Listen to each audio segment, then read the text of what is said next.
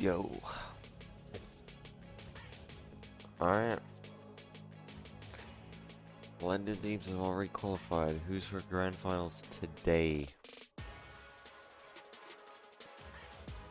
Let's go ahead.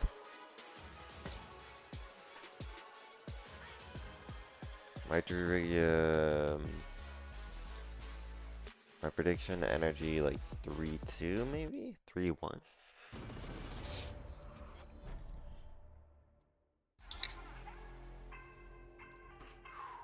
You know how I'm feeling going against NRG. I think we beat them like every time. I would say rivalry, but it hasn't really been a rivalry. These are the rounds that G2 don't look really good at. Wow, snappy from Shaw. Nice. Go, boy! G2. I think I've lost them 3 times, like individually. Trying to get back at them. Knows Asana's not sticking, flash forwards not dodged, and now it's really getting away from him, Asana!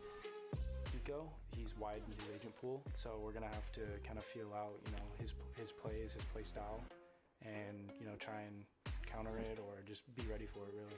Deep knife against the back wall alongside that dart, trying to play them all the way in. Kiko! Jorgama is like one of the best entry duelists in the world. Going to be expecting a lot of crazy things from him tomorrow, and I think Valen's like a really smart IGL as well. So I think Valen's gonna own. I think he's gonna come back. He's a big time player, so I know he's good for it. Love the walk up there from Valen. A tiny little touch. Valen's one play. they have a really good roster. I think it'll be a very. Valen's one play from yesterday. Kiko is desperate to get to Masters London. He just runs through him like a wrecking ball. I don't think I've seen him in this form since he was on Liquid, honestly.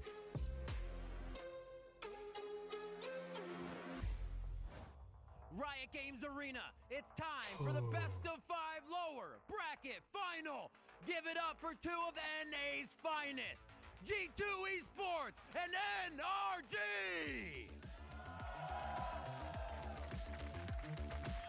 These 2 teams have squared off time and time again, but it is G2 Esports that has gotten the better of our world champions domestically. And you know that this NRG team really desperately wants that win because they are just going to be one step closer from hosting a trophy up of their own. Yeah, they're coming off riding that high win series yesterday, qualifying themselves back to the global stage, but now can take down their nemesis on Lotus the first, other I think side. G2 NRG, win. both times they played a best of 5 versus G2. They have been 3-0 energy, Lotus. Different feeling about it today. NRG, they've been one of the most consistent teams internationally. They performed excellently at the last 2 events.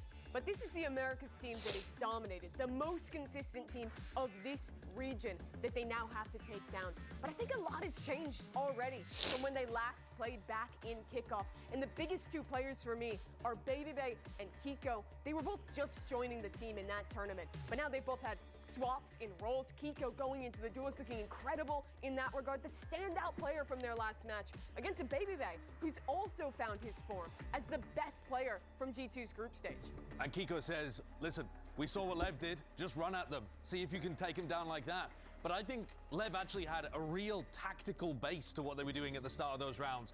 And I don't think you can build that overnight. I think if they do decide to just rush at G2, G2's discipline is probably going to be a bit too good. What the fuck is happening? I'm looking at the map pool as well. There are so many maps where both of these teams are excellent. They've got broad, deep map pools here. Ascent, we have no idea what NRG are going to play, but I bet they're good on it. And Lotus, which is going to be our opening map actually. Both teams are amazing here, and you get to see the Brock Odin come out. 1-1.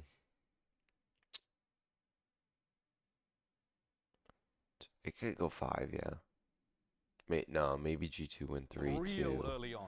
Yeah, or well, here's 3-1, series sorry. layout. Lotus, Breeze, Pearl, Haven, and Ascent if It could necessary. get. Oh no, they picked defense. How they cut. Feels pretty good. Could be it could be a long one, Ender, honestly, at the pace that we're This going could at be with these 5. two teams. It could be absolutely. 5. I think Lotus is kind of the best place to get a read on how Where does G2 show up for some reason? As they jump on into this. And I think specifically for Ethan, I'm curious what he does in terms of the pace in the early rounds, the conditioning he does against Valen. He usually starts things out a little bit slower, but I'd love to see a quicker approach of seizing space early on into the rounds here to try and maybe throw G2 off the early prep. Yeah, I think where G2 excels is in those longer defensive rounds where they have time to actually go for active reclears and set up with early rotations onto the correct strong side. It's really how both of these teams like to approach their defense. There's so many similarities in styles.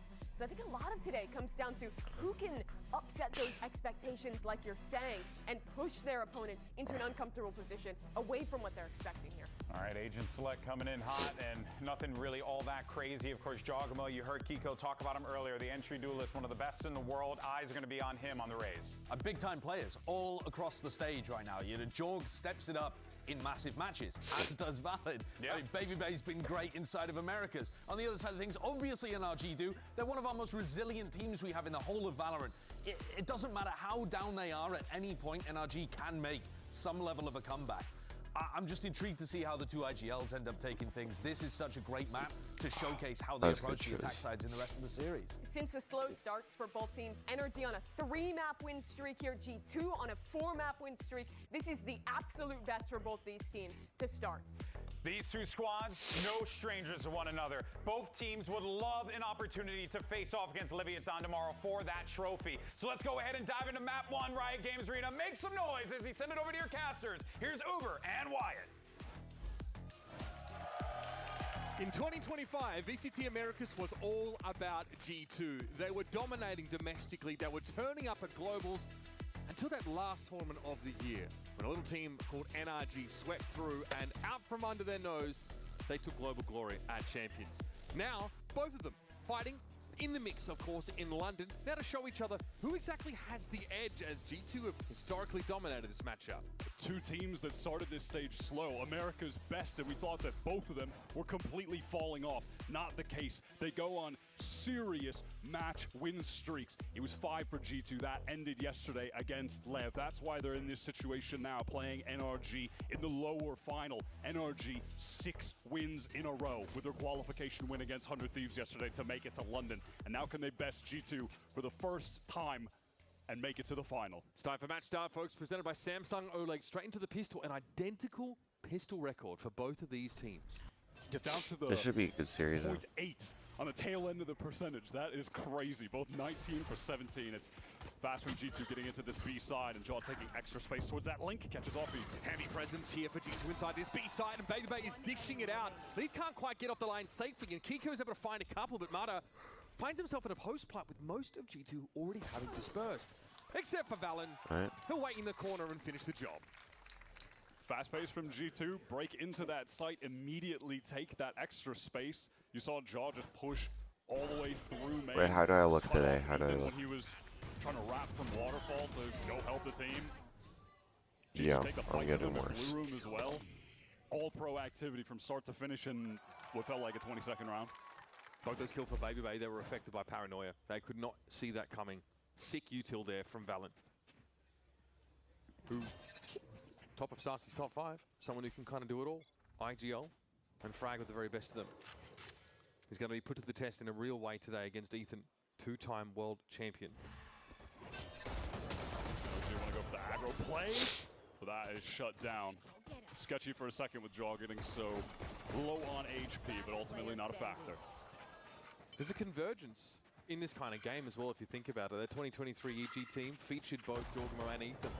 They went their separate ways, and it kind of took them quite a while to start to find that same level of success they'd found under EG. Yeah, neither of them in that following year, 2024, after the champs win. Ethan not finding success on NRG. Jaw stuck around with EG. Things didn't work out, and then he goes on to join up with G2, wins all the Americas trophies last year. Ethan gets the new NRG team around him with the Challengers players, wins champs. But obviously that is just always the story with this G2 team, right? That global trophy eluding them. Just so close to start last year in Bangkok. Second place, losing 14-16, map 5 against T1. And then NRG retool their roster and win champs at the end of the year. It's crazy. It's like that younger brother, the talented younger brother that just eclipses you. It's brutal. Yeah, G2 need to try and find out, distill what it takes to win at a global. They have got to get there first. They've at least secured their presence in London. And there'll be another global this year after that, of course, the big one. First couple rounds passed without too much event. G2 already stacking up those first couple. Might have a tech-related issue on stage here.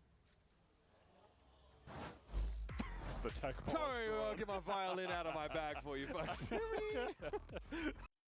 Switch on a dime, and just remember. Thank God it's not live. and they just start playing like a totally different team. We're back in the game, NRG on defense, and they've got the weaponry online that they love to have. That is NRG on defense, and they've got the weaponry online that they love to have. That is Brock with the Odin. Their defense on this map is just a brick wall. Last year, they were devastating on Lotus. It was the catalyst of a lot of their success when Scuba joined the team, because him as a duo on defense with Brock are just so strong at anchoring these sites. It is very difficult to get in past this. Wait, Vice oh my so gosh, both teams dude. have relatively similar comps, right, with the difference in the duelists, but they both have the Vipers, so expect both teams to try and operate around this lurk wall on that A side of the map, the one that Mata is right now, pretty diligently checking. Babybay just a walk up there on Ethan, that is huge. Fades out of the picture, that's the B side presence now neutralized. G2 not going to get baited into getting into this C-side exec. Nades are going to break some of the thorns, and that pressure applied is going to keep the attention of NRG there. And perhaps they try to go for something with some of that Sentinel utility down.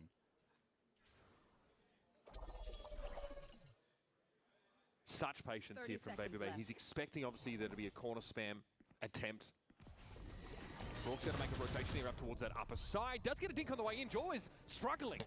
Mata's been able to pick up Leaf here now, and Brock will find his moment to swing on it just as Mata emerges. It is real hard to get past this wall. And Babybay now is going to be crunched. Nice. Even down a player, NRG do a great job working around the map there. Mata gets a crucial kill picking off Leaf, who's going to go for that backstab through A. So he can immediately just get into Baby Door to help the team. And in the meantime, we were on Brock's POV. We see the game Guy plan a is to Phantom. commit to I'm not hold aware of this this site, one. right? He pushes past the smoke. He's up there in heaven with the Odin spraying. And Mata getting that kill on Leaf just completely opens up the ability to flood onto that site and keep G2 just contained within the little kind of pit area. They have no space to work with, no time to work with. Leaf, what are you buying? Energy to bring it back. Such a slow burn round up until that point where G2 execute on a B and a cut down. I'll find you. This time as well, they're pretty tentative. Of course, this deep smoke over towards this mound area means they've got to slow it down. As always on the defense, you're going to see some of that Vice utility just scattered around multiple sites. Oh, wow, that time, yeah, Leaf a little bit of revenge. That's a nice snap onto Mata. The north to south flick mechanically is brutal to pull off. And in the meantime, look at G2 just prodding towards this C side, trying to get this utility out from the Vice. The shear wall is gone, They got it, and yeah. because of Mata's death close up, Ethan is forced to get back towards A, use a Prowler, try to re-clear. They need info elsewhere. But much like in the previous round, NRG probably don't mind funneling G2 in that B direction if they can. G2 might still fancy going over to C-side, especially with the shear wall being cleared. It's Jaw in, and the window too small for Scuba to find Jaw as he crosses over. Though the next wave might be an opportunity. He's going to be spammed out from within the smoke. And now Brock is just forced on out of here. 30 seconds left. This is some pretty sick mid-round play from G2. Just watching them dismantle this defensive setup slowly and then working into the execute. Not rushing through any of this util, not allowing Brock's setup to get any value there. But it requires them to win out on the A side of the map. Otherwise, they're put on a timer immediately. It all falls apart if that loose end doesn't find success. In trouble here. Yeah, it's a high-low setup, which is Cover going out. astonishingly nerdy to put that together here. NRG want to maintain those weapons, and I don't think Trent fancies an overstep himself. Nico isolated here, at least able to pick him up. And you can already see this Odin by Broad being carried well and truly across the map, tucked by Dree here. That is some snappy shooting again from Jaw. Yeah, that's tough for NRG, only the one gun carried over. See how they adjust the setup here after G2 have found a lot of success over towards that C-side, just getting rid of the util. This is insane. Insane. And look at how they deal with Scuba here. They have the Nightfall that goes towards the right side of the site. A nade goes through towards Bend, and then Valen is able to teleport forward, and Scuba has really only got one place he's going to be if there was a player Bend, right? We've got a hot dog already. Finally, we were waiting for one. Yeah, we were waiting all day for a hot dog in the game against Lev. That is about as good as it gets from G2. Everything kind of goes right. Yeah. Leaf wins out that first duel on the A side of the map, but that execute is just perfect. And if that is something they can continue to repeat, they're going to be in great shape on this map. NRG, historically, very, very hard to break through. But now they've really got to start from nothing. Brock's kept the Odin at least, but everybody else on NRG was brought down on that previous round. So now they're contending with that economic disadvantage. As G2 start to lock in, Brock has been on a tear with the Odin recently too. That is just the additional layer of this NRG comp that makes it so Odin on defense. Like a lot of people play with the Vice and the Viper. That's nothing new, right? But it's the fact that on top of that, you have the best Odin player in the world just bogging you down in chokes with spam angles that he can't actually get killed from. Moments like that are just so frequent with him. He's having some of the best games he's had all year as of late. But right now, ranked number 2 in pretty much all of the relevant stats across the board in these playoffs. Who's number 1, by the way? It's Kiko. Okay, well. And it's mostly on his Phoenix. I'm interested to see how much he can get done on the Omen. Obviously, his controller has been solid, but his Phoenix has been the takeover agent.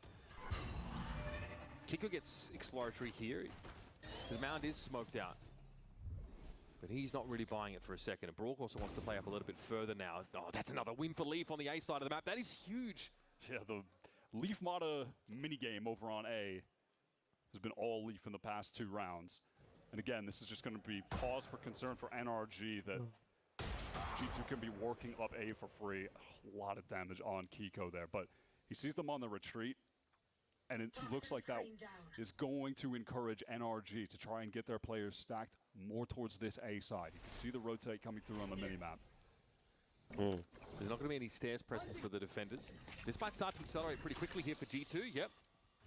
Boombot sent forward now. Prowler went into Baby Door, and again, you're crossing too quickly here for Brock's Odin to get anything done, and that is a stinker from Scuba. Doesn't really have the weaponry to dominate here. And Brock finally is forced to give up the LMG. I'm only 4 seconds delayed. He wants more. He's just hungry for kills at this point. What was that, Ethan Scuba? gets the late trade and one that's probably going to be irrelevant. Low HP, 1 versus 3, has to deal with the Odin.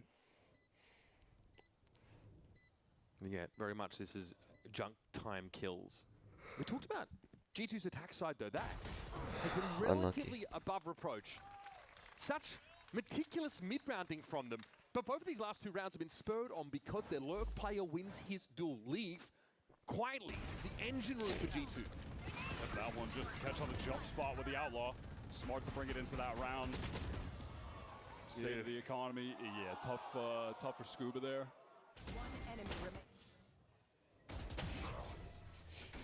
Nice clean there for Valent. Jaw at 6 and 2. He's got his showstopper at the ready. They are terrifying. And NRG can buy back into this one now, so Scuba can actually have a real weapon. Where are you? It might be an A-pop here, straight off the rip. Okay, something more aggressive. Valent's going to see Mata close, and they're not ready for this. NRG so conditioned to the slow early rounds from G2, they are caught off guard. Let's tune in as G2 try and land the plane. Spike down A. I'm gonna lurk here, and you leave.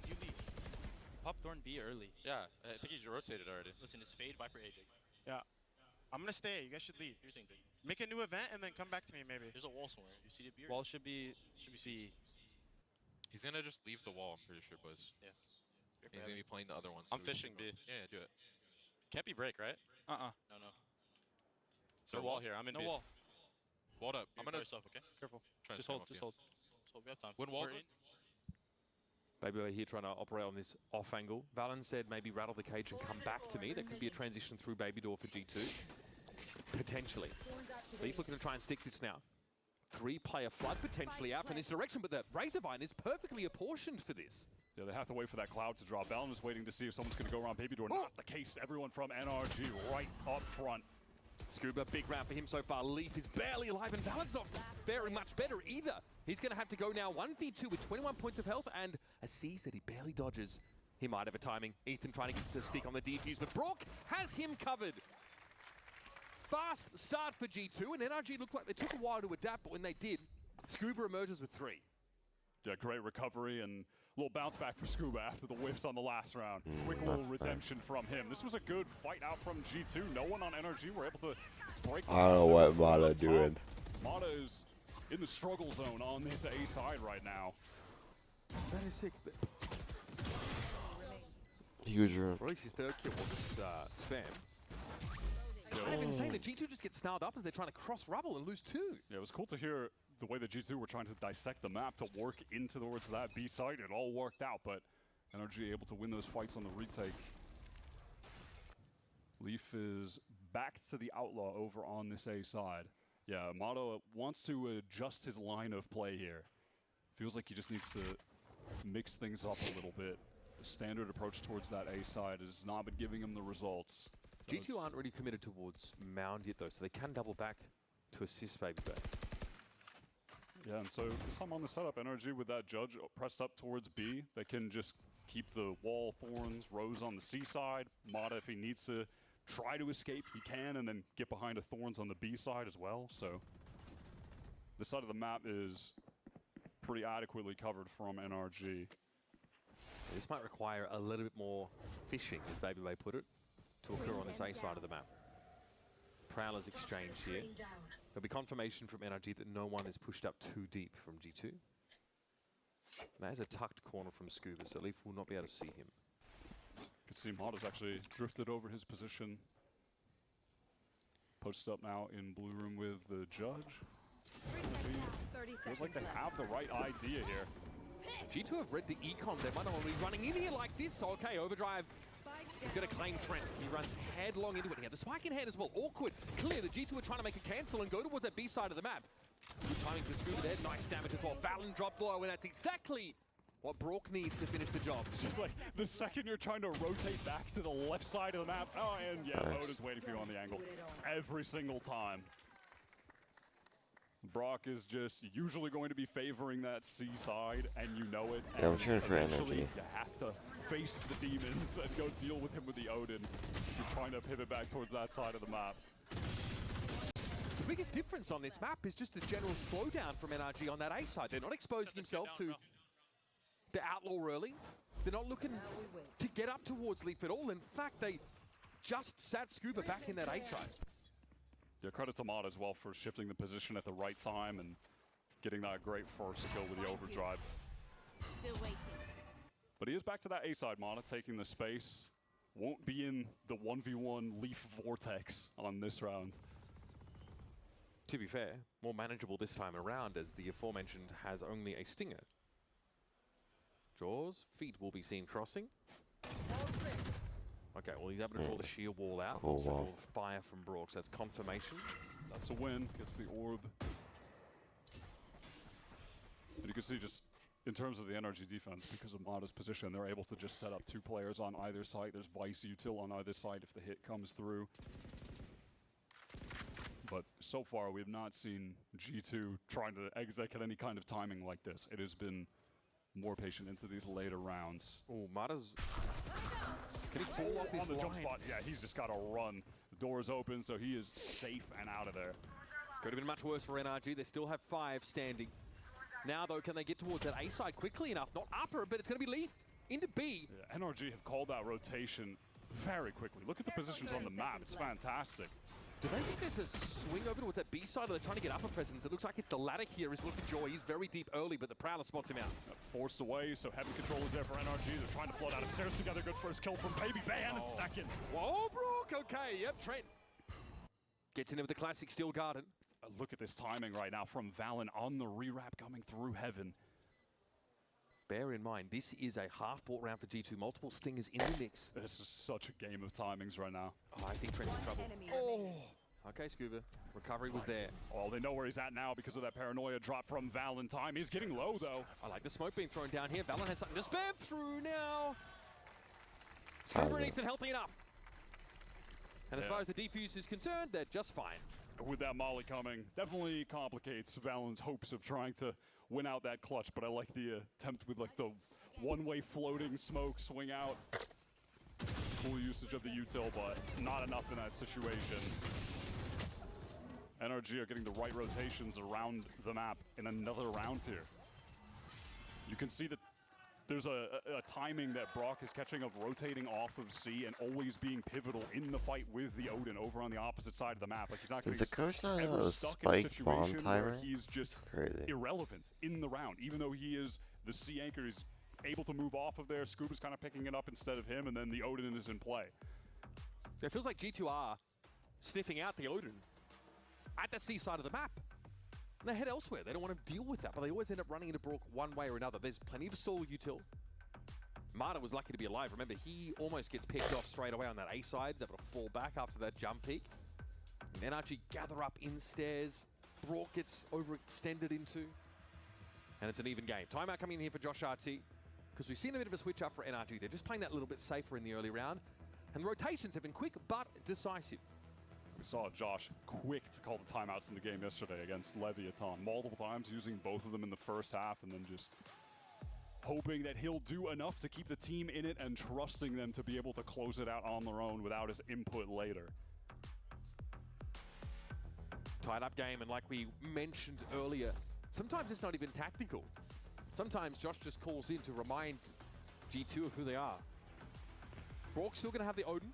There might be like another early push out towards this A side of the map. Last time it was Trent's Haunt that set things up, and things still fell apart for G2 after the fact. So Leaf just throwing down that cloud to get the safe cross, and is able to sidestep a lot of the spam from NRG, and they are aware of where the Odin is. Brox just shifted up towards this A side because they have the pit over on C. Pretty insane pressure there for Leaf. Good damage on Brook, but Marta waited for Valen to show up, and that's your Odin down. So now you don't have a nice little smoke to cover that stairs direction. You're really relying on this toxic screen. I'm just gonna tuck for a moment.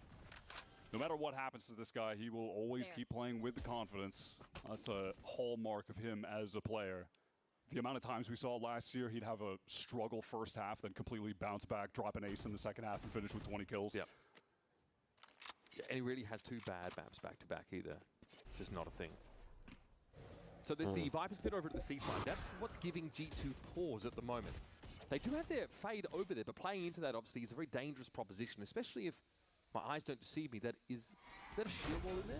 Yeah, there's a lot of util here to help Scuba and G2. Wow, oh my god, he just goes down anyway. That's insane. Scuba just... We didn't have a lot to help him there at all. Maybe wasn't expecting the flood from G2. NRG are so fast to try to get to the site right now. They're already posted up in Waterfall.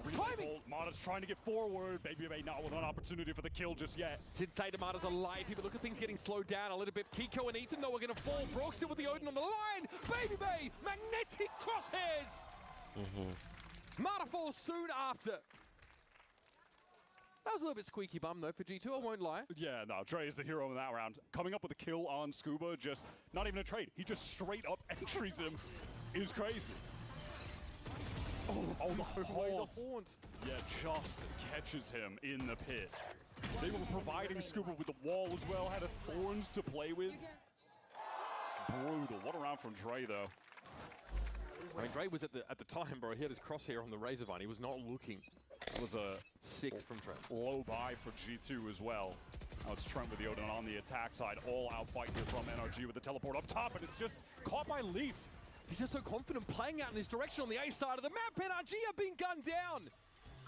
Then we got the Viper over towards this side of the map, but Jaw is in hot pursuit. Nice. You just gotta love Jaw Race, man. He's just so fun on this agent, getting to play it a lot more recently. In the state of the meta with where the duelists are heading, especially with the Neon nerfs, Ray's just way more relevant. The map pool considered it as well. I wonder if this starts encouraging G2 to like lean into the volatility of that early round A-pop. Because that was phenomenal from them. The crossfires were perfect. Yeah, I kind of want to see on the, I need to see on the replay what happened from their point of view, if that was like a straight spam kill they got onto some of the players, one of the players at least crossing as well, or maybe they saw him before, like just before he went past one of the smokes. It's hard to tell on the Leaf POV exactly, but regardless of that, Kiko just gets killed on the teleport right away. Didn't seem like there was any haunt value that gets broken insta. So long, Sabine.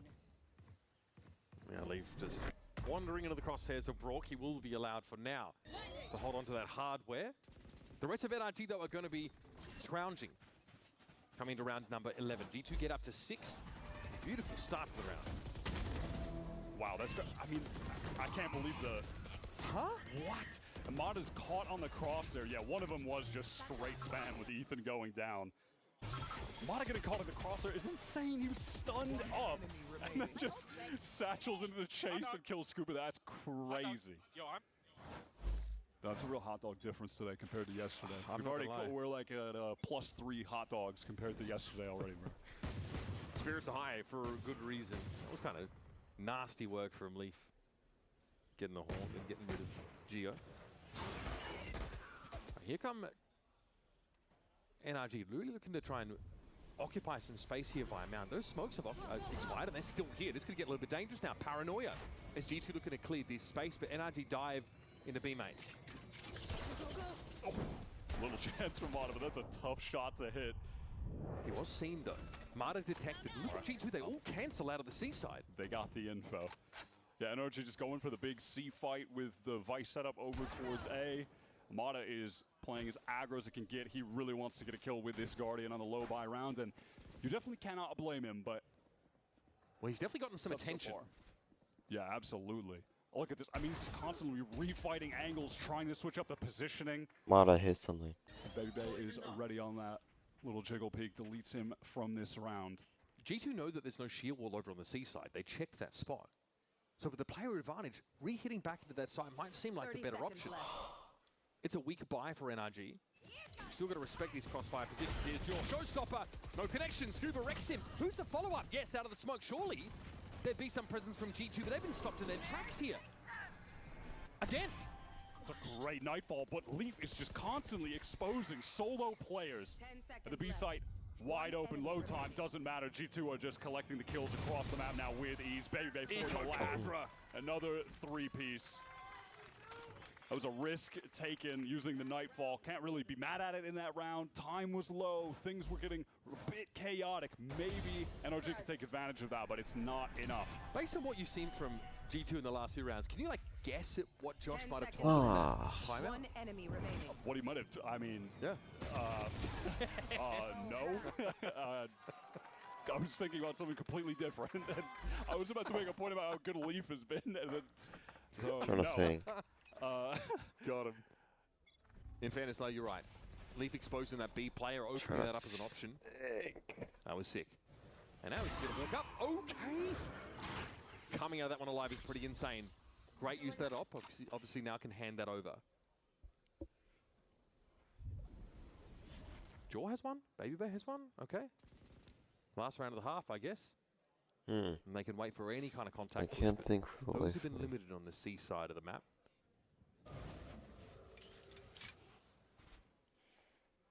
We'll prowler out from NRG. Doesn't get any info towards that B side. They can be content now just rotating off and leaving Kiko to watch main. And it's just been so tough for Mata. Can't think, man. I can't think. Really getting exposed over towards that A side. In general, G2 have been phenomenal at converting these first kills. Why? Still For the life of me, I'm trying to think, man. Nightfall even, you see that one's up back towards Hall, so that one is going to catch on to Broken. Uband split. Uband now G2 can play the Bandmaster split in fraction. Uband split. With a Viper's Pit and a Partridge in a pear tree. Kiko already getting decayed down. How can they even make it through this pit, man? They don't have the util to do it. Good first kill up top at the very least. Paranoia coming in though. This is disruptive. Oh, the Horde, that's a problem. Kiko dropped down to 9. It's a little bit dangerous now. It's Baby Bay's thinking about pushing. Ethan though delivers for him. They're so low. Scuba and Kiko seen better days. Some heroics there from Scuba yields him the kill. But Trent is probing now with this Odin. And imagine a stray bullet eventually connects. Kiko falls. NRG. Better deal.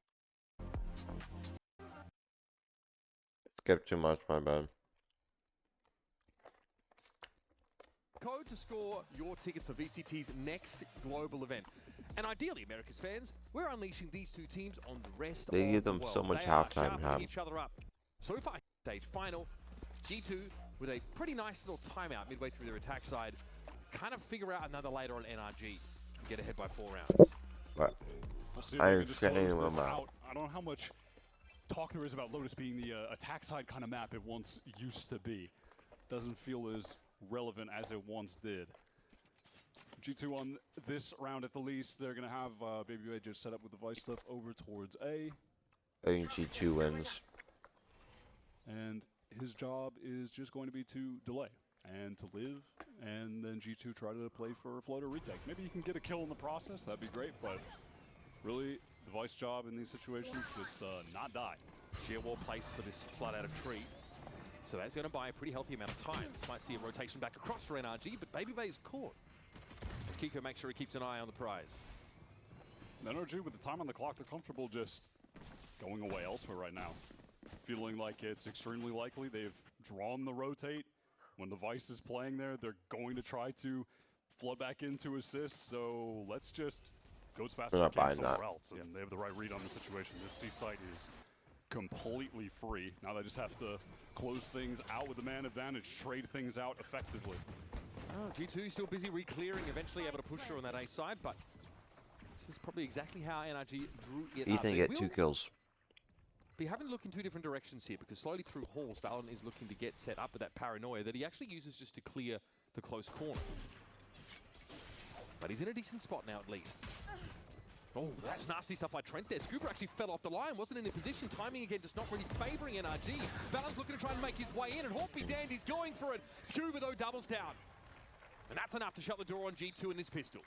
That is just some high-quality team fighting from NRG, being able to stop G2 with the choke there. But a good prior little understanding of what was happening in the round, making that fast pivot back towards C, and Baby Bay getting exposed. You really just can't be going down in that situation as the Vice. It's just a little bit too important to play a bit more passive position there, I feel. That's giving NRG the opening. We call him the wall on defense, but we know his NRG team can pull a rabbit out of a hat on maps like Lotus. But these teams only 1 loss over the course of this stage. NRG with 3 big wins, including a 13-4 over Furia. We are walking straight up into this B side. NRG unlikely to finish here, though. It means that they can take a nasty angle on some of these other sides.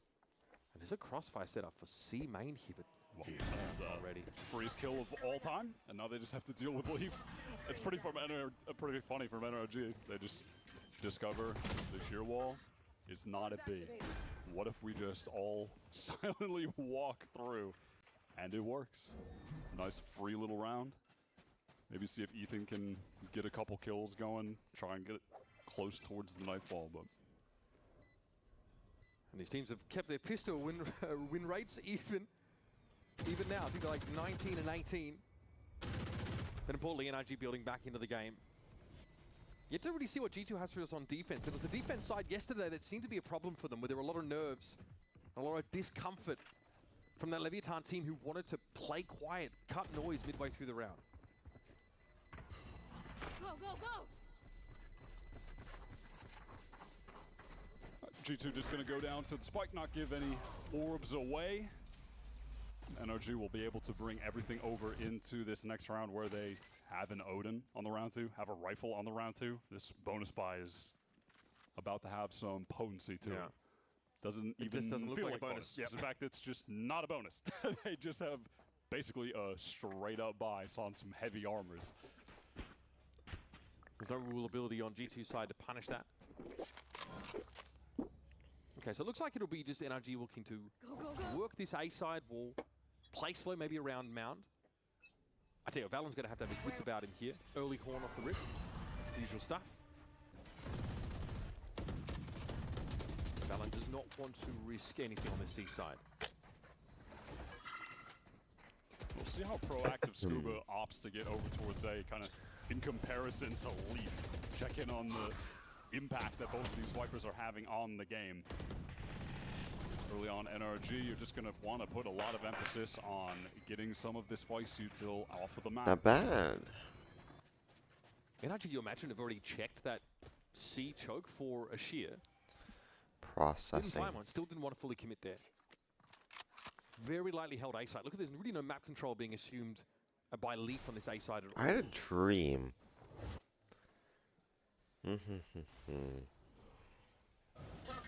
We go NRG, leaving that insert, watching B main. Just waiting for the wall drop to send out the Prowler, and now they can work up towards this A side. Leaf still just has the Molly play with a little bit of delay. He's going to need some help, though. G2 players are spread pretty thin across the map at the moment. 30 seconds left. I mean, by contrast, NRG were basically all stairs at this point. So G2 not convinced that this isn't a fake. Trent holding a very tight line. Time is getting really low, but it's all good because NRG can just take this pivot towards the B side.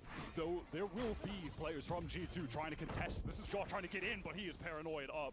Good counter utility from NRG, but they still need to get this spike down. Yeah, it's getting hectic now. 6 seconds left of the round. Ethan trying to get this stick, but from upper, Valen might try and emerge. It's being covered pretty well, though. Babybay trying to break on in. The spike is down, and now G2 have to go to work. In a 2v3, Ethan's going to be playing close here, and Valen's mindful of this. He can't expose him too much to main when he gets around the corner. It's not a kill that Babybay can trade, and it's not a risk he can afford to take.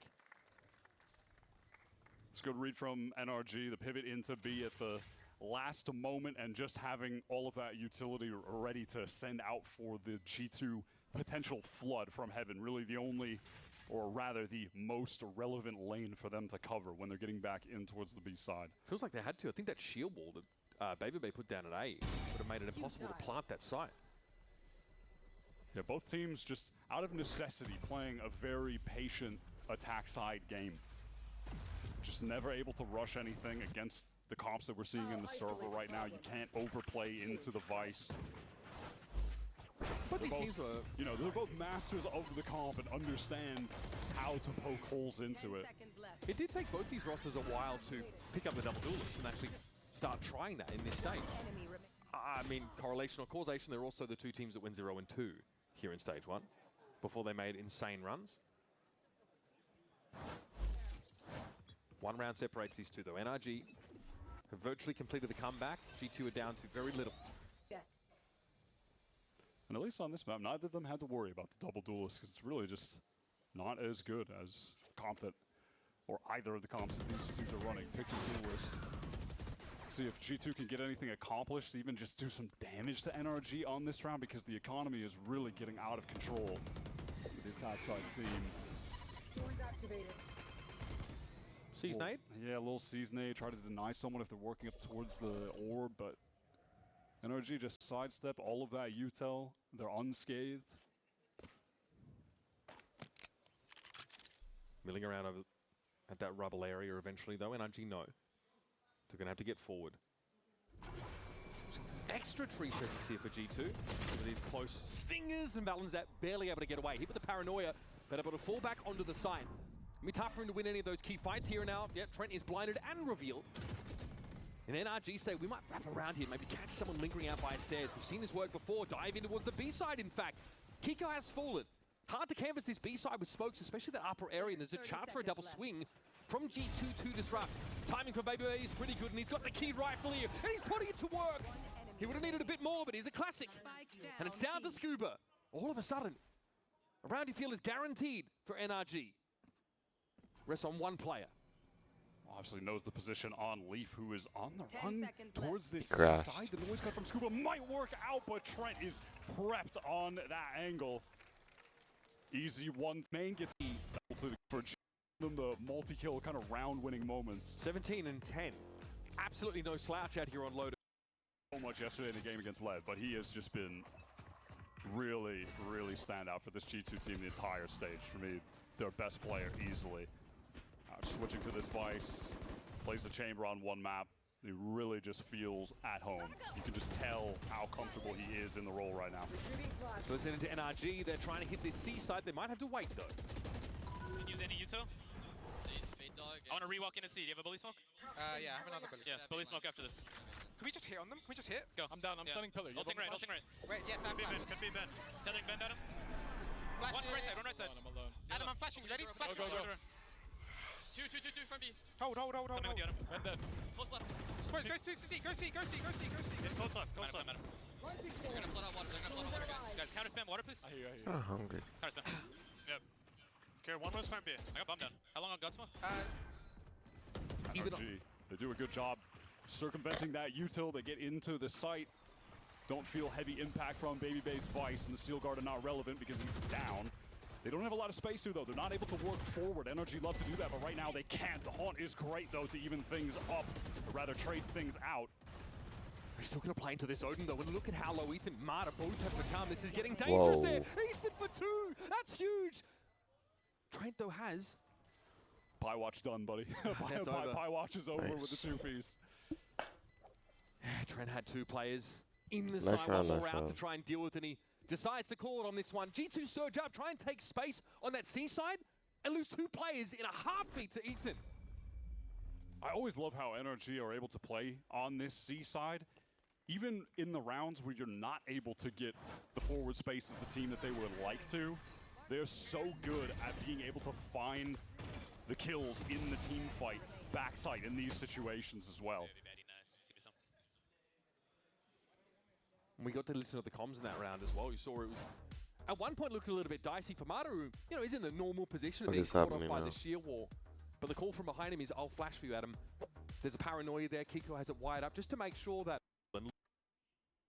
a full buy to little round where they don't set up right now, even if it's okay, it's a round loss, but we No get these time bolts out wasted, from bro. G2, No time they can wasted. keep buying in the future. So it's just the Odin here with G2, like you mentioned, being in a rough economic position. Trent obviously hoping for some free damage here. I've seen this spot many times before. Trent here sees the door toggled. Bring them down. I've seen NRG go for this before. Some tree presence, draw some util, and then dive on that B side of the map. But look at, you see Jorgum is playing a little bit further forward. Brook actually is taken down by that spam. Deep there over towards Rubble, he's fallen. Showstopper for Joy, might see an opportunity to press a little bit harder, but Scuba's also fallen. This might just be a little bit too slow for NRG. They're pressuring the side of the map where the Odin is now. They're down to 3. Jaw somehow alive amidst all of this pressure. Yeah, just getting stunned up Bro, I'm doesn't chilling matter. so Mata hard right finally now. gets one back, just straight spam. Okay, and Jaw goes down as well. Sure. Now this round's looking and feeling a little bit different. Yeah, NRG just hoping to pause and see if they could find some kills. They do. Just Valen caught right behind that smoke, unfortunately. 30 seconds left on the clock, and all the space at A is just acquiesced by NRG. If they work towards this B side, they have to deal with Thorns. They have to be concerned as well that that could be the case towards C. They just don't know at this point. This is a straight-up gamble by NRG. And with time getting so low, this Molly is going to be a factor. The Steel Garden from Baby Bay is going to be a factor. There are 8 seconds, and they have to plant this spike. Mata going to be hit by the Molly. Able to get clear of it, though, as he goes for the plant. And, well, Link just goes straight for the plant spot. Look at this chase. Okay. Doesn't matter. They couldn't get the spike down. It was just enough delay from Leaf. I don't know What what happened to happened. the Molly? Mata had to slide past the normal plant spot onto the side itself. Yeah, and then he was trying to tuck like for the plant from Mouse. Did he get off the plant because Leaf pushed him? Half. I'm not sure if he got off of it. Well, that's a thrifty, by the way. Another one. Starts with these spam kill here for Trent. Jaw finds one off a Showstopper. And then there's 2 bizarre spam kills through this toxic streak. This was such a good ult from Jaw. Able to survive in the corners. That was at 10 seconds. That goes down. This dumbass got off. Oh, that's He ain't trust devastating. 2 teammates and a dude who had a sheriff. To expect your teammate just to pick the frag up for you. All right, Valen wants to fight here. And the paint shell back in that corner definitely gave Mata a bit of a tickle. He is extremely low. He crossed, but he's down to 14. Ethan down off the one-way. Mata weak. Brock weak. It's proactivity from G2 in the mound fight. Pivotal right now in the early round. Oh, and Kiko sticks that teleport. Caught by Trent, trying to get some space in the A site for the team, who now have nothing to work with. Getting stalled out by Vice, Util. And oh my god, Dre is there for the kill as well. Joy can pick this up now, low as he is. Feels like textbook Lotus in this round from G2, and Josh should just be the nail in the coffin on this wrap timing. It is perfect. You mentioned how NRG was still able to buy into some of these tough situations, but eventually that's going to dwindle and it might run out at the worst possible moment.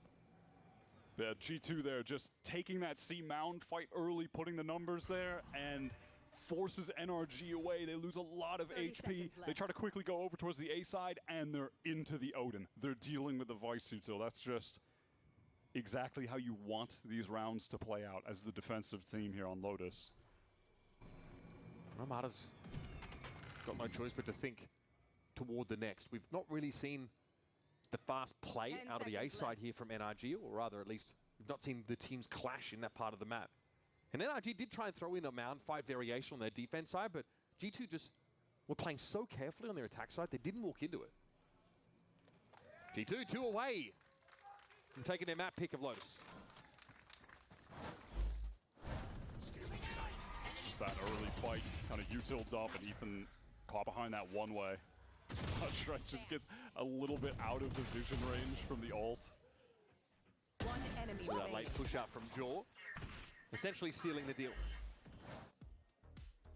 Yep, exactly as G2 would have hoped in that round. Just forcing NRG to run right into the Odin and the Vice util setup after that early fight. Bonkard taking another time out here late in this game to see if NRG can stay in it, if they can rally back. Still, the economy is strong enough to just keep getting these buys at this point, Yeah, right? somehow. Like, they are just never on an eco. This is assisted by 2 saves being taken by NRG in the last couple of rounds, albeit only 1 gun taken out of round number 19. It's getting dangerous though. They are going to invest pretty heavily into this, meaning that map point, should G2 find success here, will be almost impossible with NRG's level of weaponry. So you're going to make a call here, and I wonder if it's going to be something accelerated in the early round. They had the fight taken to them at Mound as Valen just punished them with a one-way. It's pretty fundamental stuff. Do G2 opt to lean on their firepower to get them back into the driver's seat of this game? How strange. Looks like NRG are going to be set up to try to get out of this A side early. Maybe a little teleport across the rubble. Deep haunt. And there shouldn't really be too much contention from G2. Maybe a little bit of spam, but that'd be all. It's just relatively fake with some of those audio cues, like the teleport, but in reality, they're just leaving Mata there on the A side. They do their best to make it seem like there could be a few players here, though, from NRG working up. Yeah, so ultimately, this early round comes with a pretty strong default flavor. Scuba holds the line towards B main. And the most active part of NRG is those that are trying to clear their way into Mound. Mata going to be spotted out here, also Haunted. Trying to cross, it's a dangerous game. Yeah, gets out of there. Didn't have a fast lane to get the cross, but the wall comes up, and that's enough for him to get to safety. G2 do a great job at re-clearing rubble just a little bit later into the round. But NRG want to, after, you know, having Mata on the retreat, get back into the space. NRG didn't show themselves at C, which also means they didn't clear the sheer wall or that Vice util. So later on, that could be a problem. Kiko downed. That's a backbreaker for NRG. That's just the Jargamo intuition with the spam. 30 seconds left on the clock. They have to get into this site against Trent with the Odin. He's on the run, trying to get out of the Seal Garden range. Nightfall to delay. The Baby Door Leafs able to find one. That should be enough here. Baby Bay ready to receive, trying to get ahead of those relay bolts. Brought down by Ethan. Great flash. He's forced out in the open because of that bolt. That's nice, but Mata, he's hungry for more, wants to get the advantage, and he goes down. Now it's all on Ethan. And he's done. It's going to be multi-swung into to get G2 up to 12.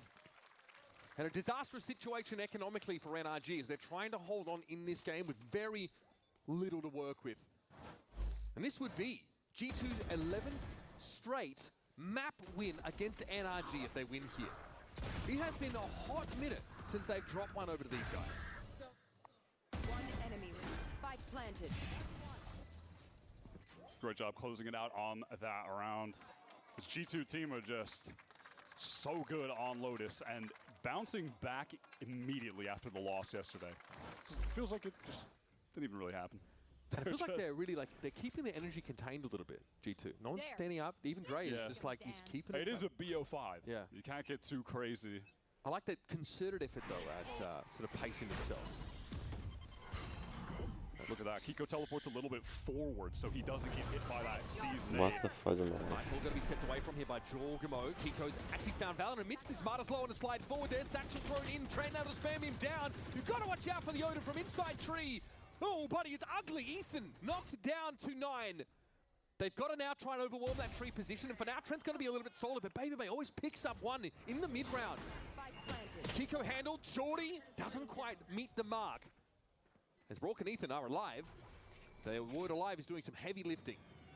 One enemy remaining. It was down to 1. Ethan, quiet map for him. Struggled to really get going in that first half. Finally commanding some attention here, but NRG generally A little lackluster here on Lotus, and NT. Ethan, the last to fall. I mean, Energy threw a tiny bit. G2 lock it up. I can't believe when Scuba crashed, there wasn't like a chrono break. And they're keeping it calm, cool, collected. Something like that They know happened this at could be a Worlds 2025. Feels kind of poetic that it was Leaf Or and Baby Bay to champs. close that out. They were definitely the two And then Mata threw that thrifty round. in the game. All time. Ah! Oh, that's maps. This is his bread and butter agent. So I think NRG have a nice little kind of I think comfort NRG zone won this pocket anyway. to step into. It wouldn't on have this mattered map. that much. It would Outside just of made the Hilarity score not like playing Harbor, but he's been good on it.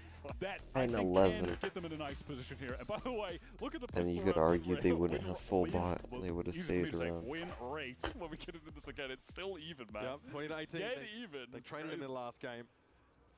Getting to see our #1 player for ACS, ADR, and KPR in playoffs, Kiko, back on a duelist. Should be a treat. I think Kiko carries. Alright, Valen. Simply rattling the cage on that A side. Already. Spike pretty deep over towards this B side now. And Scuba might not have a way to get himself back into the side. He is going to be caught out and forced to fall back around wall. Spike planted. He's in some serious danger right now in Operation Stay Alive and wait for your teammates to get there in time. But this little nebula popping up will give him a moment of safety. Unless Baby Bay decides to push into this. Oh, the timing's weird. This re-explore towards the elbow as well could be big. Baby Bay's going to be caught out. Flashed out. Completely full flash. Scuba, what a place! He's found a little bit of a niche here and a chance at least to get a kill in this round. Yeah, 1-for-1 gets the info on another player. That's solid, but time is getting low, and eventually NRG need to defuse this spike. Man, it really has been a game of timing so far. Jaw finds one just to walk up around that mid pillar. There's no Might be time. short. Just now, they're getting a tap, and they're up against an Astro. There's a grab well they There's have no to deal time. with. Oh, no chance to make use of it though for Leaf there, but still. Doesn't matter. Does not matter. G2 can just play to the clock. That's one of the benefits of having the Astra on this map, for instance, just getting a late grab well like that. And very disruptive in the post plant too with that double re-wrap through tunnel. I like that a lot. I think that's a very important piece of playing attack against these big like Harbor retake comps right now on Breeze. Over on that B side, you need players ready to be re-wrapping or playing forward, doing things that are way more proactive. Because when we see the teams just getting cut off on the site on the retakes, that's when they're crumbling, you know, in the post plants after they've gotten that spike down. Yes, Scuba was looking for a new rat spot immediately. I respect it. And then we heard that same laugh from Leaf when he scared Mata off the plant. Already quite a nuisance in those post plants when time is short.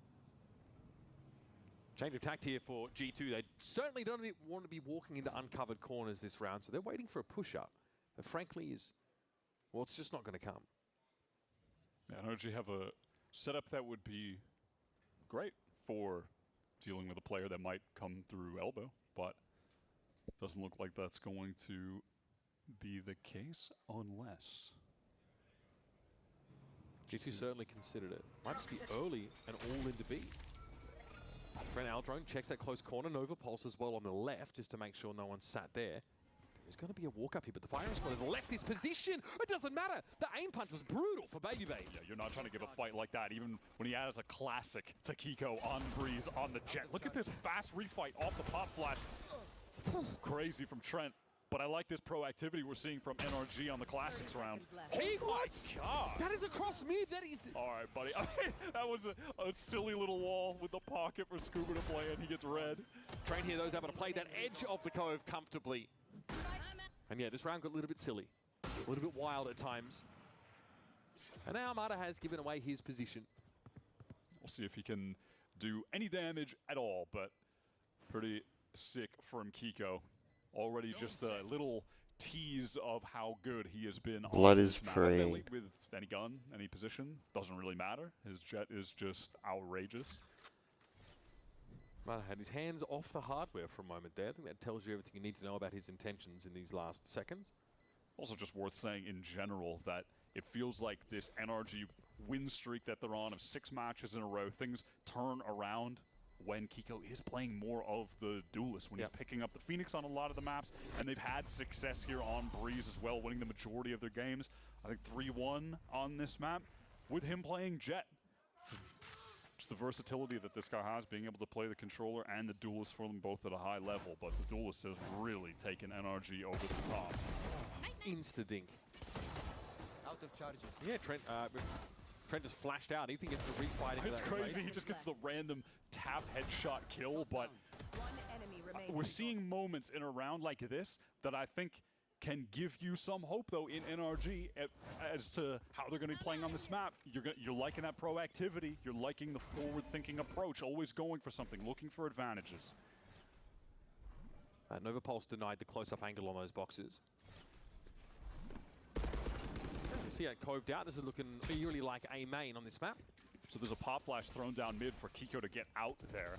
Doesn't spot anyone, and that's going to cause NRG, though, to be able to drift over towards this B side. Scuba is fully committed to anchoring, and he needs help. This is such a tough position to play in as a player on this B site. Jaws made noise here. He knows the two relay. Bolt aren't going to quite connect, but he sees Ethan a little bit deeper on the line. Doesn't expect the closer play, though. Scuba stayed undetected that entire time and is rewarded with the frag. The Guardian just doesn't cooperate for Valen there. And so it's up to Trent and Leaf. The latter here at least with a Vandal. Trent not in the ideal spot to make use of his weaponry. Leaf needs to pop up and be the whack-a-mole that nobody can handle. Trent doesn't even have any util to try to supplement a jump up from Leaf.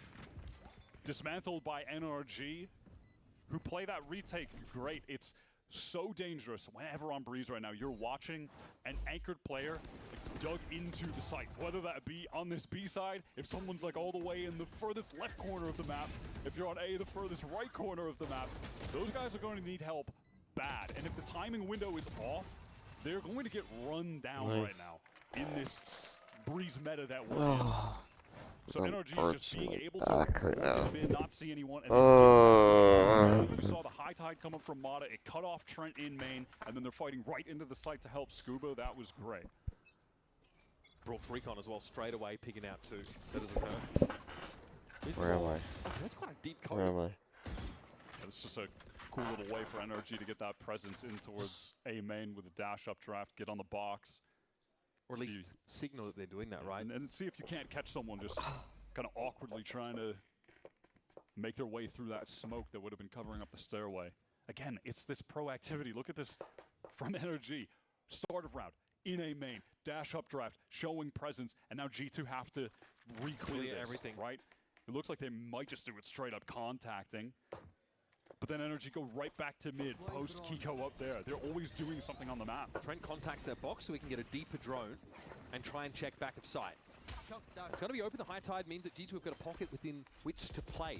Mata has all of his util ready for this retake. They can just wait out the high tide from G2 and go for the full set execute retake here. He's so loaded with spam. Down to 12 already, and he's spotted by Ethan just around the corner. That is a horrific round for the duelist. No one from G2 is even going for a re-wrap. They're all stuck behind this high tide right now. Down a man. They're all getting spammed out right now. Valen can't do a darn thing. Suppressed. Baby just has wayward aim. It's just messy. God, that all went down in the screaming heap. It's on Leaf with a Guardian. He doesn't do much either. I mean, you could just see what was inevitably going to happen, how the dominoes would fall, just looking at the mini-map like 15 seconds prior to that, because everyone from G2 just hurtled back towards main side. All of the util remaining in place for NRG. Mata used nothing until the retake itself. Leaf wasn't able to go for a re-wrap in mid. He thought about it. There was a bit of hesitation. Kiko was on that line anyway. The G2 with just no space to work with and Jaw going down early. Man, playing Neon on this map is tough. You have a lot on your shoulders, especially on attack. You are always in these really far forward positions and often just left in a situation where it's like, try your best. We hope you can do something because we can't really help. You don't have a chance to correct your position. You're all in, just like he was there. Yeah, that's going to be caught. A good first little kill at the sacrifice of a lot of HP, but he'll take it this time. It could be sick onto Mata. Needs the timing.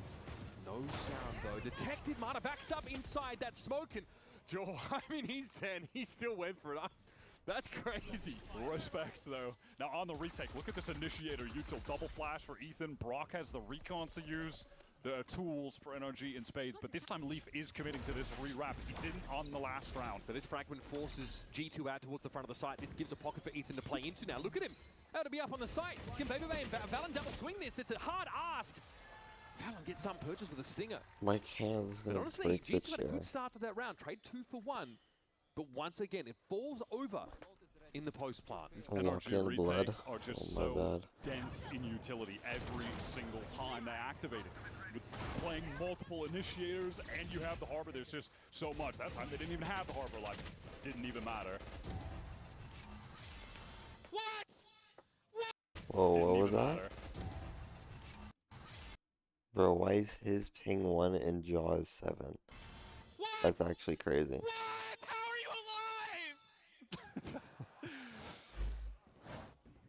Listen, he died to the stinger, we get it.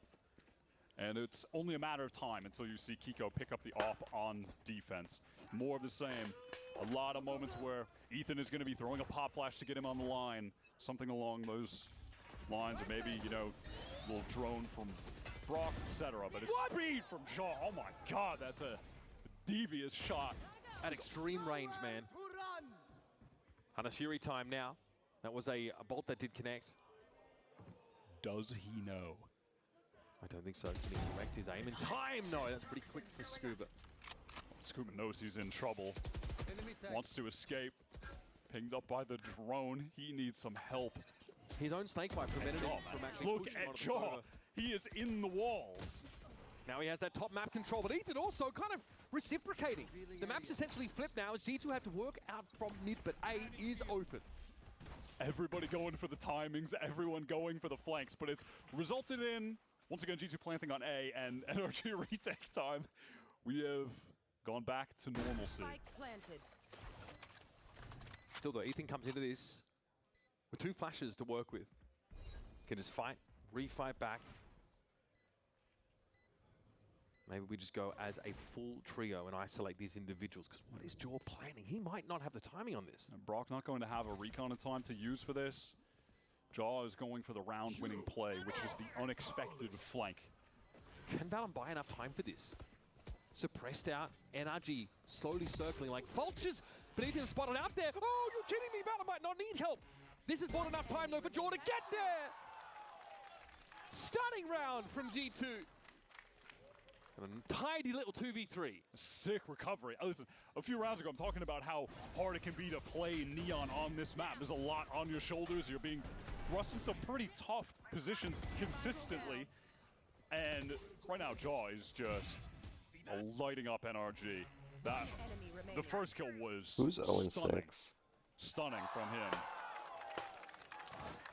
And then exploits the hole in the map that he created What and the just fuck? pushes all the way into the spawn.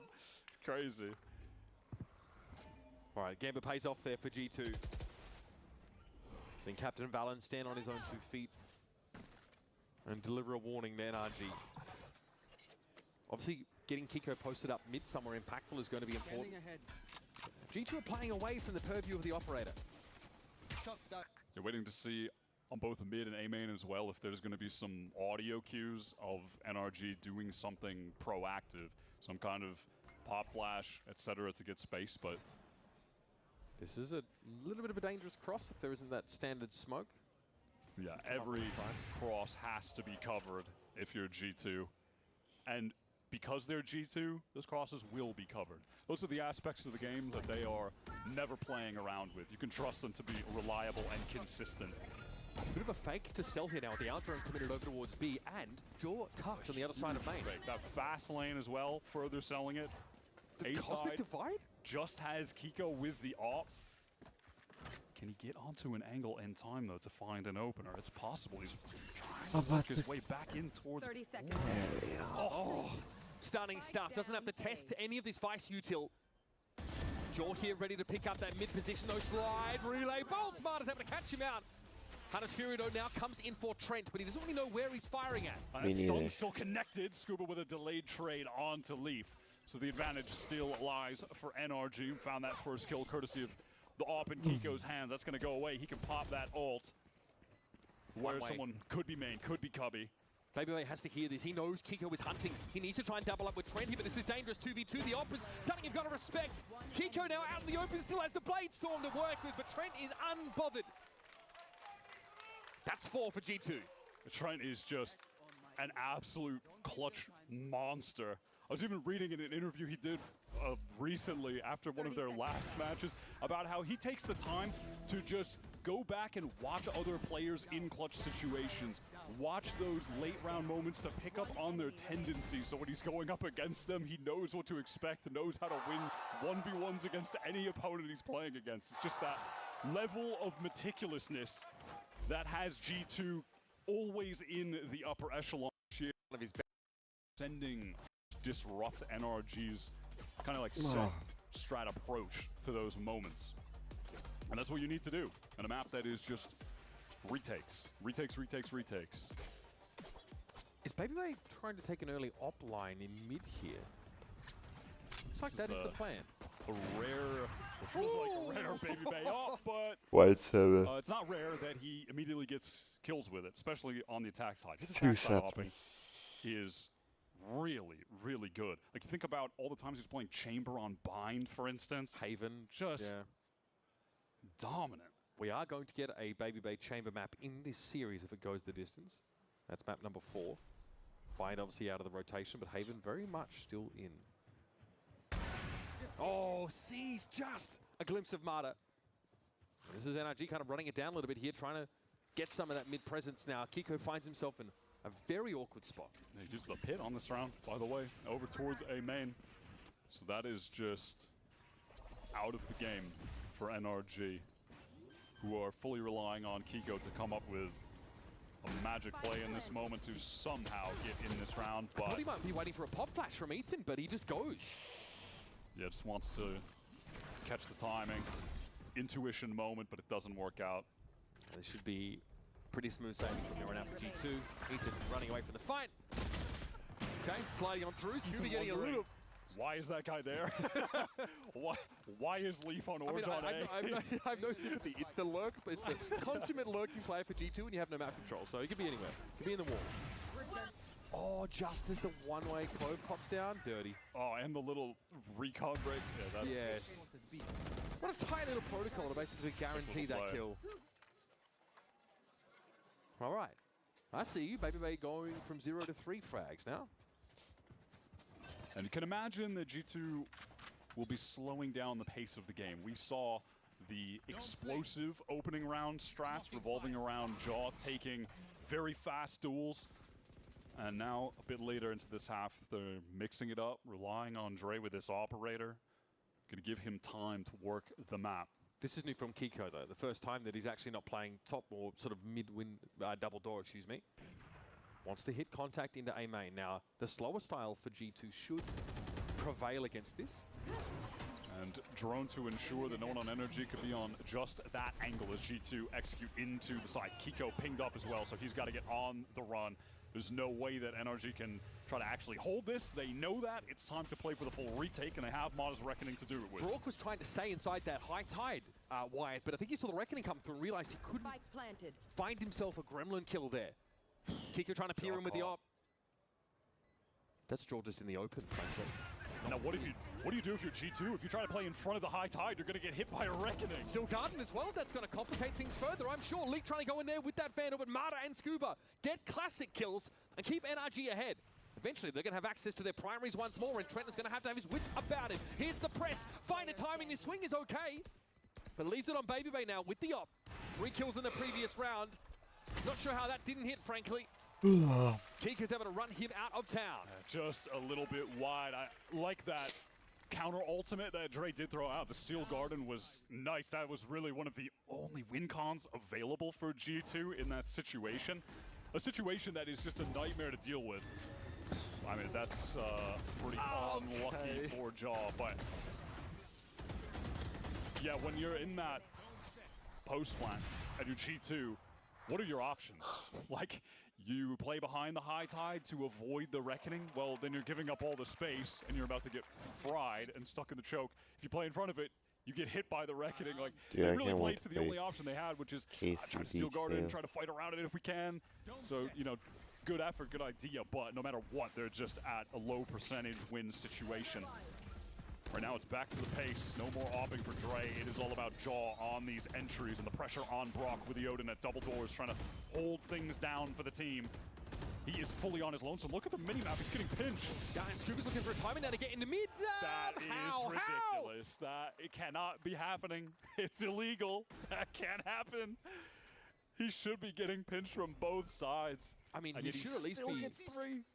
You think he'd be getting hit at least by one of those players. They all swing one after another. It says pending. Hanasiri here, Trent. That's a nice one to pick up.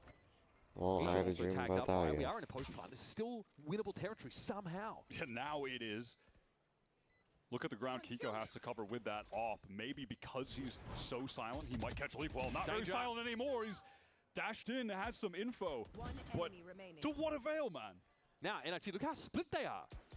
Yeah, just not able to work together at all. And even if Ethan gets this kill, the Doesn't time's matter. too low. He can't even run over there. There's too much distance to cover, and Leaf That's is funny. just playing it I had a video to private win, for which is some also annoying from Ethan's point of view.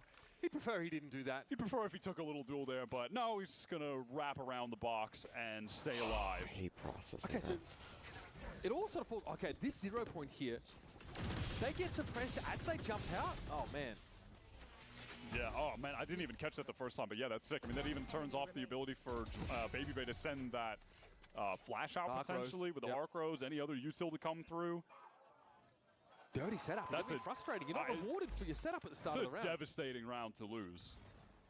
The 4-on-2. I mean, Leaf had the most abominable off angle on that A side. Kiko was not ready. Okay, so Odin with an assortment of nuts and bolts here for NRG. They got a couple of sheriffs.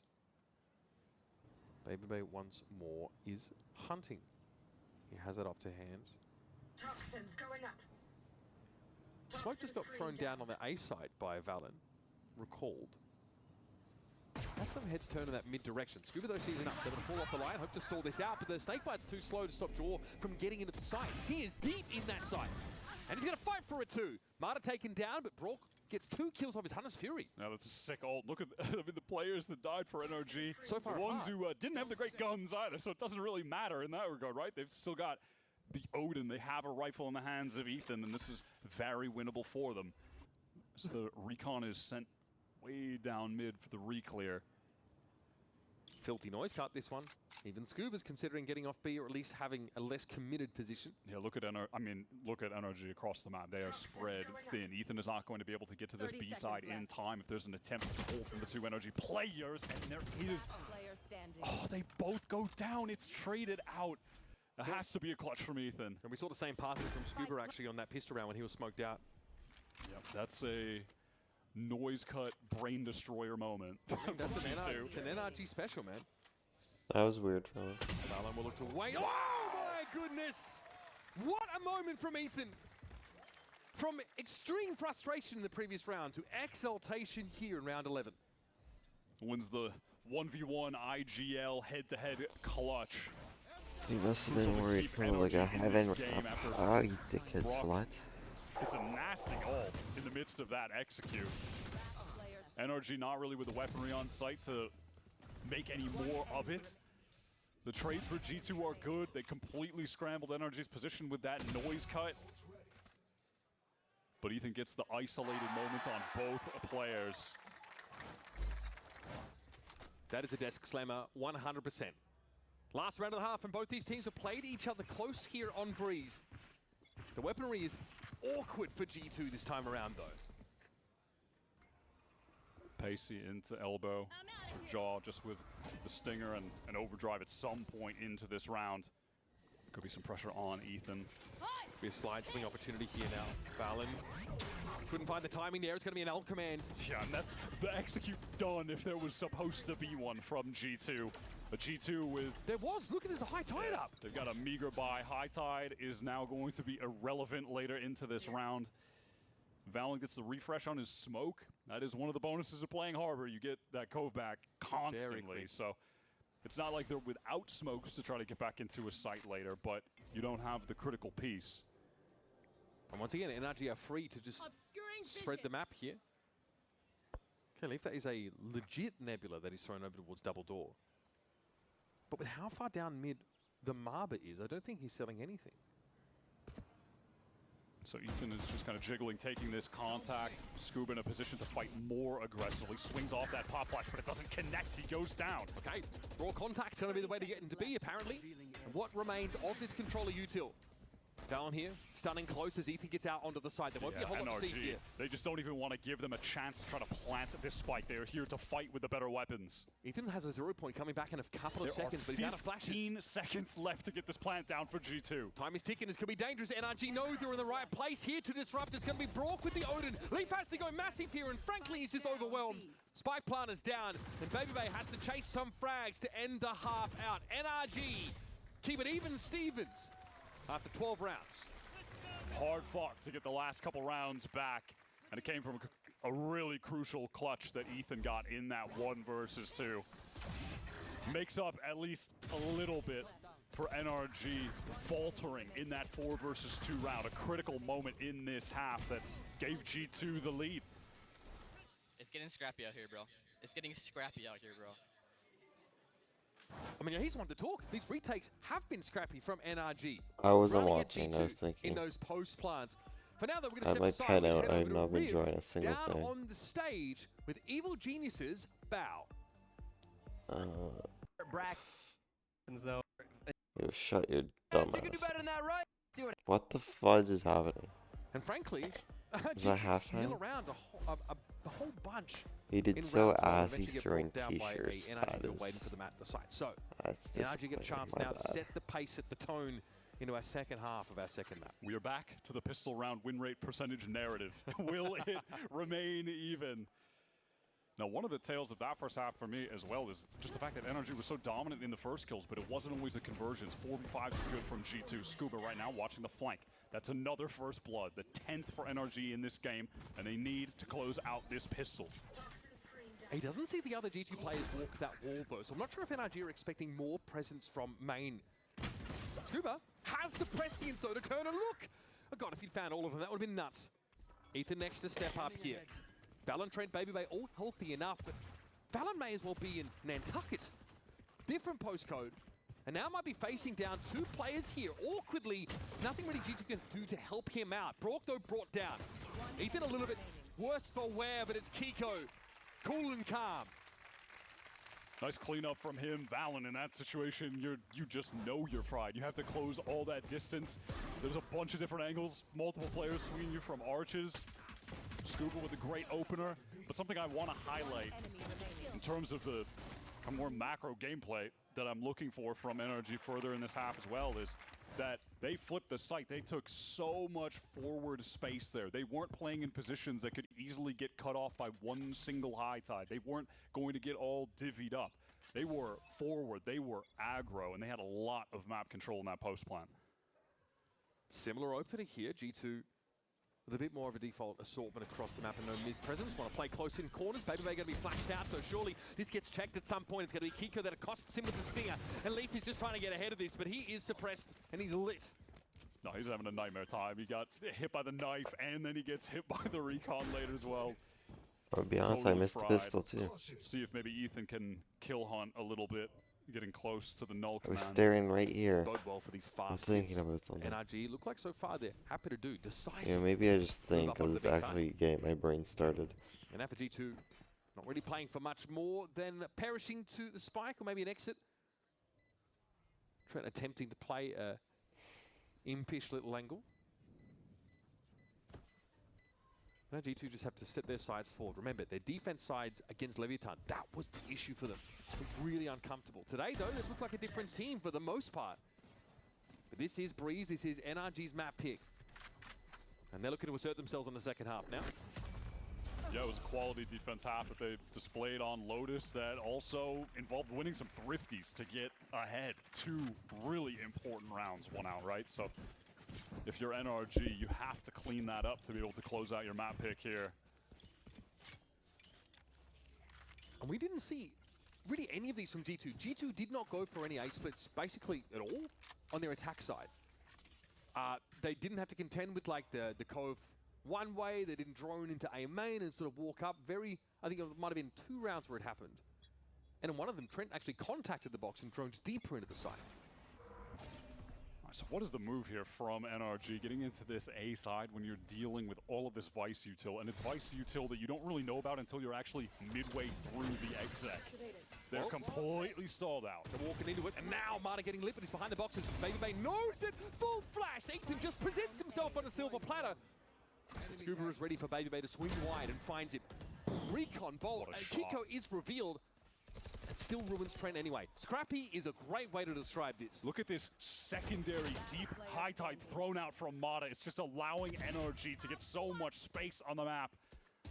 This is all but impossible for Leaf. Yeah, he's going to be surrounded. That's a great execute.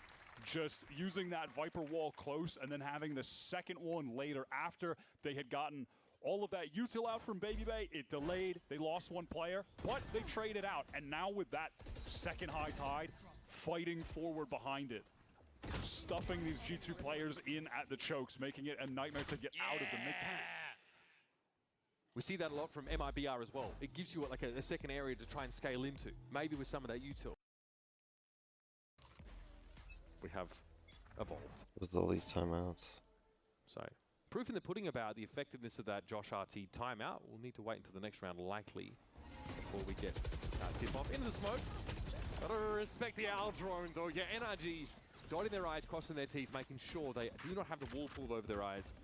So G2 now have to scatter across the map and try and, I don't know, get some extracted value on the way out. Yeah, would love to just get Ethan towards that null command. The ult, especially in the context of these comps, is insane. Like, you could use it for an exec. Maybe you're able to turn off all of the Vice util if for some reason the Vice is playing on the same side as the util on the round where there's null command, or but just having it for a late round when you know they're going to go for the big Harbor retake and you can just shut down the all wall. that. Yeah, it feels like the round's just done. It feels kind of nice here. Get into a post plan and you get a sound cue and then you rip it. It'd be devastating. Not too shabby from Valen here.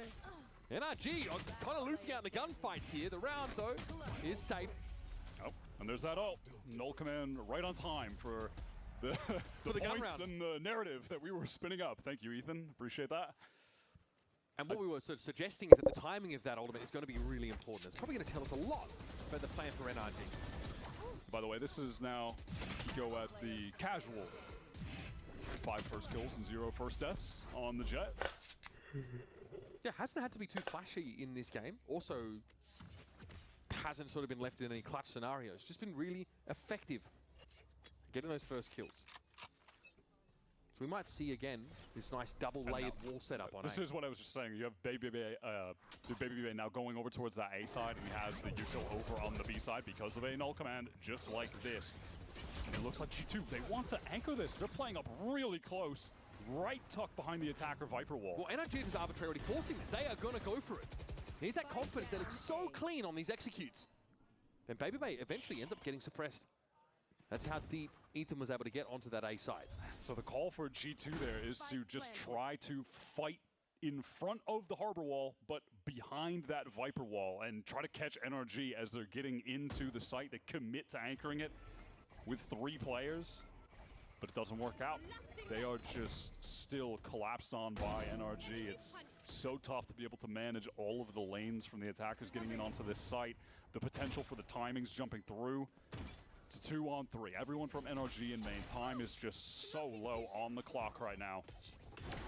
I mean, Molly as well, bro. This is just chalked. Yep. There's just no way. There is just no way. BabyBay hoping to extract himself from the site with his weapon in tow. But that's all the G2 are going to really get from this round. That's brutal. NRG, no info. Full execute on A behind the null command, and it works like a charm.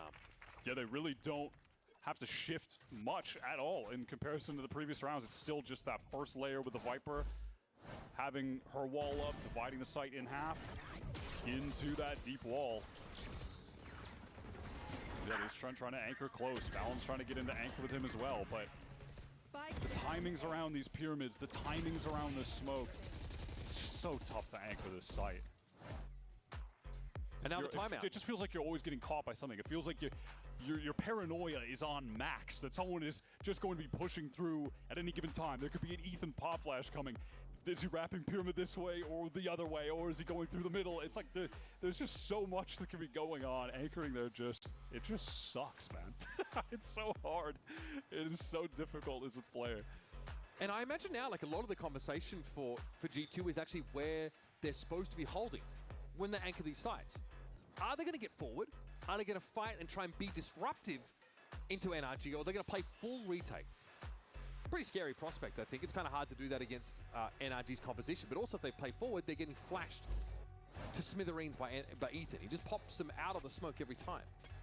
Yeah, maybe an opportunity as well to try to go for a larger kind of push-through effort into mid through one of the extremities, and then try to wrap more players on the retake, have more of a flanking presence and less of a presence trying to get through the like front-facing wall and smoke density that's just covering up all of those chokes.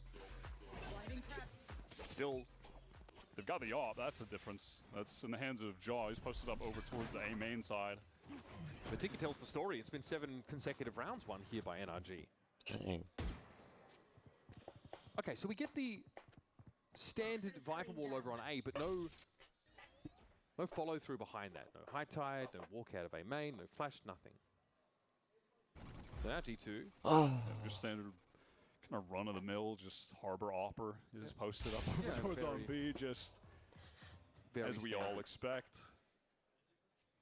But this might become an A split with like less presence towards main than double door. Aldrone doesn't see anything. That double door spot is given up by Jaw, who is hoping to be at the contact point with his op. But the flash is going to force him right off and force him into a bit of a retake protocol here. Look at this early preemptive high tide here. And that was a reckoning that came out from NRG. They're going for it, but can they play around this high tide? Ethan's just, he's just shredding them. Walked up onto the side. Not a care in the world. And this is where G2 was supposed to have had a plan.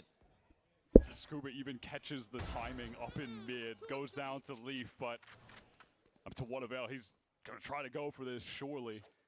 But time is going to be extremely low. Ethan comes up with a huge play, but it's also kind of off the back, like G2 just feeling like they need to fight in that choke. Jaw is covering a tough angle with the AWP, trying to watch main when the smoke is down in front of it. Now Leaf, he doesn't even want to risk going for it at this point. Just save the rifle. You hate to play for OT sometimes, but it's a necessity. I mean, this is just disastrous. G2 have found 0 defense side rounds here on Breeze. And they try something a little bit different. They intuit the timing of NRG's A push pretty well with that high tide. I could see what they were thinking, but so they just get ruined by raw gun skill as Ethan walks up on them. And they just don't have the right weapon for Jaw to be holding close there. The AWP just doesn't get value in the round, and yeah, look at it, where he's at. He has to try to cover in a situation where a player from NRG could be coming through any section of that wall, right? And he also had to vulnerable himself by walking the Viper wall there. Yeah, it's just a really tough spot. Well, no more timeouts left, no more second chances either for G2. They need to nail it in this round and then force for the rest of regulation. Half does not get more decisive than this. NRG are just proving that they are the real deal on Breeze. And this is why people are feeling G2 right now are fallible. It's been this discomfort on defense sides that's been so evident over the last couple of days. Novopol's catches Scuba, but he is ahead of it and back around the corner. Just going to commit that Cloud even to try to get the wall pop, but that's why Jaw is so close with this Judge. Does Jaw have the right weapon for his position this time? We've seen him be pretty successful here. Kiko is going to clear close. Bam! That is insane. 6-0 first kills to first deaths for Kiko now. Just so clean. Like I said, hasn't had to be a high flyer, hasn't had to be flashy, but he has given NRG their inroads in almost every one of these rounds. Brook here looking to pave the way with the Hunter's Fury, but there is a pullback for NRG. They've now taken this space, they're cutting noise and spraying into the smoke. Now they know they can absolutely go for it. Leave. Oh, what a transfer! 25! And he's enough! Trent brings him down. What an ignoble end for someone who might have just saved the map for G2. At least evens up the numbers now, but this side is all NRGs. Many men. To get the timing on that. Many men. With the zombie. Where Valen is based on where the wall's coming from. He knows he's isolated there. And that's going to walk up the Marshall. And yeah, pinged out by the Aldrone. Could have been a pretty Legendary round here for G2, but a couple of things just aren't drawn up in favor of them. Spike is planted for tunnel, Scuba pops the pit, and then just wraps around, so he's got the angle to close things out as a guaranteed, decisive map 2 victory for NRG. Pearl, I think G2 Coming takes. into Pearl. We're going to be starting on the attack side, though. Do you want to hit the fist around narrative, or do you want to just move on with our lives? Oh, we are still even. That's great. Both at the 52.5, dead even, 21-19. Yeah, we got to keep hitting. Nailed it. Every single time. G2 now, can they make a run back on their previous Pearl showing? They won 9 rounds in a row after being down 7-2, and Josh called a timeout. I wonder. Perhaps G2 fans are hoping that won't be required. It is an open B site, though. Nobody is home. And G2 What a fans also hoping that legendary NRG tag. went through mid into the 4-player stack. They were ready to fight them, but that is not the case. I forgot Looks what I like was G2 want to doing. pivot into a fast little play into this B side, perhaps. No, just Valen kind of prodding. For the seeing life if of me, I they could can't get just remember. One headshot, find Oh, the this? advantage. Caught, though. Just a little bit too far out there and bogged down by the damage that came in. NRG so aware that there could be flank pressure coming in. It's 2 players, matter of He fact, is from on G2. Mars. I Virtually was every wondering angle's why covered this here. dude was up so late. G2 are going to be walking into a series of layered crossfires. Jaw hoping to try and break that, and some crosshair placement, but it's not to be. No, they are going to get rinsed here. 5 a.m. Marvel G2 Rivals. just waiting to get in position there, so Trent could throw his home. Wow. That was really the one piece of util they had Who's to try winning? to get back in against these Oh, crossfires, shiz. but that is not going to be nearly enough. Down a player, and it's Setsuki. And it was Valen. He dropped the quarter. That's a vintage play. That's a classic from Ethan, honestly. You know, coming from games where you're the Yeah, size I of was your gonna hitbox- say, that hitbox is, size actually changes when you look down in some other a games. so. vintage TAC FPS One enemy remains. kind of maneuver. Not here, but I appreciate that. Yeah. Baby Bay has also played some of those other titles where your hitbox is changed by looking down.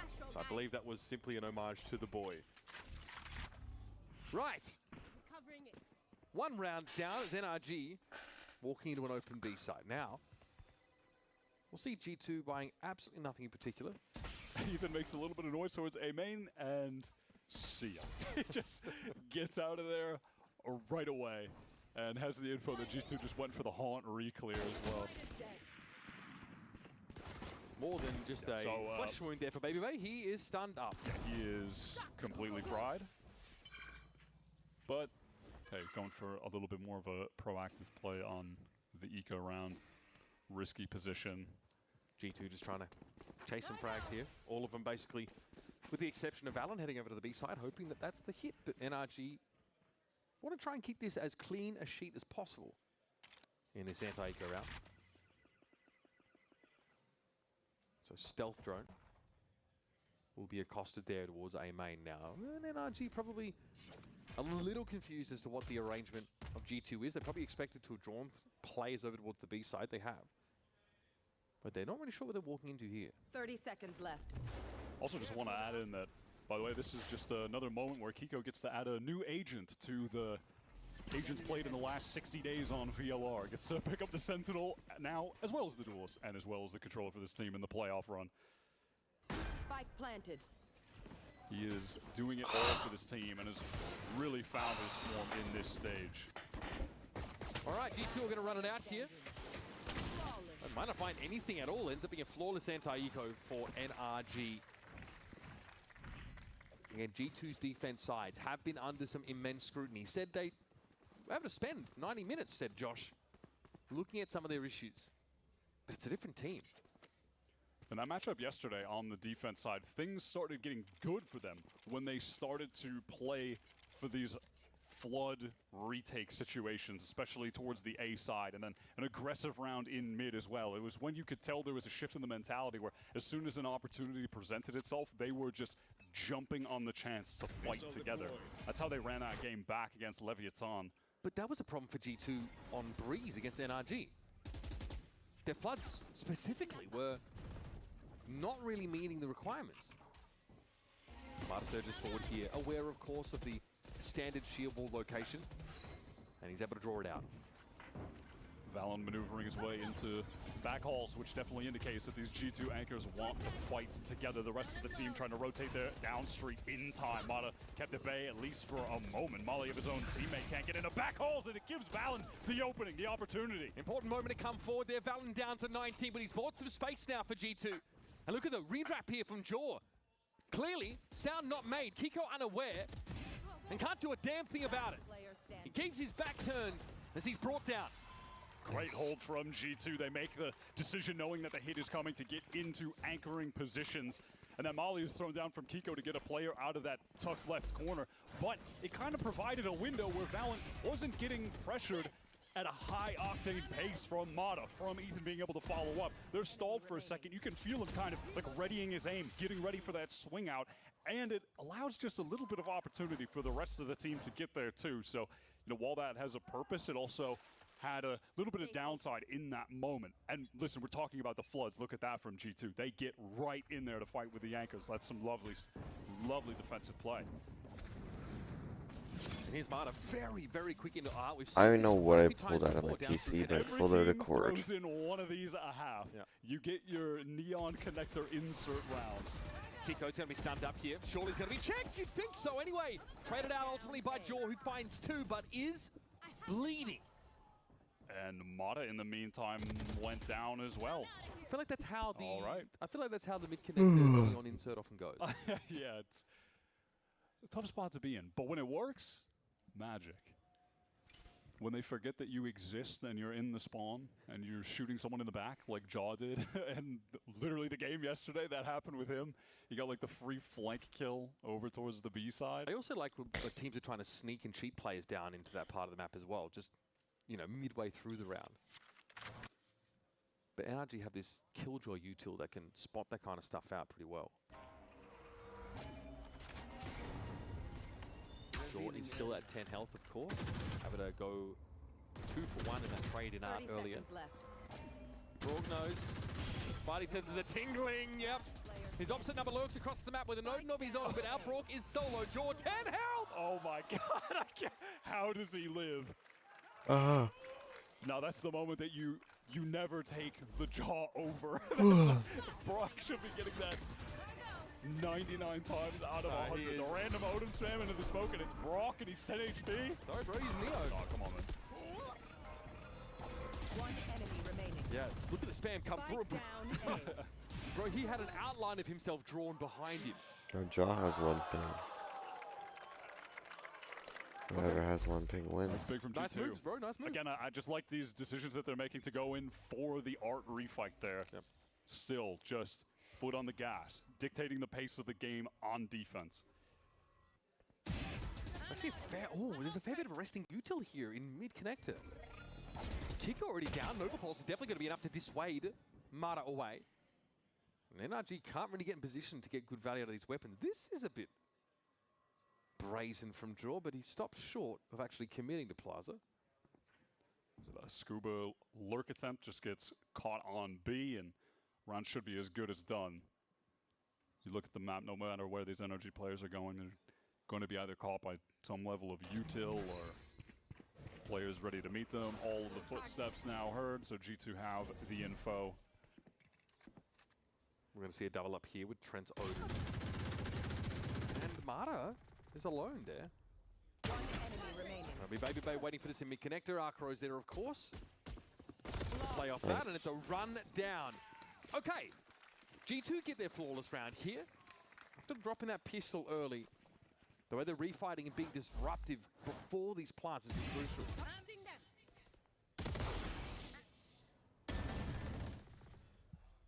Leg work on this round for G2. Suppressing fire. Hot dog. Crucial round.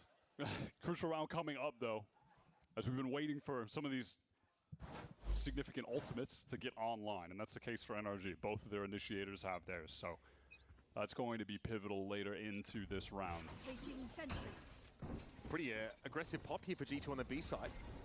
There's a lot of info to be gained here for the defenders. How far do G2 want to test this? Now, they can just insert Jaw. If you spot someone out, a little bit of danger, that's okay. Fast lane, just jump right on out of there and get away. And conversely, they're giving plenty of ground on A because their Vice util is everywhere. They've also got the stall of the Astra setup. And Ethan just got the info that the shear wall was there, so Mata's able to work his way over and bait it out, not without losing a hell of a lot of HP in the process. Jaw might need to steal himself here. NRG splitting their forces. Now, they've got to expect that someone could have just lurked up deep here on the B side. Ethan can, with a guided salvo, clear some of these notorious spots. And you can see with all this mid-pressure into Art, into Street. Oh my God, what? Jaw is caught before he can get out with the fast lane. The G2 are in, I was going to say, they're just in these very passive positions towards spawn. They have to give up a lot of space.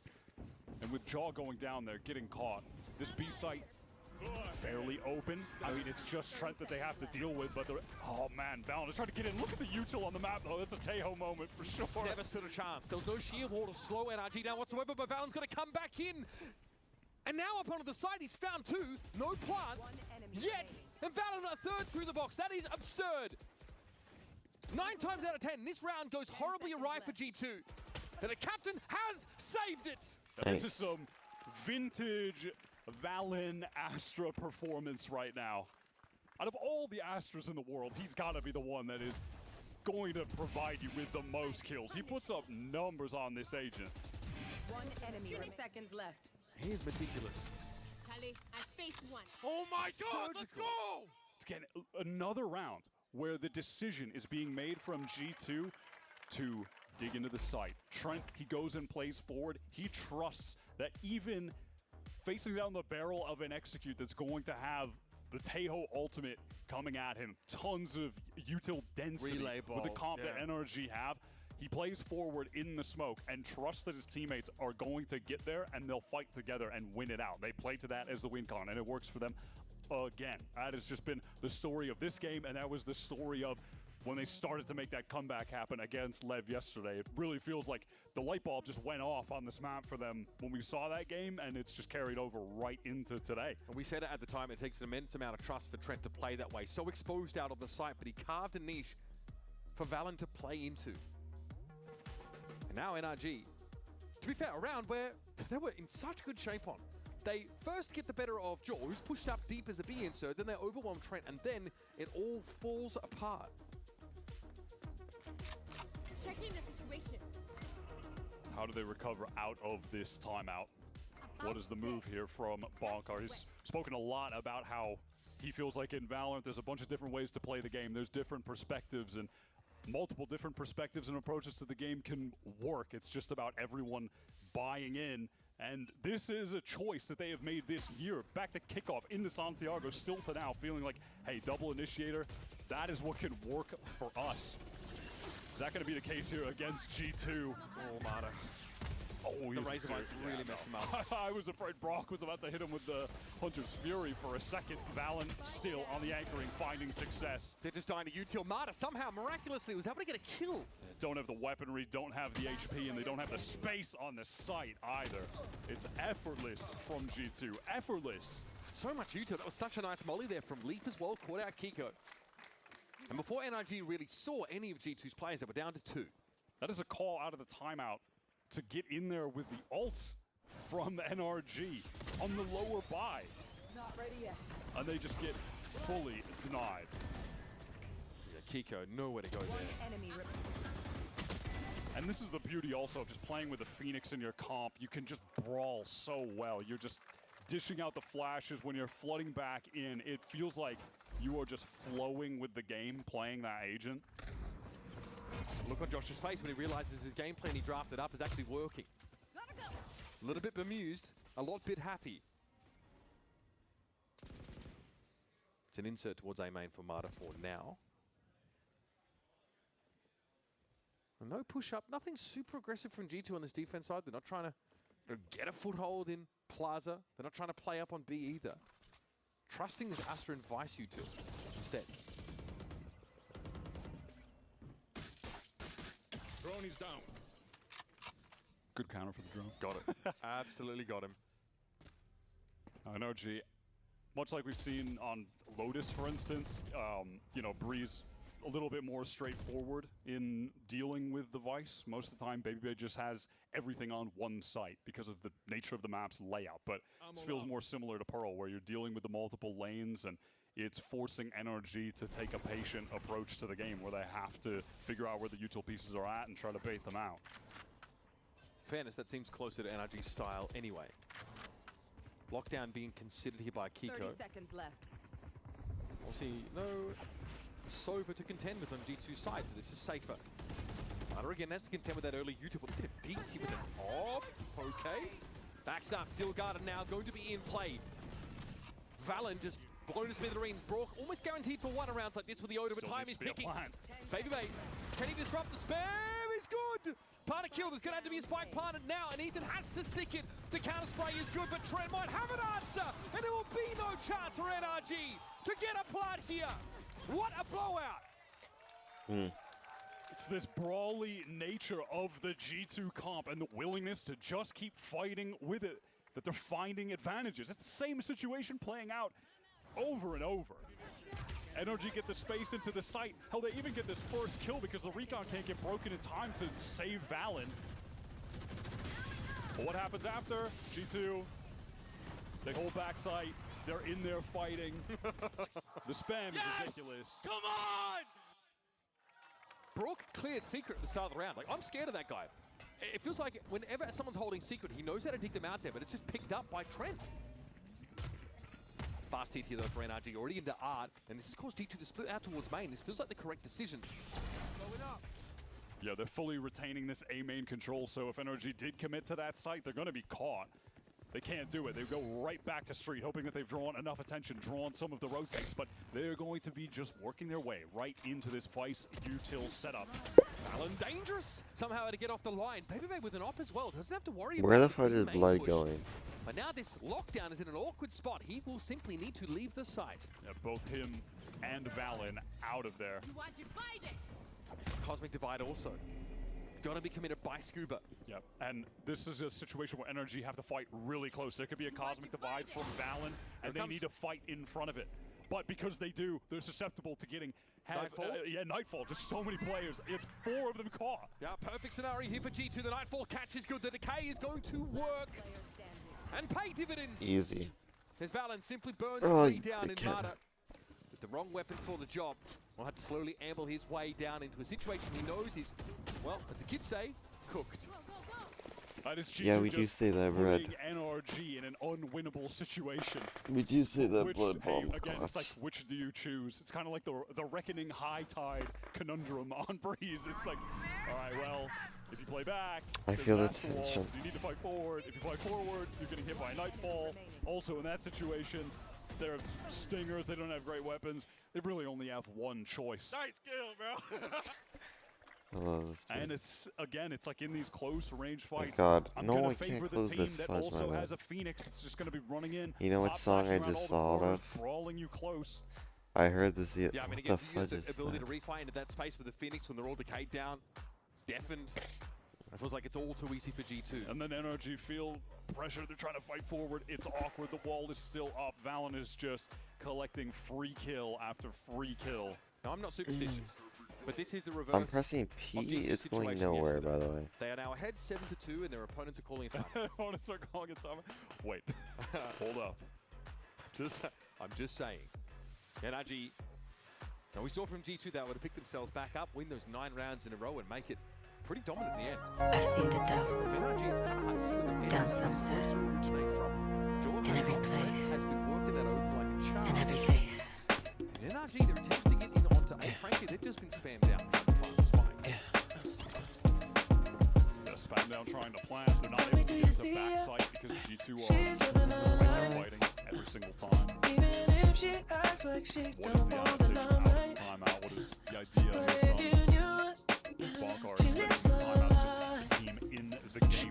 Paparazzi, then she acts surprised. I know what she needs. She just want the fame. I know what she needs. Give it up the taste, run it back to me. Put it in the base, play it so to people. Every night, she breaks the sky. Flashing lights, it's all she ever wants is begging on her knees to be popular. That's a dream to be popular.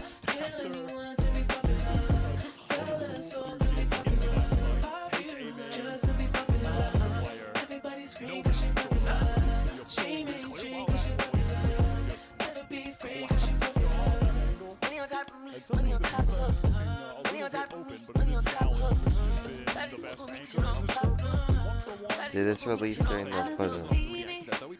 the Fortnite Guitar Hero shows? Okay,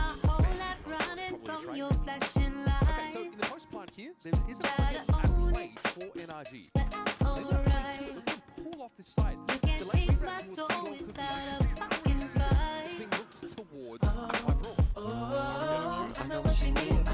She just wants to play. I know what she needs. Give it a taste from the back to me. Put it in the face, pay yourself to keep boo. Every night, she brings to the side. Flashing lights is all she ever wants is begging on her knees to be popular. That's a dream to be popular.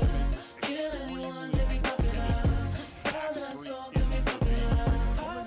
Just to be popular. Everybody scream 'cause she popular. She mainstream 'cause she popular. Never be free 'cause she popular. Money on top of me, money on top of her. Money on top of me, money on top of her. Daddy fuck with me 'cause you know I'm popular. Daddy fuck with me 'cause you know I'm popular. Money on top of me, money on top of her. Money on top of me, money on top of her. Daddy fuck with me 'cause you know I'm popular. Daddy fuck with me 'cause you know I'm popular. I'm keeping it. And using that I'm getting can, I'm Shea keeping it. utility to try to get Money on top of me, right money in on the top of connector her. this time. The difference Daddy fuck with me 'cause you the know I'm popular. the spike with the Odin. To be popular. She ain't that 20 mil, but she running up. She can never be broke 'cause she popular. Turn the webcam on for the followers. This time,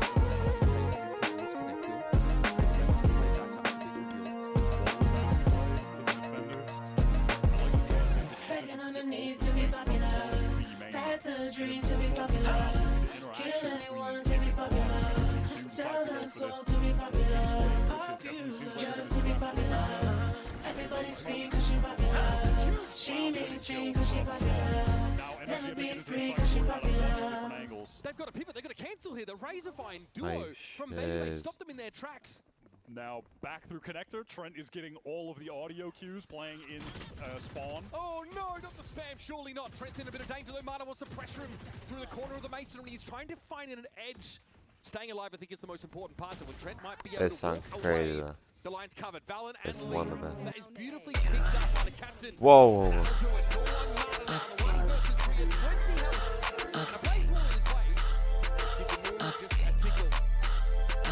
Hey, say you see me in the comfort shit. Never paid for me clothes, I got true fits. Late night drive, tell me put the roof roomless. Posted in the couch, you for the budget broke fish. Get me cool straight from Afghanistan. Then the troops tapped in with the Taliban. SD kid, riding round, I don't give a damn. Fuck rich, party met de bloeden volgen Kaliman. I'm with people in the crew, laat hem liggen. Bad bitch, dark skin, tell her wegen. Music and some money, I'ma never stop wegen. Praat it in the morning, tell her never stop swearing. In the telegram, tell me put the cop in X. I'm trying to talk, I said I fucking pop an X. Yeah, in the rhymes, tell her dropping with a fucking text. I was tripping, but I'm never rocking Monterex. Next to walk up with my Sprite, turn it gelinade. Too many bitches in my line, I need some pepper spray. Me and Esther in a cup, the kitchen's having me. I'm smoking backwards, I'm rolling backwards to that wedding cake. Here you got a pub, but what the fuck you got? He's a Cali, he's singing, what's that what you got? Kissing Mary Jane, if she love me, now he smoke dog pebbles, and he smoking on the Scotty rocks. What's it I want like? They got me different, you can tell it, man, I start. So I do a bump in Italy, I do a bump in France. Said she wanna have kids with me, I tell her that I say you sip lean, you can't prove shit. Never pay for your clothes, I done drew fits. Late night drives, and we put the race moonish. Posted in the couch, when we fucking cause I'm broke-ish. Get me cool straight from Afghanistan. Then the troops tapped in with the Taliban. SD kid, riding round, I don't give a damn. Full rich, party met de bloeden volgen Kaliman. No one there.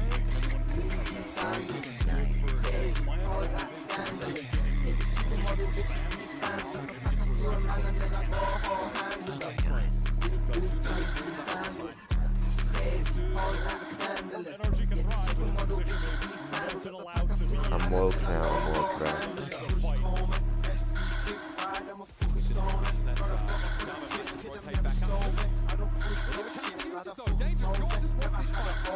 Okay.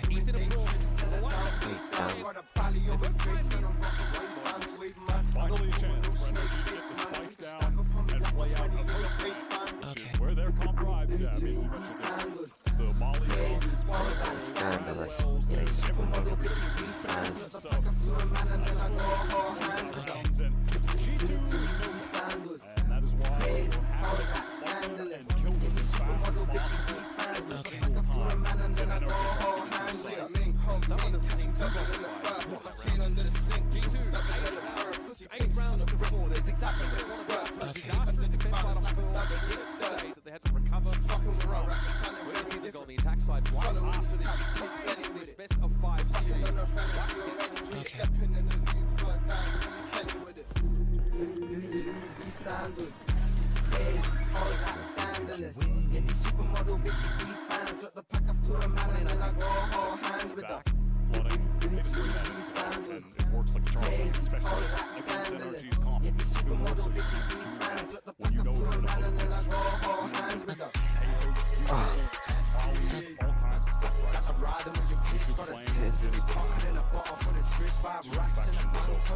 My wrist.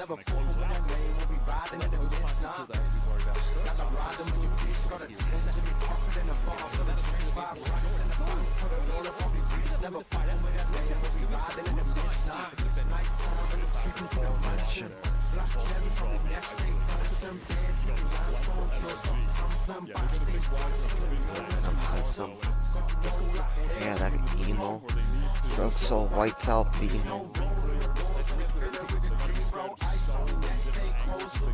Oh, I'm gonna guess this.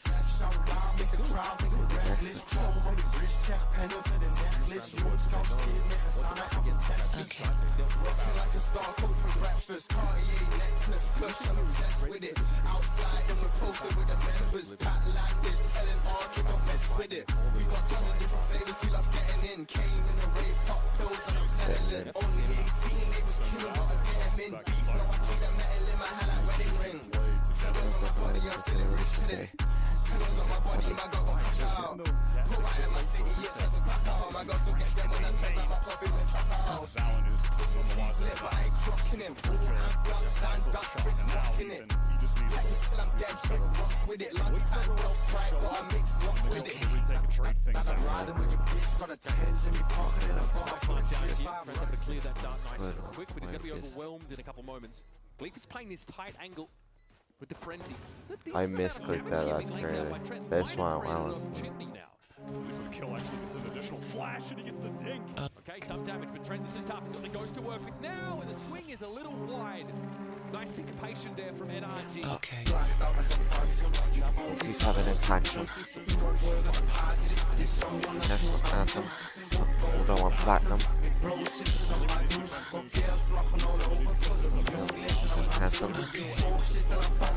You're bound up to the mansion. You've never got no motion, like you've never got no action. Bitch, I'm all about my passion. Music, money, and fashion. Drugs and girls come later. In the end, it's all a distraction. Okay. My girl's on my back like why you smoke for.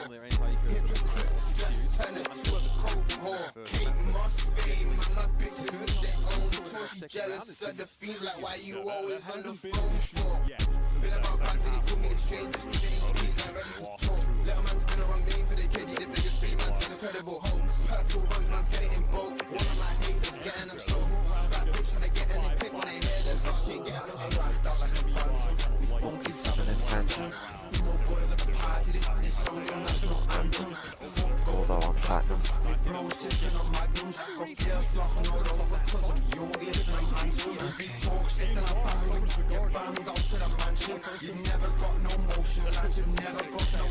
They're gonna lose.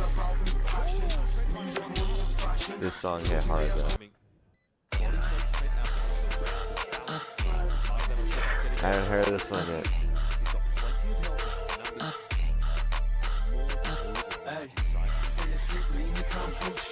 Never paid for me clothes, I done drove fits. Late night drive, tell me put the roof roomless. Posted with passion in me, fucking was a blow fish. Get me cool straight from Afghanistan.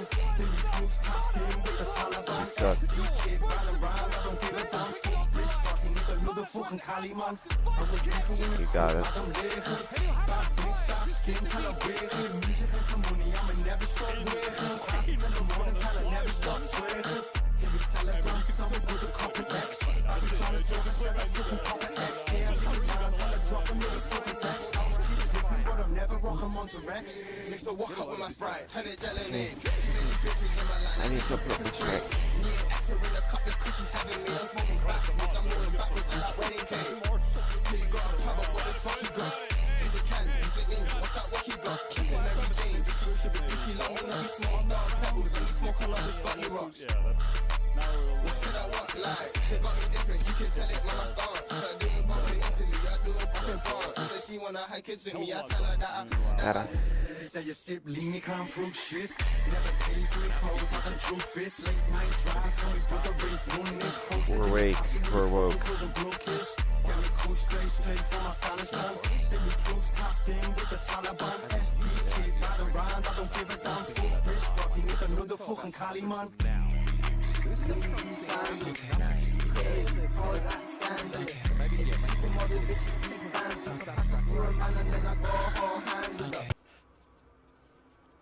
G2 have What the fudge is no happening? willingness to play fast into this round. They don't want to walk into any kind of trap. Just So let's come back to it. They don't want to play it? What ensure are we that they talking can about? take things at their own G2 pace. Now 5 gonna angles. Send this fake into B with the run it back, and you can see across the minimap that that has done the trick. It has drawn the attention of everyone from NRG. Ethan spanned down, caught behind pillar, and NRG will pretty soon learn when the spike gets planted that actually it's over on the A side, and this was all just a fake on B that also resulted in them getting kills because they had better guns. Oh wow, Brock catches that timing. No one is watching art. Unreal moment for Brock there to emerge. This is going to buy so much time. Time for the rotates to come in, but one of them is caught already. Scuba down, back inside the defense side spawn. And Brock trying to get out there onto the side. He cannot stop the plant this time, and suffice to say the plant location has changed. Yeah, was able to slip the net, exploit the one little mistake from G2 in that round to get the one kill, but G2 are really good at asking each other where their gaps are. They do it all the time. That's insane. Perhaps not That in this can't be round. right. I don't know, man. yeah, it definitely just felt like everyone was still occupied over on that B side. Someone wouldn't have been that close that soon. Kiko just playing for the exits, able to get his first. Get closer to a lockdown, maybe. But it's G2 back to winning ways, and hey, taking 3 rifles out of this round, pretty reasonable. Kiko a kill, and a Vandal for his trouble. Safe from the blast now, as lead though for G2 is going to be re-established. And here's the fake for Leaf. But honestly, I don't blame them for thinking it was the genuine article. Yeah, even on a round like that, you're going up against NRG with a ton of util to throw at you, potentially some cringe weapons on a round like that as well. So G2, they want to ensure that they can win that out. They play that like it's a straight up gun round, you know, trying to go for an ult fake just to make sure that they lock things up. 3-round buffer established by G2. Winning that gun round, but they obviously have to go to Stingers for Valen and Trent here.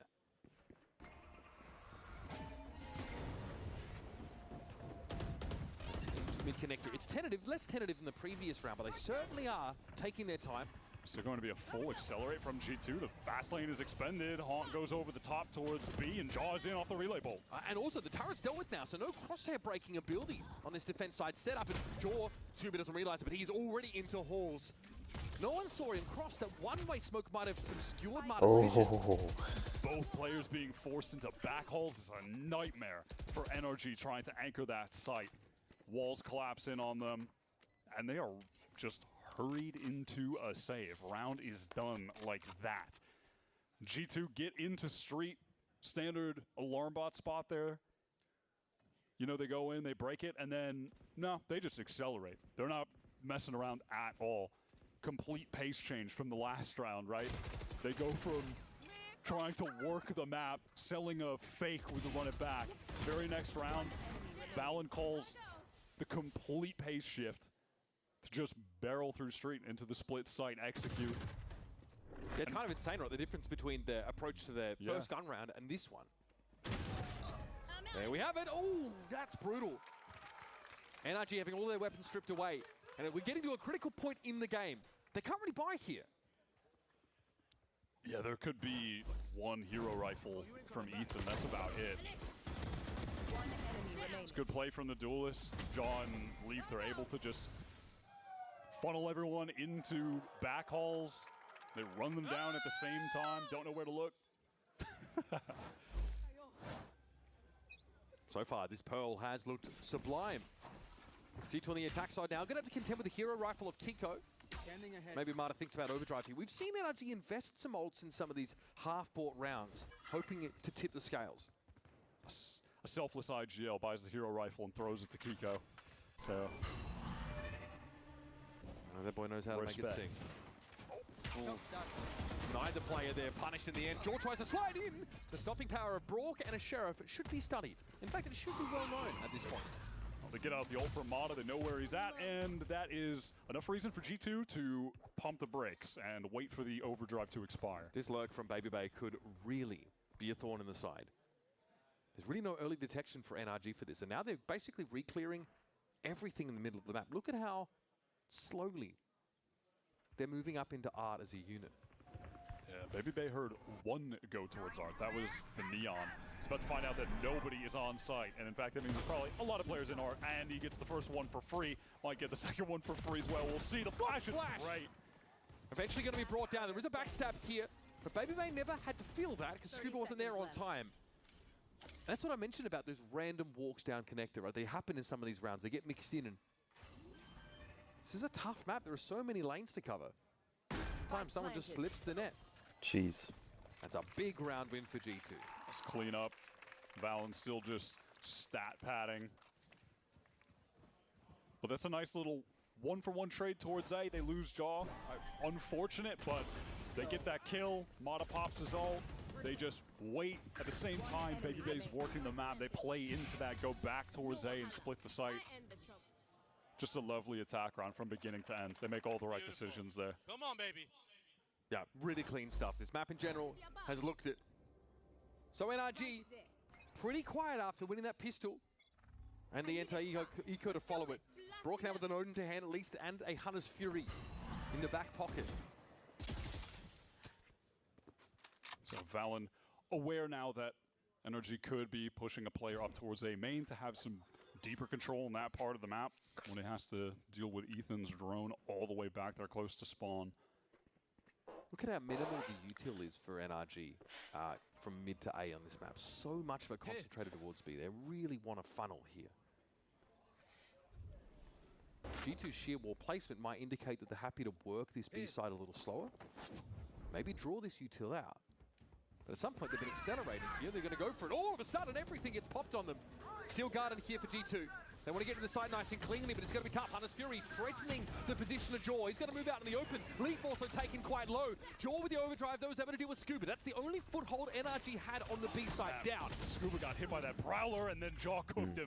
Baby Bay is right there for the trade, being forced out on account of those missiles, but it doesn't even matter. Well, you're correct then. What can Ethan get accomplished? He's alone, just trying to swing. We're 3 for 3 on the maps. 30 seconds left.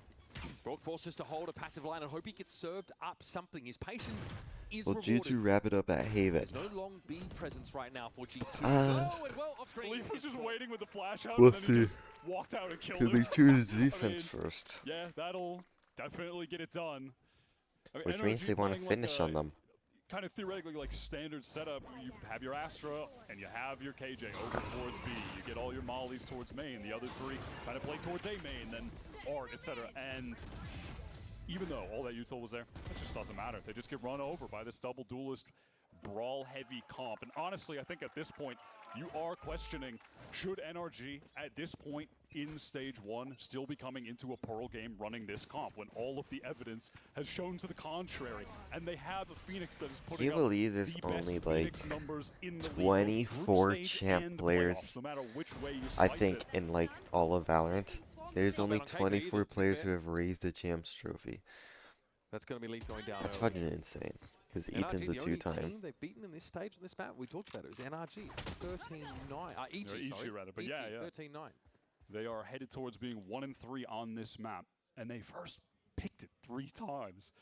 They don't pick it here, and I think that's because G2 understand that despite NRG's confidence on this map earlier in the stage, if they made no changes, they are vulnerable, and they have exposed those vulnerabilities by playing a high-tempo defensive game with a lot of flooding, and now on attack. I think we're just seeing some really excellent IGLing from Valen in terms of pace shifts, hitting the right sites at the right time. Might be around where NRG could shut things down, though. Yeah. They attempted an A split, but their spacing was just a little off. Yeah, the Odin is there, and also helps when Kiko at the beginning of the round just gets the one-tap kill with the Guardian. All right. So they're not out of it just yet for as doomer as the the narration of that round was, but So they still freezing need ass. 5 in a row, and if that's what it's going to take, tough roads ahead. Yeah, exactly. Especially with G2's resilience on this map, demonstrated yesterday and in general. They have 9 bans. it I'm happens. trying on the heat. The push out of Art came a little earlier. Oh, you dickhead. Hard to pull those off when you have no information about the site that you Oh are my hitting. God. G2 though still on the Not precipice. only did my headset of get going up caught, 2-1 I in this stubbed my series. toe, and With I Haven got and me a Ascent dick on the showed on horizon for our camera. next maps.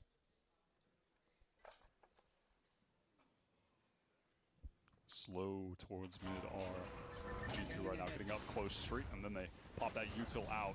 They need to force that Odin off of the angle.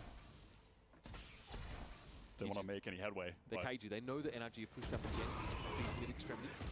Sparta down, okay, they're actually able to get themselves into Art now. Cosmic Divide slammed immediately. Kiko has to have the stopping power here. One by one, he might be challenged. Wait, The I Flash forgot will to come check through the this wall and blinded him anyway. fight. Trent wins it.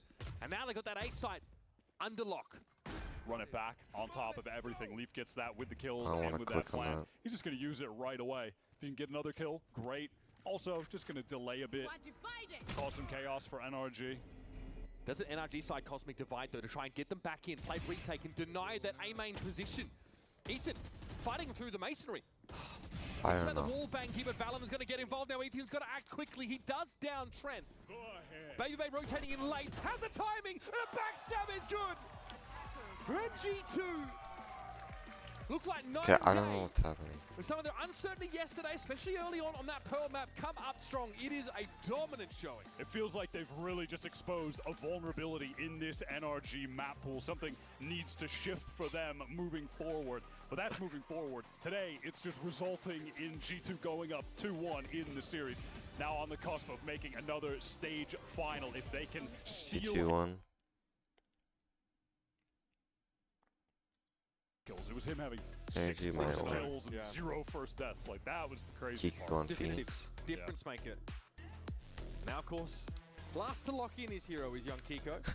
Maybe there's a mentality shift here as well, moving to a role which he knows is going to be quite central in this attack side, in this early round. And obviously the ability to keep refighting in with like a kit that is flush with a huge amount of util to slant every encounter in your favor. And he's already accomplished the hard part with NRG of making it to London, being able to play in front of his home crowd. But now it's even the harder part, somehow, for NRG, beating G2. They'll make it to Globals. Hell, they'll win champions. But their kryptonite is back home on the Americas stage. They cannot beat G2 Esports. This series is, or rather within this series, is only the second Why aren't they map starting that they yet? have taken off G2 in the last 5 outings. Then they already made the league, had more opportunities, and yet NRG lift that trophy, but they haven't been able to best them. Grandfathered into a championship. Can they take this Haven map, their own pick? Baby Bay is trying to stop them of that early with that opening kill. You mentioned it, but on the chamber here, this is just a map where he gets to shine. It's a map where he gets to op a lot. One thing I enjoy in this map especially is what Leaf can do in a lot of these like post-plant scenarios as well. He's got some nerdy Blaze Wall lineups. He often tries to play aggressively out of Garage. Kiko trying to get himself set up on a long here. Trent, though, exchanges pleasantries with him at lane. But those ghost shots ring out and out. Here's the push on towards the side, but Baby Bay still in a commanding position, lording over NRG as they try to make their way through the cyber cage. Jaw, lit by the recon, and Baby Bay eventually will be thwarted, but there's more. There's always more with G2. Brock is always deadly with the Sheriff on a pistol round, but Valen in form shuts him out of the round. Flash is great from Kiko. Again, that's what he loves to do in these mid-rounds. Flash himself into these engagements, and now that he's finally run out of util. But he's got that health lead. Trent is in danger and has no idea where the Phoenix could be headed without making noise. Kiko's able to get onto the seaside. On HP, but he is the clutch player for G2. Trent actually has some pretty helpful util for this. Where are you? Still waiting. Horn at least can let him get onto the side. He's thinking twice about it though. Trent is the clutch gene of G2. Just think about all of the positions that he needs to clear right now. And you mentioned it earlier, Trent loves to watch other players in clutch scenarios to learn their tendencies. Has he been reading up on young Gio? Here's the tap. Kiko on the swing. Come on, please. Okay. Nerves of steel there. Eventually, Kiko boots him out the server. Such a tough situation for Trent to just try to come out on top with, right? The amount of different angles he has to clear, playing against the clock. Kiko plants a spike in a position where he could be playing from a lot of different positions effectively as well, so. He's everywhere, bro. He was in A main, like rattling the cage with Trent earlier, then he's in the B side, then he obviously went over to C. So active, so impactful. NRG buying on this round to try to get a full on the next. They've got a couple rifles. One is in the hands of Kiko. He's already got 3 orbs, and they'd love to be able to get that run it back for the 3rd round. And obviously, as with G2, right? They're just playing for that Leaf Phoenix orb early. Yep, Scuba has the util on the extremity, so NRG see this coming long Oh, before it happens. close That means that, easy Sanchez. accelerate onto the B site now, and they will hunker down. Also, a little walk here through Spawn for Marta. Didn't find anything off that A side of the map, though. There'll be some arresting util. Molly here to make things a bit more complicated. Scuba does get the hot foot himself. Here comes G2. Fully ready to brawl. The slide is good for Jaw. Right click gets the job done. Kiko, though, here, trying to be careful, trying to slice the pie if he can. He goes low. Decayed down, and Jaw's able to clean him up. Marta dives in, though. He's got the stinger. Well apportioned for this task. And the paranoia makes it impossible for Trent to intervene. Got 1 damage gun though. And yeah, NRG lose a lot of players, but they didn't bring much into the round, and they leave with the 2 rifles, so it's not a big deal. They also leave the nice round and with warm. Kiko getting the run it back. That was one of the primary objectives that they have going into it, aside from, you know, winning it. So they kind of achieve on most of the intended fronts there. We talked about these bonus round runner-backs being pretty helpful. We have seen a really solid game so far from Jaw on the Neon. Last map, he was great. Already off to a hot start, despite the rounds going NRG's way. He always rises to these games of consequence. Domestically or at land. Oh my god! Even he can't believe Oh that. my, that is gross. Joke's over. That's Marta down already. Jaw will try and hold a position here. Kiko going to be stunned up as he tries to get in. It's run it back, of course. This is all free real estate. It'll be sent packing pretty darn fast. It's Leaf, though, who has another early exit from the round. Molly Force fell out into the open, but no one could capitalize. The spam line, oh my god, that was just inches away, but the gap in the wall exposes Scuba and gives Jaw the free kill, so he can get into this site, try to support Valen, who's playing from Plat. They can work together, but they're not supposed to work forward. That's crazy. Okay, goes for it, but it's even numbers. This is G2, obviously their first buy on in. Spike that was loose here over towards Garage, picked up by Kiko, flashed to ward Trent away. I can't believe they went for that aggro play. Can Baby Bay save this round? He's just so sharp. I get him on the chamber, and he's going to make some magic happen. No! Surely not. Wow. He was blinded. Trent barely gets away with that. That is a scrappy as hell G2 round, but they're able to pull it barely across the finish line. Trent is in a 1v1 there. If he goes down, Baby Bay was not ready to help. This first shot was actually gross. Even him, look at it. Bro. And then in this backside fight, Jaw decided to slide forward while Valen jumped up on Plat, trying to What is just happening? These guys are keep moving, the bro. aggro up. Crazy round. Leaf does look a little bit befuddled out there. He randomly died in, like, connector outside B-side behind Garage. Kiko continuing to farm orbs. No one on the C side from G2 has anything to say about it. Despite the round lost, there's still damage done to G2's Econ. Look at the state of it right now. They need to win this round to keep it online. Brock, oh my god. 11 HP, but he does get out. And in the midst of all this, Baby Bay is just doing chamber stuff. Just walking down, taking space for free, and then you get a kill and you just teleport away. It's been his bread and butter. These first kills have been crazy. It's Marta again that falls because of a line that he's holding. It's my dad too. No sewer presence here yet for NRG. That's being held tightly by Jaw. This Odin is going to be a nuisance. He won't need to slide and fire it to find success there, I suspect.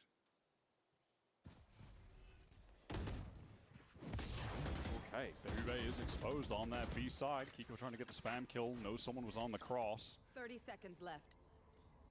At some point, though, NRG have kind of got to make a decision. They're pretty deep into the A side, but that foray's been shut down, and now, what are they going to do? Try and just hit this again? Split? Yeah, hit it. They have to get a kill right now, and they can. Get in, you have no smokes. Hit it, please, NRG, hit it. It's just over. It's over. 10 seconds left. And that's George just getting exploratory there, so saying, I nice don't want and to sit and wait hot. for the game to come to me. If they are going to try and split, I can get ahead of this. It's an important round for G2. And again, after losing the pistol, they've certainly found themselves some footing, and is Leaf going to get his frag? He's in the game! That is free. The NRG are trying to work the map in multiple places. They get that nice pick onto B, eventually dealing with Baby Bay, but they can't come to a conclusion as to where they're trying to end the round. Ethan thought he had a moment to get the free space in the site, but it was being watched, being accounted for by Jaw in an unexpected position, Hot dog, to be boys. fair. Come on, keep the momentum going. Keep it. We saw that yesterday. Once they can get something started up, it can be really hard to slow them down. It would be very early to have a Bonkai timeout, but if this round goes, these next two go wrong for NRG, it might be in order. That's a cool Jaw skin. is using the Brock Odin spam that Josh was showing on the desk earlier, just to try to stifle the players that are getting through A main. Again, it's a new spot for Baby Bay. This time, though, he's got to make a correction. Wall has to be used just to get Mata out safely. Still, NRG getting to enter the mid-round without having taken any damage or lost any players is... It's going to be a nice change after the last couple. Jordan was still a nuisance, still at large. His A side pretty heavily stacked, comparatively speaking. Can play off his flash here from Leaf, come straight away. Got to watch out for the relay bolt. He's going to molly things up, but the pressure's going to come from the other side of the site. Jaw's got to go busy, and all of NRG are waiting for him there. A lot of stun util affecting G2's ability to hold this side down, and the down to Leaf and Valen. The former is already pinged out. And Leaf sends in the run it back, but it's a little bit too late. Valen gets one, not without the loss of a lot of HP to the Molly. The pressure is keeping NRG from planting, but eventually they're able to stabilize. One enemy remaining. Opportunity, but can't find that connection. There was a chance there. No one was actually watching the connector push. Thrifty. Kiko had to cover both Kind those of, angles not at really. once. But he takes care of Alan in heaven. The G2 were positioned pretty well for the exit to come in. They had 3 players here, but Trent loses that duel on the swing, and Leaf had a counter flash ready. He throws it out, but he got flashed himself, I believe. Something connected onto him. He wasn't able to swing out. Flash So first, then stun. he just has to molly and wait, and at that point, Trent had to swing. He was alone and goes down. Jaw wasn't able to get his either, so despite being set up for that, NRG are able to come away with the kills on the exec anyhow. If you want to play, let's play. Shallow smoke from the attack side here. TP for info, perhaps onto the side. Kiko very, very low already, slowed up, and he's in run it back here. Here's a Hunter's Fury. Draw thing spotted him right out in the back of the site. Yeah, Brock just sending that semi-speculatively, just based on the run it back, forcing the players out of the site into the spawn. Felt like he had a good chance for a connection, doesn't find it. Here comes the full-on retake, overdrive in the front. Yeah, all nice haunt there. That's going to reveal some players up on this site. Ethan goes down first. And there's Jaw with the swing. They're not ready for it. He is low. Off the back of that timing, takes Mata out of the picture. Now there's no real close presence here. It's Brock who can try and play some kind of post-plant, but the Odin sprams down Jaw before he gets there. There's the defuse. Round done. What a beautiful retake back into the site from G2. The pace to get out of spawn. They absorb that run it back, dodge out the Hunter's Fury, and then they're gathered up and they hit the go button. The haunt gets the connection. Ethan is stuck alone. The fact that Jaw is able to get the kill on Ethan, huge entry. He is just in excellent form right now. Star performance from Jaw when they need him to get into this grand final. Another grand final for G2 in Americas, another opportunity for a trophy. 4th one, if they can make it there, if they can get revenge on Lev, but they still need to get past NRG. We'll see. It's still too early to say anything. Taken up. G2 have done their homework. Jaw can get across with that mobility. C's thrown in, no one caught in it by the looks of things, and Jaw wants to try and take that lineup yet again. Spam through the corner. It looks like it worked. Go, go, go. Energy definitely draw out a decent amount of util and bring a lot of attention to that A side. Now they can feel like it might be time to work elsewhere on the map, leave some players inserted, work back to them later in the round. G2 love to go for mid-round reclears towards A. They push here a lot. It can be a dangerous play. It can be tough to fight back through these angles, but they are often willing, more than willing to do it. Scuba doubles back here, just when he got out, virtually scot-free. But Leaf, we talk about the mid-round refights, and Leaf is thinking about it. This could be a great moment. They make sound, press up, and then cut noise. If Leaf just kind of has the intuitive timing here, he'll get the catch on Scuba. Flashed out. Ooh, that was the wrong direction. Oh, yeah, just a little awkward. It just bounced off the door. So Scuba is able to get that kill. And there it is. That's the acceleration from NRG. They were looking for Scuba to find something. He was in a compromising spot and still found success. Mata presses forward into the smoke on account of just having the judge. Nightfall comes through. It's going to tag onto two. No, not onto Mata. Actually does, but he still just closes the gap. It doesn't seem to care at all, but Jaw and Trent are still active. But because of this wall, G2, they just want to get on the spike. Yeah, they get it to half. Jaws is sticking it all the way. It's to half. Now it's Trent in that 1v2. The wall's about to come down, and Mata chimes in with the off. Very close, very scrappy round in keeping with what we saw on Pearl. The ultimates from G2 do not get the value on that retake. NRG really thriving in the chaos there. It starts with this fight in Sewer where Scuba got that pick. NRG accelerate into the hit, and Mata with the judge just knows he needs to do something kind of crazy, something active. Honestly, so bro, he gets into if that I smoke land that flash, that guy is so dead. and takes it even further. I mean, yes. I mean, yes, but he doesn't. Curveball does behave interestingly sometimes. Baby, he was dominating the first kill category in these first few rounds. Now the rest of G2 really just so little to work with. Just a flash and the swing to force these G2 players back and get that orb. Now NRG will probably set up shop here, maybe even start a foray into mid and just sit there. Forcing G2 to make a mid-round re-clear, while they walk into a held angle. Take flight. And NRG, just kind of waiting for them to go back towards A, use this drone for the re-clear, forces Trent away because if he gets caught in the corner with the ping, he might just die to spam, or he's just going to get flashed and pushed by Kiko. He doesn't know, but there are a million different ways he could die, so he's got to get out of there. But I like the proactivity to try to get right back into the corner.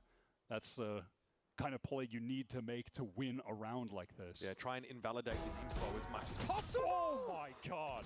Unreal stuff from Trent. And that's about as much as you can hope for. And it might well be enough. 33 seconds left of the round, and it's Bucky on the corner for Jaw.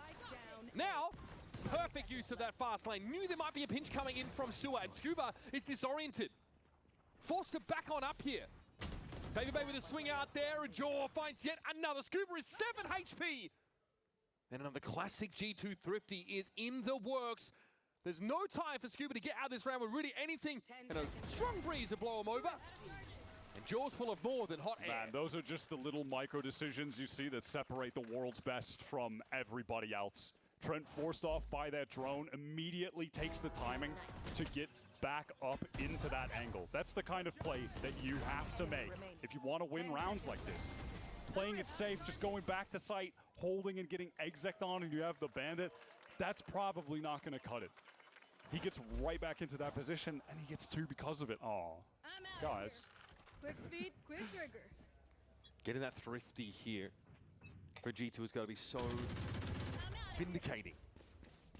On this defense side, already getting to a very healthy 4-round total. Baby pushes out, spotted here though. Ballsy enough to back away without rendezvousing. Yep, it's the fear of God in Scuba. Just hits him with some damage through the wall. The fear of dad, I mean. Right here. Look at this walk up, bro. He does not care. How do NRG bounce back? Let's listen in. Oh, keep it out. Come here. Getting this gun. Come on, come here. We have any guns? My flash. Could be I'm far, guys. I'm far. Fade has the A line. We're just gonna peek B and we're gonna end A, Adam. Walking up. We're gonna peek B and end A. He's Odin just holding me, leaving. I'm gonna peek A-Link. Smoking C-Link. I fucking tapped out again, bro. See again. Nothing close. I'm darting A-Link. Could be back on. I'm in, boys. A-Link. Nothing Yeah, go. Nothing go. Yeah, Wait, close right, I think.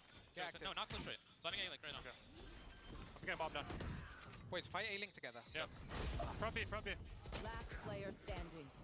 Spike down. Flawless. Can we just rush the other side? Yeah, You heard the first thing they said. Oh, he's cheated out. They cheated him out of B. BabyBay just walks down to find that first kill.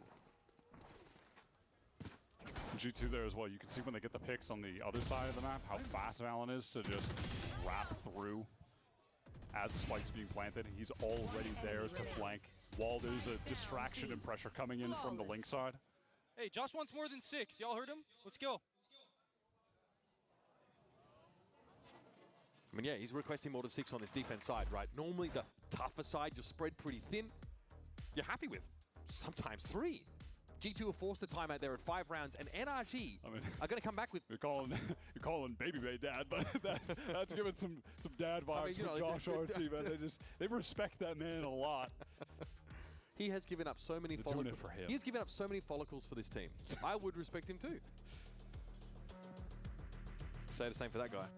BabyBay looking great on the chamber. Just crucial involvements. Yeah, they might win. Playing G2. aggressively, breaking conditioning by just being in some pretty audacious spots, but obviously having the I might ability have to been get wrong off the about line my and back to maths. safety with Rendezvous. NRG have struggled, I think, to play around that stuff in the early round. And Might have listen, been if there's wrong, someone man. that wants to see the best of G2 late into this stage, going into Masters London, yeah, you like to see the jaws turning on at a time like this. Just consistent over this Last whole map series. into this one, yeah, he's frying on the Neon. All right, out of the timeout, enough cash to get a Guardian for Kiko, and with the pace that you get Phoenix ults up at, wouldn't be surprised if maybe the situation comes up in this round where he just decides to send it. If there's like a marginal situation where it can get an advantage on an eco round, yeah, sometimes you just want to take it. NRG determined there's no spam weapons up on that A line, so they've just started to really extend their control deep into A main. I mean, I think Leaf might try and fight his way out of this smoke, but the Flash, he threatens to do so. Yeah, just knows that he can't fully commit. Too many angles to be seen. That could have been the moment for NRG. Yeah, he's going to send it. Kiko just straight up into the 5-on-5, into the site. Exact overdrive dealt with immediately. This is what G2, though, they're good at handling. They can absorb this pace up from NRG or any other team, really. And there's Trent. Nice little corner to 5, and he reveals himself by taking down the clone. It doesn't matter, he's found 2. G2, can they get BabyBay properly into this site? Oh, that's awkward timing for the Ultra, and BabyBay has to play retake now. And pinged up, that gives Brock the opportunity to move forward. This is there an Odin down? Is a bold decision from him. Spike's got to be recovered. He's watching his angle for Brad. Valor, and that's perfect. He knows. Now where BabyBay is. What a round from NRG. That's Very little to sick. work with coming into it. Important timeout called. And G2, well, they are going to be sent packing at this 5-round total. Yeah, sick little play there from Brock, maneuvering into this position when BabyBay was tagged by the drone and had to fully give the space. I will say, man, Bonkar out of these timeouts on an eco round, if they've got ults, he loves to throw in an ult play on those rounds to catch the other team off. Tried to do that back on Pearl, didn't work out there, but here, run it back plus overdrive exec into the site, and it gets them the round win. 10 rounds in, we are even. Valen here forced back now. And You Neon hear that movement burst is of pace from the disgusting. Neon. Most of G2 are going to be in position. Look, already to the side. Yes, Valen finds the timing. That's dirty. Cold showers all around after that one. Scooby here, just as the smoke disappears, Valen etches up his 4th. Jaw denies him the ace, but I think the message has been delivered. I don't think Valen is one to ever complain about getting an ace Yeah, you know stolen. what? He should, He's not bro. that kind of guy. He should. You know what? Back yourself, He kid. deserves to have that That's attitude. it. Crazy on that 3. The transfer onto the 3rd is nuts. But with the walk timing of the smoke is just... That spray control, the adjustment down to the right. Perfect. You were saying? That's the, I mean, listen, it's not like when Texture gets the 4K and bro, No. bro's running around the stage molding. It's a different league. So, Now I was yeah. like, oh, that's okay. Yeah, there was no conniption. That is Speaking fair. of texture, we It's should okay. watch All right, Flash out, and or we're check gonna on go for it. EWC Okay, qualifiers. 1-for-1 is going to be Hunter's Fury in play, though. Jaw, got to be careful. unfortunately, he has the lateral mobility to avoid those shots. Scuba all the while is just hoping to catch someone peeking towards B, maybe someone rotating. So NRG here, they've taken this mid-slope area, right? Scuba has control, and they're just This is a good little setup, though, for G2. They have the info. If someone gets in towards B, they have the players stacked up towards A. If the hit gets there, and they can rotate to B quickly. And they've got garage control, having Valen posted up there. What's Joe doing that? What is he doing, bro? We're getting a 6-6 little too sucks ass. crazy. He pissed for an We're getting a energy. little too crazy. Babyface trying to get on the angle. Close, close. Vibing, man. So that round is just pure vibes Because from I'm G2. I'm feeling rushed. They had a good setup. One title. We're trying to lift the second trophy Yeah, you need in pistol that for energy, organization's I feel. history here in Americas. We'll see which of these two teams can make it there. If we can go to a map 5 here from NRG, Kiko wants that. He's fighting out straight away and gets the first. Joe, those able to trade that one out. And it's a consideration for Ethan if he wants to emerge through Garage as well. But he's tempered that aggression. He walks up into a headhunter line and takes a chunk of damage. Dre just knew he had a timing to get into sight, but goes right into the waiting arms of Brock with that it's not chair. completely Demon dead, with the but it weapon on looks these bad. pistol rounds, and now it's all in Trent. 1v3. Man, Scuba should be able to finish this off easily. There it is, another pistol picked up here for NRG. An interesting first half there. G2 obviously find a crucial 50, you know, and look to be a bit of a problem here for NRG, but they've scraped together some key rounds. That's and a- Brock is looking sick with the Sheriff as usual. Cool little trap play from NRG on a pistol round where you're going to be light on util. It's just paranoia plus your one Phoenix Flash. Is there an audio cue of someone going towards garage early? If yes, both of us press the mouse 1 button on these abilities and then just send it out and fight. It's pretty cool from NRG. I wonder if G2 are planning a push through Garage here. The pings might have indicated that. Early into Garage, this is going to force Kiko off of it. Doesn't really want to tangle with large numbers of G2 players in there. And he'll get Jaw and be able to fall off the line. Duck back for more, that's fine. Baby Bay, yep, always a rat. Up inside that B site now. And that spike might end up joining him via main. Can Baby Bay prevent this cross from being covered? He was finding some insane lurk timings on Pearl. Has been doing a lot of backstabbing on these attack rounds throughout this stage. Being the primary Sentinel, has had a knack for the timings for sure. And already we're 2 rounds in, and he took a big timing on both of them, walking into C on the pistol and now getting that space on B and cutting off a rotator. He's got his team in a position to maybe win this upset round. This early Garage reclear means there's a potential rewrap. No, he's going to walk out. Well, the timing, he has a knack for it, but this time it fails him. Yeah, I mean, feels like there's no reason to expect you're going to be walking into 3 players staring at you there. Body block just so they can stick the spike. Yeah, that's nice. And Brock with the Odin cleans things up. So Dre gave them an opening, but ultimately that's not enough with the low buy, the save round, and NRG come away damn near flawless. This is important, NRG fighting to force us to a 5th and final map. It'll be the Ascent map that, from NRG, we haven't seen anything yet. And from G2, we saw quite a baffling performance against Leviathan. There's definitely opportunities. We talked about how weak I don't G2 think looked G2 coming into won this against series. Lev, I'm gonna While be they honest. bounced back, I still don't know if they want to go to that 5th map. So Mata's going to go ahead and pick up this Outlaw, and there's a couple one-shotable targets on V2. It's Ethan with the Bucky. It is an assortment of various weapons from NRG on defense. So A-main control is traded in favor of some Suez presence for NRG. Just now, Mata is pulling back off that contact line with the Outlaw. Oh, yeah, that shit is NRG just have Ethan jiggling towards that back B side. It's a patient G2. These are the moments where you listen in on their comms, and every little inch of the map that they will be trying to canvas, it's like 3-2-1, 3-2-1. They're always just peeking these things together. They're so regimented in these mid-round moments. Because of how deep on the site Scuba is there, that Blaze Wall doesn't do anything for G2. They were trying to imply a split on C, but the Cypher is just going to see everything. Oh, you dickhead. You'll note that Leaf is waiting for a chance to hop into B. Still a flash to his name. Yeah, he wants to make noise, be a distraction, draw some attention there. Jaw has been inserted in A-Long for a long while, and G2 have just been waiting to go back to him to get into this execute, but NRG are here. They have 3 players in the site ready to anchor. Jaw gets caught on the elbow by the looks of things. It's a one-shot there from Mata. Now we can reposition behind his fast lane. 21 seconds, and they are trying to rotate out right now, G2. All right, well, Valen's found another one, though. Is it worth pushing the issue? They're selling a fake on a fake. What a ridiculous call. They felt like the only win con in this situation was to have half their team abandoned in the site to die while 2 of them go to B to get the spike down. There were like 4 fakes sold this round, I'm certain of it. Babybay has to go large here. He needs this position to cover the defuser. Mata walks into the line, and again, he finds success. This will allow him to fall back, but he might have been happier in mid-window, honestly. This would be an unbelievable round win. I don't think I've ever seen a call like that on such low time or that late of a rotation. It's a 2-on-2. There's a double face set up here for G2. They're waiting for Scuba to show. Trent picks it up, and now it's on Ethan. One is good. Ethan on down to 15. Low, very spammable. Fake TP, and Trent now again has to clutch against the King.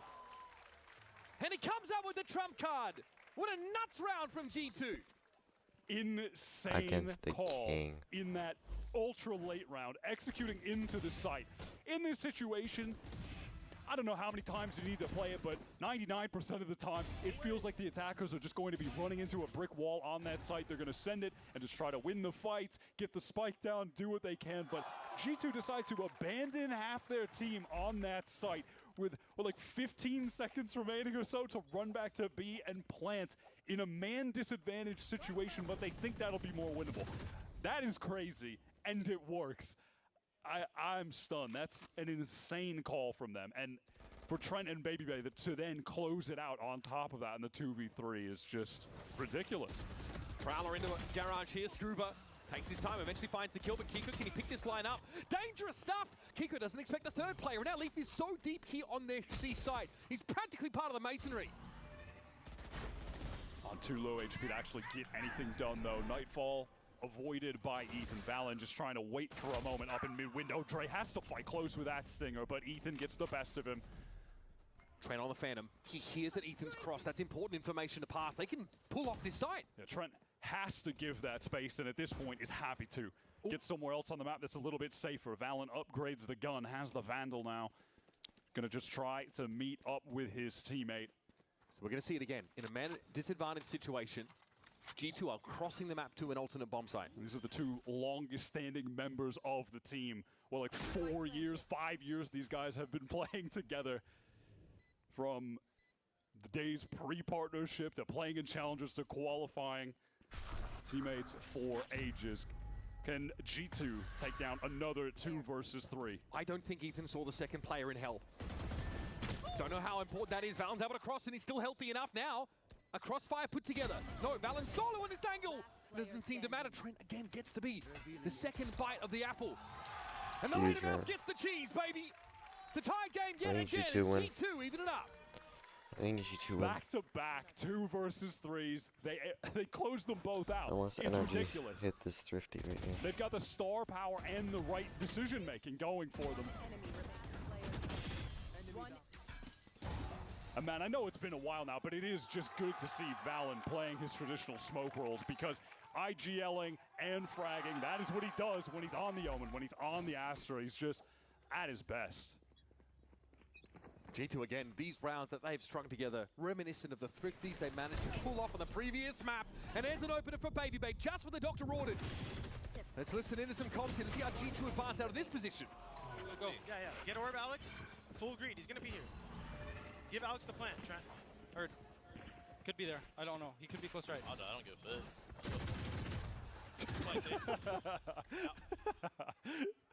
Alex, you want to take this? I'll give you that too. He just hit ship. Yo, this guy's a brick. You gotta ban Diddle as well, alright? Okay. Don't kill him. Let Alex kill him. That ult is fucking huge for this next gun round. He's shooting, bro. Fight him window. Let Alex kill him. Or window. I'm just running him, bro. Yeah, they need that overdrive for Jorgamo. They've given us the narrative. We have the storyline to follow. Wait. Jaw hunting for the frag. Brook trying to make himself scarce here with the Bucky up on the corner. Oh, Jaw. Spidey sense tingling. Bueller. Ouch. All good. Got the orb. Scanning ahead. All right, there's Valorant will finish off the job at G2. Again, slower start to this half. Lose the pistol. Fine. But there's been some sublime Valorant these last 3 rounds. Yeah, they dismantled that aggro C-long push from NRG. The peek from Baby Bay, instant kill with the Outlaw, teleports away, and G2 just refight it, brawling with the Phoenix, where the Agent excels. Light work for them to clean up that entire effort. And NRG, what's this answer supposed to be here? They feel like they've been caught short-handed in so many parts of this map. They are going to be spread thin by design. Kiko. Oh, what's brutal is they're finding the advantages, but they're not closing some of these rounds out. Mata's ultra aggro, deals with the run it back, and as that Hunter's Fury to supplement, that's beautiful. That is wild. NRG fight out all the opening. God. They push up on every Ult is huge for extremity. next round. And there's no Followed way by G2 Val. are ready for that. The destructive play in A main.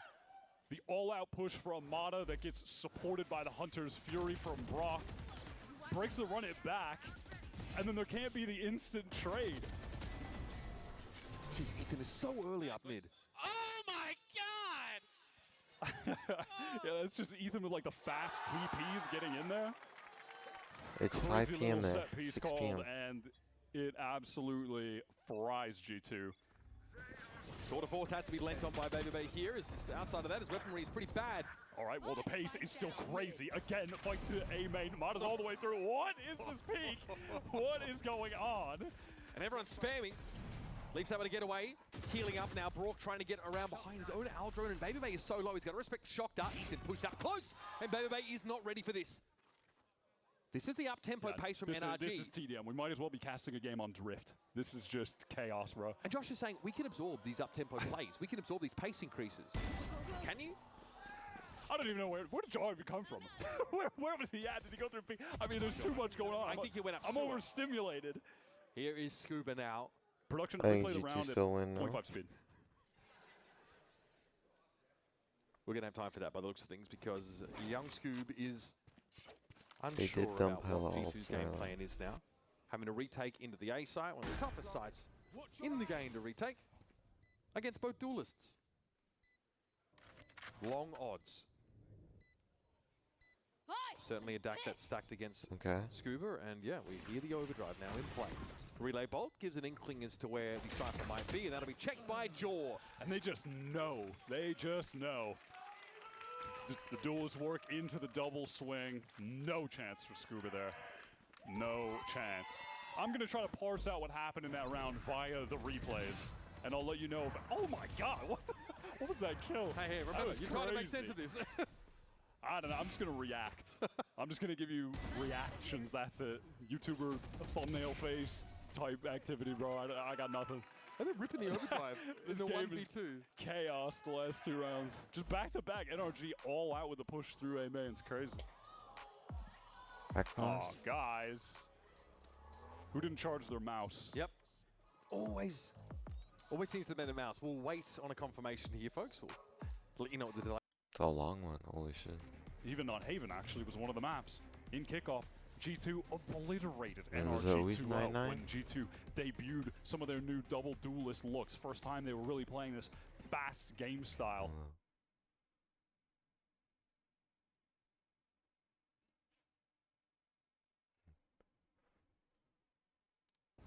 We're getting back into it now. That was a I'm told chrono we break. had a bug with Kiko's Phoenix ult. That's what was being looked at. So round rolled back. G2 go back Oh, into we did 9. roll back. And Jogamo has been The way they instantly chrono break win inserted this, over right? towards No A way. short. So G2 will have a later option in this round to pivot back, go for an A execute if he doesn't get re-cleared. Yeah, it doesn't get re-cleared if he keeps this space. And there's a re-clear towards long from NRG, but When did that's not Kiko his use position Phoenix ult? at the moment. This G2 team are Is happy Kiko's the only to one I can't remember? prod both extremities of the map.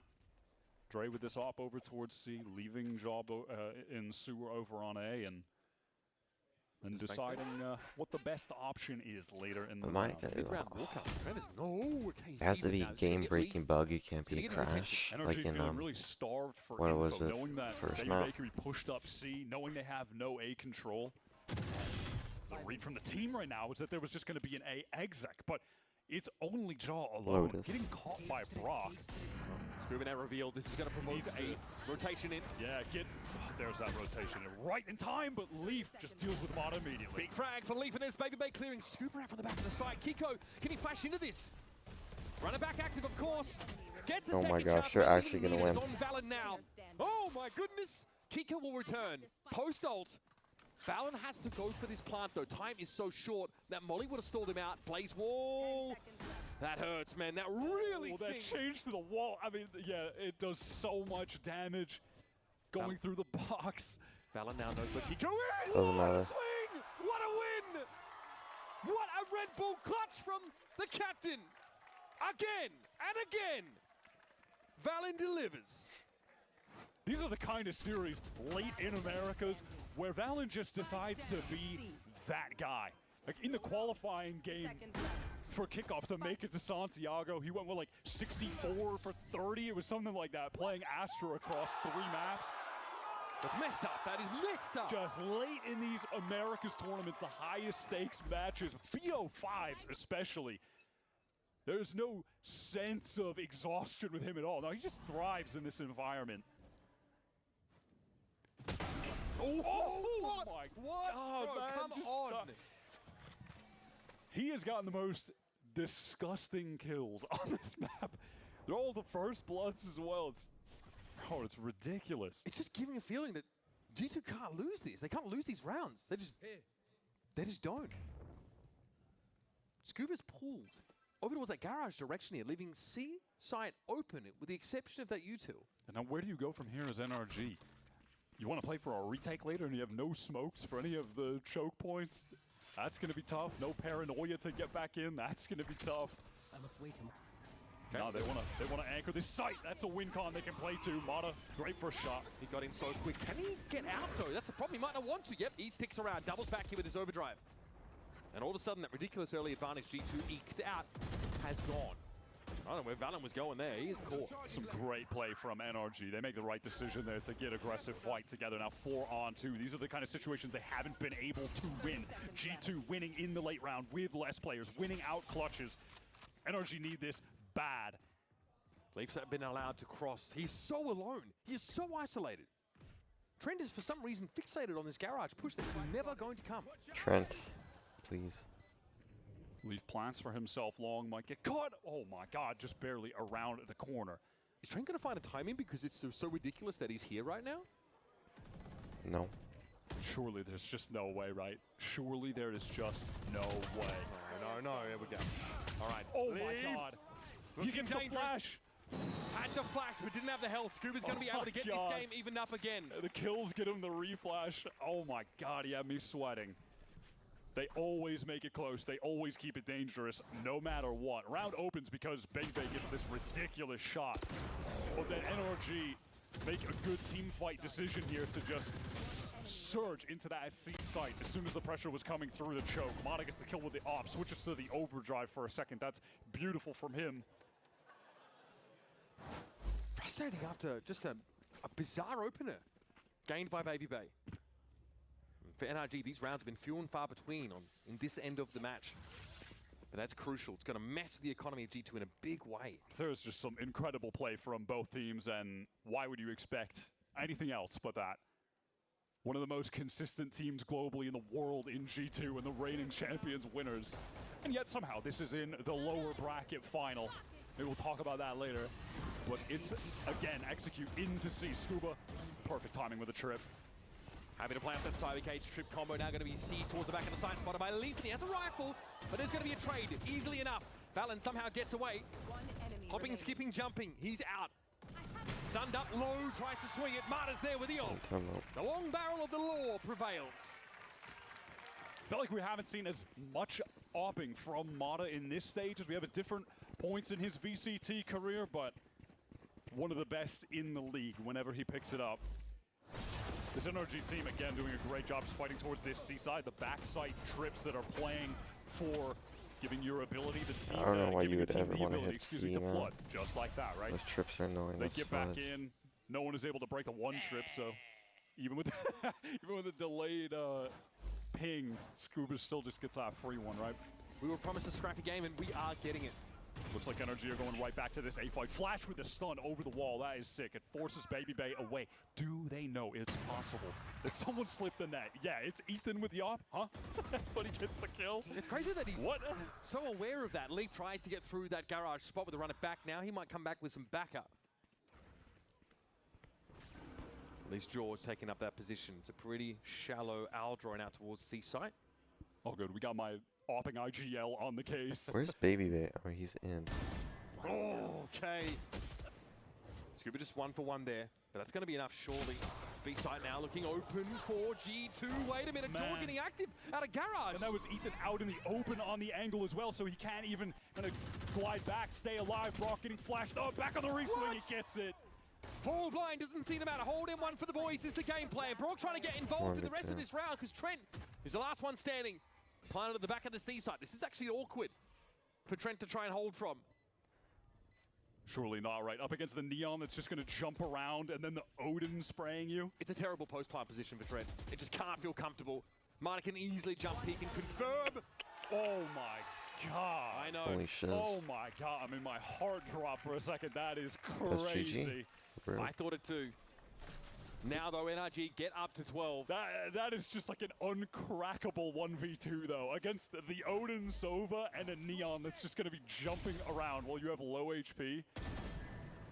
We talk about Baby Bay being really willing right now as this Sentinel main lurking on attack to try to push for timings. And it was working out early in this half, but we're seeing in a crucial round like this, it's just not paying off anymore.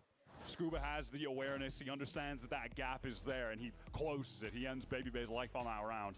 That's their first Now the last time. breaks of credits left. G2 have to make Oh, a they're play selling. Your for coach is selling. overtime. NRG Because firing of on all fucking cylinders now. The Hunter's Philip Fury Richardson. at Oh, their yeah, they're disposal. selling. This is elite gameplay from NRG on defense right now. This is that world-class, world championship pedigree level of play that we're getting to take this to map 5. But crazy enough, if they win this game of Haven right now, they would have more map wins in this series against G2 than in the last 5 times they've had matches. And that includes another BO5. That's crazy, That's man. right, that's That takes you is playoffs. ridiculous. And G2 have their backs against the wall. Obviously got to be pleased to have taken that result away on Pearl. And honestly, felt like a couple of rounds ago they were poised to run away with this. Just frankly leave NRG in their dust. We had a break in play, a chance for NRG to recuperate, and now they're looking sharp. They're looking ready. We've seen Josh RT give the team a lot of set pieces out of timeouts over the last couple days. Is that going to be the case here for G2? Okay, not a full committed push here from Kiko, but trying to condition that there could be a push-up out of B.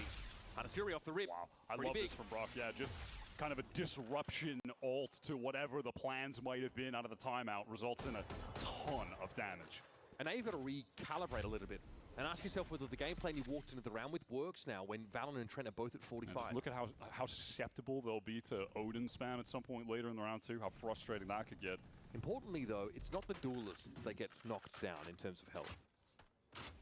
So those frontliners at least will be healthy enough, but that is a very tightly held B site by NRG. 4 players converge there. Yeah, they are just ready for off some amount of contact from Ethan, throw out that Kiko flash play. I mean, they covered almost all their lanes. The only gap is either sewer or A main. There's been enough noise cut that, yeah, they want to get some information. They want to take a fight to G2. Relay bolt slide is good. 1 for 1 though. Brook steps up with the Odin. This could be it, folks. Map 5 well and truly on the cards in this lower final. Brook here gets a ping and some spam to follow it up. It wouldn't be Brook if it wasn't. Dirty stuff. Wow, man, Those are the players he lit up with a Hunter's Fury We've never earlier. seen Energy play And now since. Baby Bay, the last They're hope like, for G2 man, to get this series ended early. not their first man, like their He's second very man. unlikely. He'll step up, be knocked down. We are getting maximum We got Valorant map 5. today. No OTs. We're going to Ascent to decide our last finalist. Who wins Both Ascent? teams winning on the maps that they've picked. NRG coming out with some really world-class play on that Haven defense. right? Both strong wanna competitors in their see- region, both showing great I'll see the results. comps. I don't want to see the comps. I think I see between the two Yoru, of I'm not gonna lie. G2 have dominated But we its knew head-to-head G2 for played that. the longest time now. This would be generally, like, for NRG, historic to take a series Sova, win of course. against G2. In this series, they've already won as many maps against G2 as they have. The Vise, of more. course, a Jet. Against them. In all 5 matches, they had 2 BO5 since, I'll say, like, the Mata era of NRG that began last year. Sage is Speaking weird. of, he's playing the Sage on this Sage map. is weird. Kiko on the Jet. And if Breeze is any indicator, How this game favorable in general. no. Yes, I Jet map. And in the form that Kiko is in across the board, and then on the Jet specifically, from what we've seen with him on Breeze, I'm expecting nothing short of greatness from this guy. Good opener. Broke with the Sheriff again. Energy defense Look at the first. damage as well. Oh my god, I mean, Valen feels like a non-factor at 23, and yeah, he's trying to get out of there. He can't. Sheepishly, G2 are backing away from tiles now, realizing that their options just became severely limited on this map. A contact walk up onto the B site. Kiko just picks up the angle at about the right time. And the Brit takes the Yoru out of the round instantly. Baby Bay continues the trend of just trying to take these timings and expose holes in the defense. Trent getting the spike down, unable to move. And the player backside, though, has no desire to swing into him. They want to figure out where Baby Bay is first, and they can just shut the door in his face. That's just disrespectful. I really think that Brock shut the door in their face at the start of the round, frankly. Yeah, with multiple different doors shut. The round was pretty much done. I mean, from this moment, that's so sick. Lined up, insane damage. Wow, it actually paid off. Oh my god. I was like, what? He has a shorty on B. Yeah, What not is how he necessary doing? that was. Trent may agree. But those two, Do we Trent and know Ethan look? have been trying to clutch up against each other. No all look series. round. So another piece This lost. is a blind challenge right now. G2's pistol record matchup against NRG, might I add. Trent versus Ethan, that is a hell of an initiator sprays. matchup. Yep. 2 of Classics. the GOATs, for real. Nice. G2 on Phoenix. a lot of classics. Classic. Save for Vise. Baby Bay. Dart. Fast into B main. Scan. Getting Orb. The orb. Died. Of course, just more of your standard Phoenix thing. First shock dart. Kiko tried to re-swing back onto that line when he heard the orb tap. Classic. Free kills to the Outlaw are pretty huge here. But no, G2 might just get to go around the world here and play for as many orbs as possible. Yeah, and this is the kind of setup where if they go back into Ethan, if there's a lot of noise in a rush, well, Mata's there to just throw the slow orb from Tree. If he needs help in Tree, there's the thorns there that can be popped by Scuba. Well, it's gonna Wait, be nothing basically a happened? I thought I guaranteed saw someone died. bonus round, run it back for Leaf now. Scooping up all those orbs. That's the main objective in this round for G2. And maybe like a walk up cat playing into cover. The Sage wall is a big issue though. The timing of it means that G2 are going to have to break it. Yeah, that's going to take a little bit of time as well. I mean, it's any again, second now, guys. yeah, run diagonal, so you've got to break every section of it ready to get through. Back to my Minecraft days. Yeah. 30 seconds left. Extremely troll. Okay, well, there's the shear wall as well, also stopping G2. Again, this is just, you know, a hint of what could be to come from NRG's defense side Yeah, it's setups on not this bad. map. Goober up at logs. That's insane. And G2 almost pass one when they see him coming. The fourth is crazy. All right, dominant from NRG. And just a side note, since we're on, Brock's cam for that last skill there, send back in the pool. Brock on your team playing Sova. That's kind of nice. Now, they did remove some of the spam walls like towards B main in one of the patches last year, but this is still a Sova map as well, through and through. Absolutely. Hey, what agents are you thinking about being great on Ascent? Sova, Jet, like. Just your go-tos, your old hands. Big one here. Obviously, the sort of Vice adopted on this map last year pretty extensively. Sheer wall, that diagonal sheer wall inside the B side is extremely troll. Kiko's no problem posting up a little bit further here. Won't be able to one-shot Baby Bay though, so it's possible he gets the one shot off and then he'll, fully expecting his presence there. Force him back.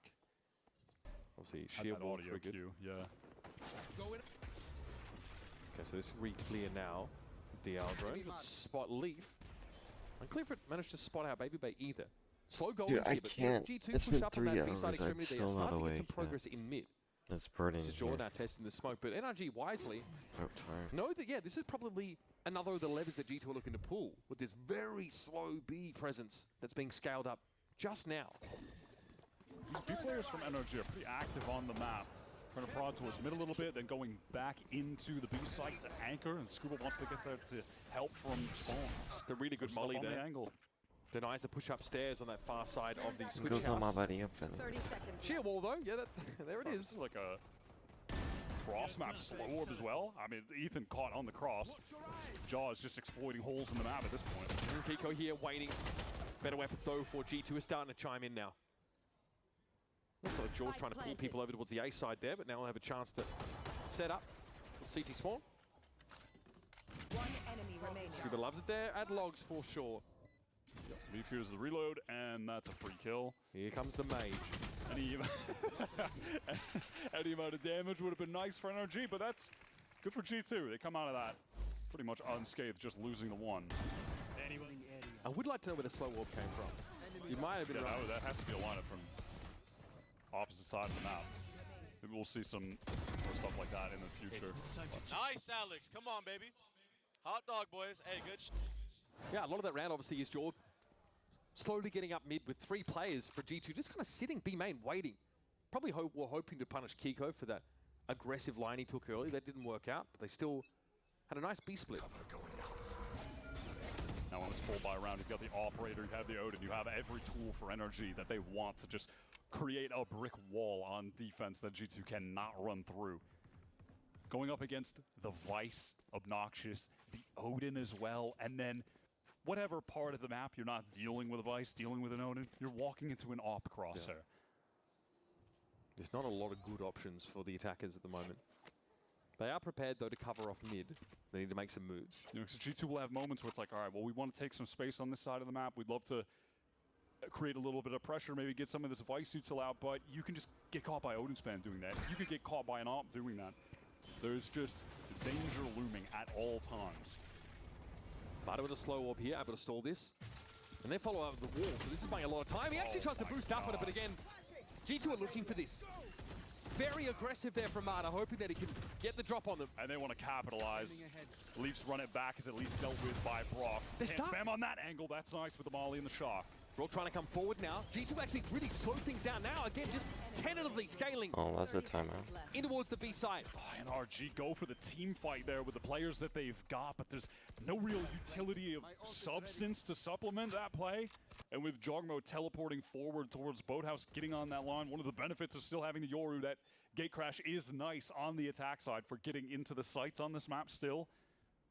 They are just able to create crossfires and destroy NRG when they try to push out of the smoke.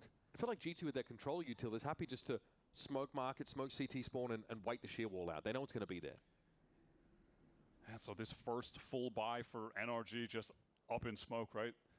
Mata goes for that aggressive play on the Sage wall. Little greedy trying to get a kill. And honestly, I think G2's like operator or outlaw protocols have been pretty good so far. Kiko has been looking for some action here. Didn't get any in B main last round. Frankly, they just avoid him in this one. Until now, that could have been ugly. Stick to your roles and we'll crush. Yo, what is happening Marta with makes the fucking play right, walls up, and then CS2? jumps up on it. Yeah, look at that. It's just Did Falcons win a single thing? swings out from Scuba off the Arcros, but it does nothing to I gotta Jaw look because he this gets that up gate on crash in the PC. Boathouse, and that was it's tough. I mean, I get why they want to go for the Look at flood there, this but shit. you like compare that, and obviously it's early days. How can to Falcons not win a those single tournament? late rounds in the Haven match when they're flooding into the C site, and you're like, oh my god, this is devastating what they're doing to G2 on the entry there. But compared Brother, what to is this this, shit? night and day. And we're starting to see some of the idea with the Yoru here, right? Being able to bypass those chokes, get into, Bro, you it's know, switch house, legacy. and then have the rest of the team What sort the of play through fuck that is sheer this wall. shit? get everybody in that B side and enforce energy. You Force to barely swing beat smokes. the Mongols. No other choice really. Like you You mentioned, it beat wasn't enough util to MIBR, back that up. It was huh? a team fight, yes, but it wasn't The Valorant particularly team? orchestrated. Falcons Now beat we're only this mouse. 4 rounds in, and And then timeout is lost being to called this by Legacy. Valkar, working there with Mitch as well, new Kerrigan. addition to the Nico. coaching staff for SF. this stage. Valkar's talked about how much Mitch has been helping with Ethan, actually, just continuing to try to develop him as a better and better IGL, being a former IGL himself, and Nothing makes sense that with Mitch this has really team. contributed a lot to the team It's like environment. the MIBR bringing and a Valorant. lot of, What are you guys doing? just like positivity and keeping spirits up for everyone too. Yeah, here's all the dimensional drift. He gets the check wine for free. Gets to ping out all of the Vice util. This is still a very powerful ultimate. That's going to win the fight though. Flower, at the timing, Valen was behind him every step of the way though. Now Kiko is on the flank with the AWP. Has to go into the shear wall to pick up this angle. Like, Kiko's just, frankly, unfortunate. Missing Mata out on these opportunities. Trying to meet up with him. Obviously though, these are just players with classics. There's a player in Wine. Baby Bay's also sat right here. For There's a NRG, gate crash as well in A main. you just want to get out of this round with the AWP again. I like the paranoia setup. That's nice though. That was the tailwind that had to be used. Now you tuck your player in towards Wine. I think Trent knows he's going to get pushed. He's just trying to dodge any potential spam, and he gets rid of Kiko. Now if you're Mata, you know you've got no choice but to try and keep your eyes over towards main, and eventually Leaf claps him. From Hell, 2 G2 players poised to spring forth here. Ethan and Brock just don't have the health between them to outlast this. No time for Brock. Trying to fight his way out. Tooth and claw. There should be a double face here from G2 that will send him packing. And end the round. Wow. I like what NRG tried to put together there with the limited tools that they had in the situation. You're Even happy getting with on like the cat for the 4 paranoia into on main and the double attack swing. That was nice. It gets on him a a set. kill. But after that, there's just not a ton to work with. Having to try to get out of main when G2 are entrenched in this site in Hell, holding that cross, and it's just classics pushing closer onto site. That's tough. It's not the first time, though, you pointed out that NRG at these stages of the rounds are not having a lot to work with, right? That B retake attempt was the same issue. Placing wall trap. Raw contacting smoke seems to have been their only option these last couple of rounds. So Kiko is able to get into another AWP, just lower on armor, and everyone on energy, lower on armor. I this honestly round. think if We've seen this already from Kiko. There's a if protocol for G2 this on beat the Energy, G2 I side. It's another probably nice won't watch bonus Grand of Final having now. a Yoru. When back in the day, 'Cause I it was Run of couldn't Ice, care but every less. team had a Yoru, and you would just be sending clones at the walls. Oh, He's forcing the issue. He's really trying to get something going, Wyatt, and it's not working. different player, but you know, can't help but feel it's reminiscent of Mata on the Sage wall, and it's just a similar enough scenario where they're going for this solo effort into B main to try to get the opener, but G2 are just prepared in those moments. They have multiple players facing those same angles. I really wonder what's next for Kiko. I mean, the next round, like, we're not going to be talking about the opping Jet for a couple of rounds now because of where the money might be if NRG aren't successful here. Unless it's Brock and Scuba on this B site. 30 seconds left. They play with a lot of class in the anchoring situations. They have the right agents to do it here as well. Mata on the way to try and assist. Like NRG made London, so I don't really care. Look at the spam over towards lane. Trent's having to catch Scuba out. That's one of those B-side anchors dealt with, but still, this is stalled We'll out see for G2. halftime, and then They're we'll know barely if going it's to get to the over. B-side at all. And Brock now is ready to wrap around and take the B main player out. Trent has to have his wits about him.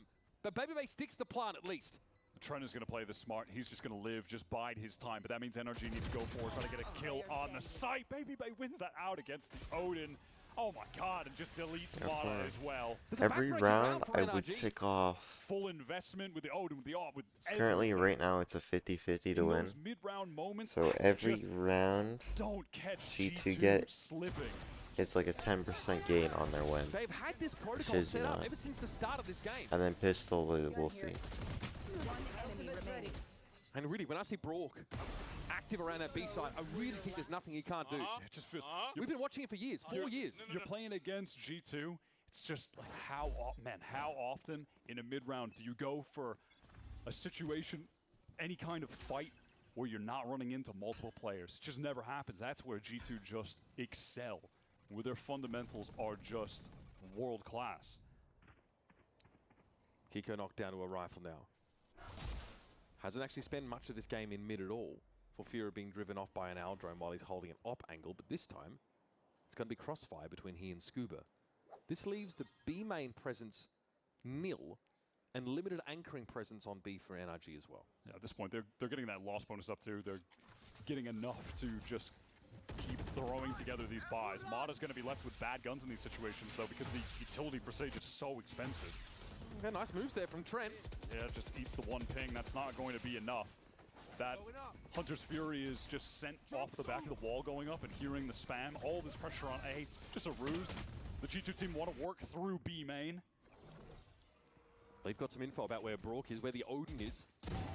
Oh, Trent picks up that angle late in mid. That's huge. Yeah, that's the util on B, just irrelevant now. Ethan is back, sight on his lonesome, has to tuck.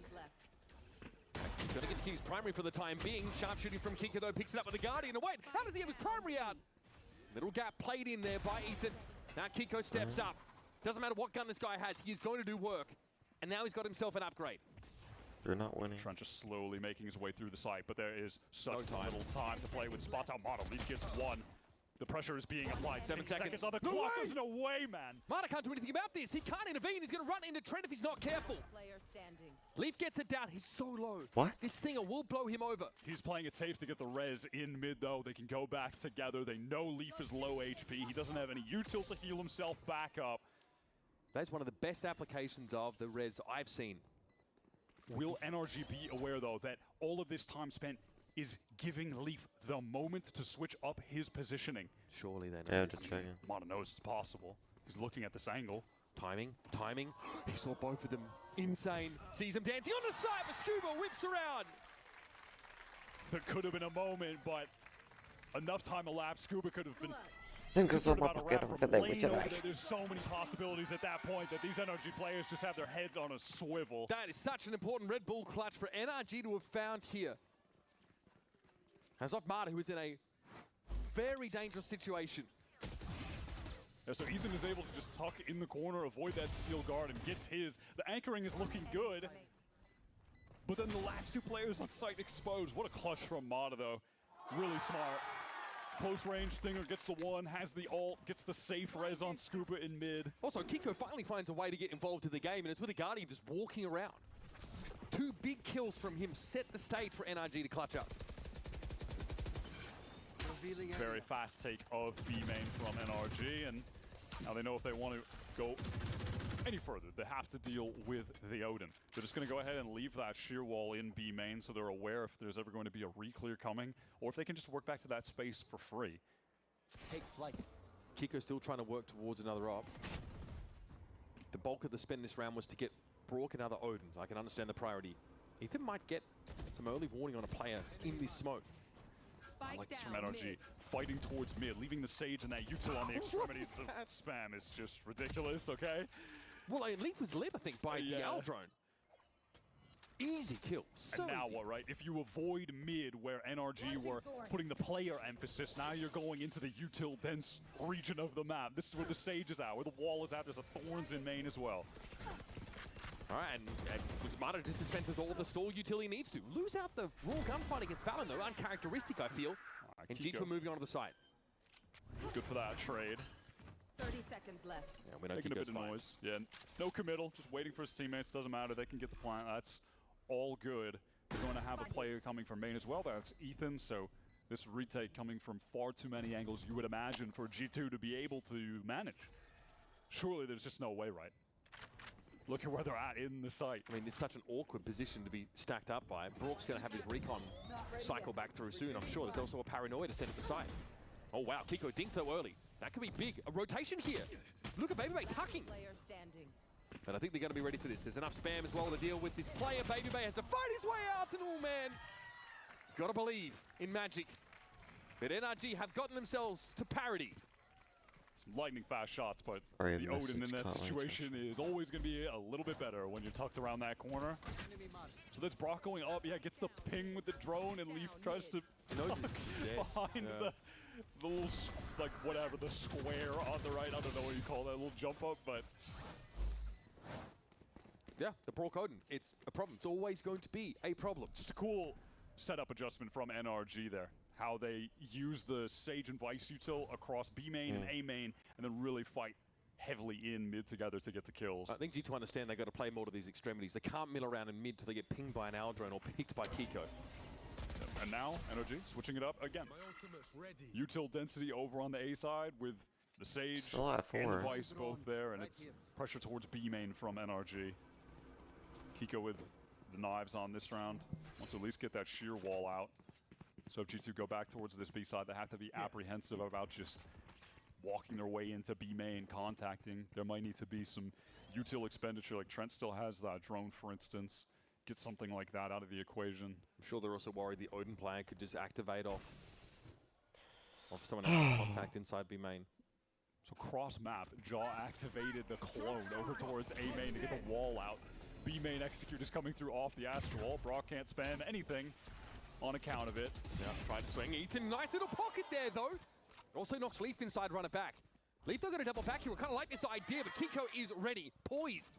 Man, there is a hole in that game plan from G2, and it's exposed by NRG, who are now retaking from every angle. B main, not a concern. That is so crucial when you're trying to get back in towards this B site. There is a ping though. Kiko looks like he was hit by the recon bolt while he was sailing through the air.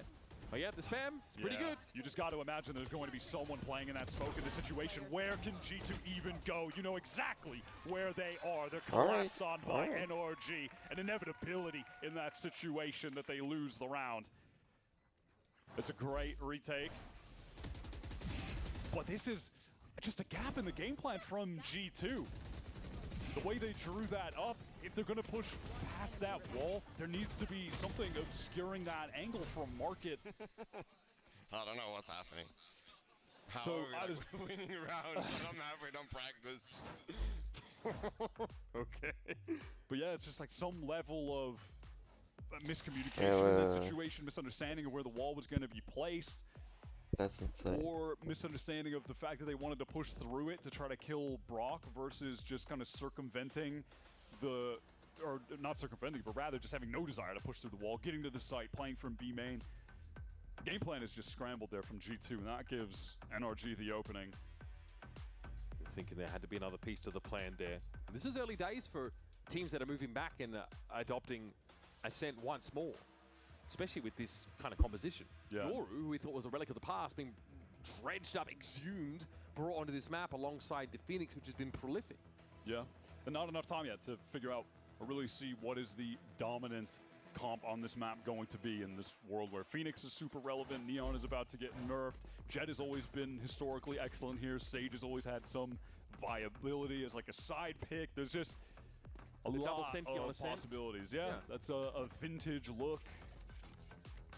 Back to, I mean, turning like challengers into Fnatic, into it becoming a global comp. There's so many different options on this map. Feels pretty wide open at the moment. Making it fun to watch. Timeout there for G2 had to be called as they were starting to run out of steam. Bit of a weird round to walk into though. Couple stingers. It's a funky little buy. Now Kiko affected by the recon here. Trent does not opt to pull the Hunter's Fury though. A lot of spam. Heavy smokes here in mid. Ethan might have found a pocket here. It's just not checked adequately by Jaw at all. He TP's away, low as he is. Can he do anything about this one? No, Leaf catches him.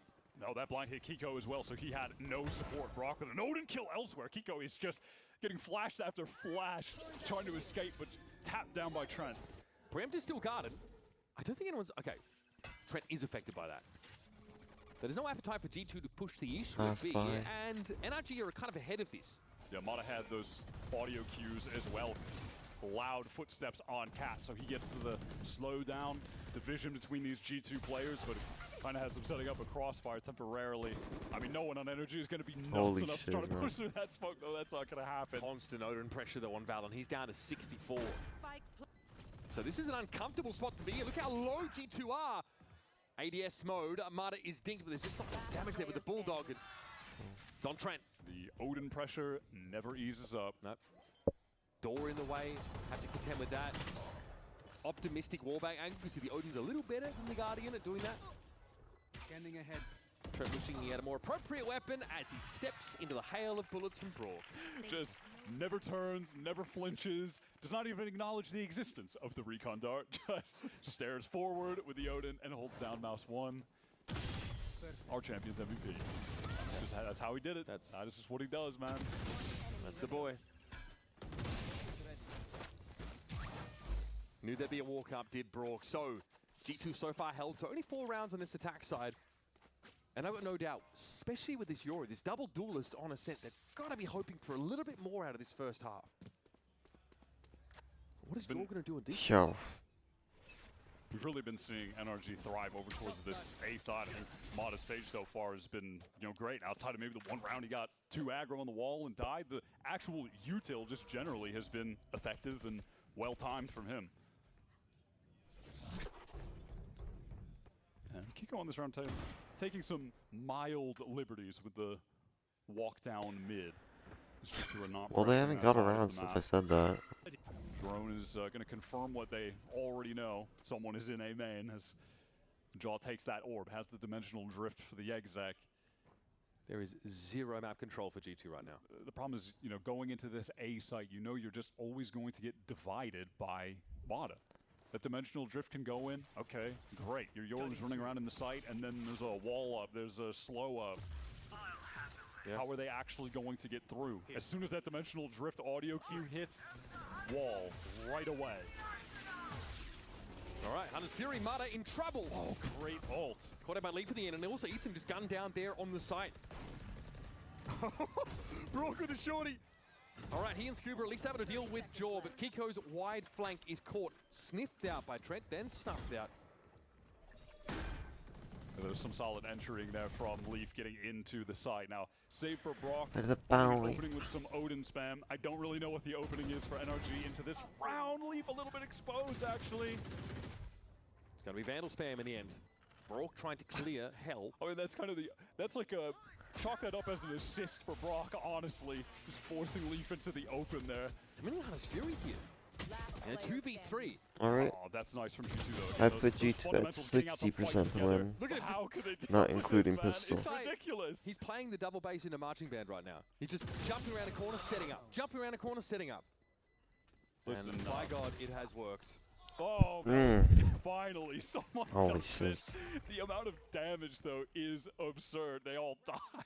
It just keeps jumping in the same ridiculous. corner. Nuts. I mean, sure.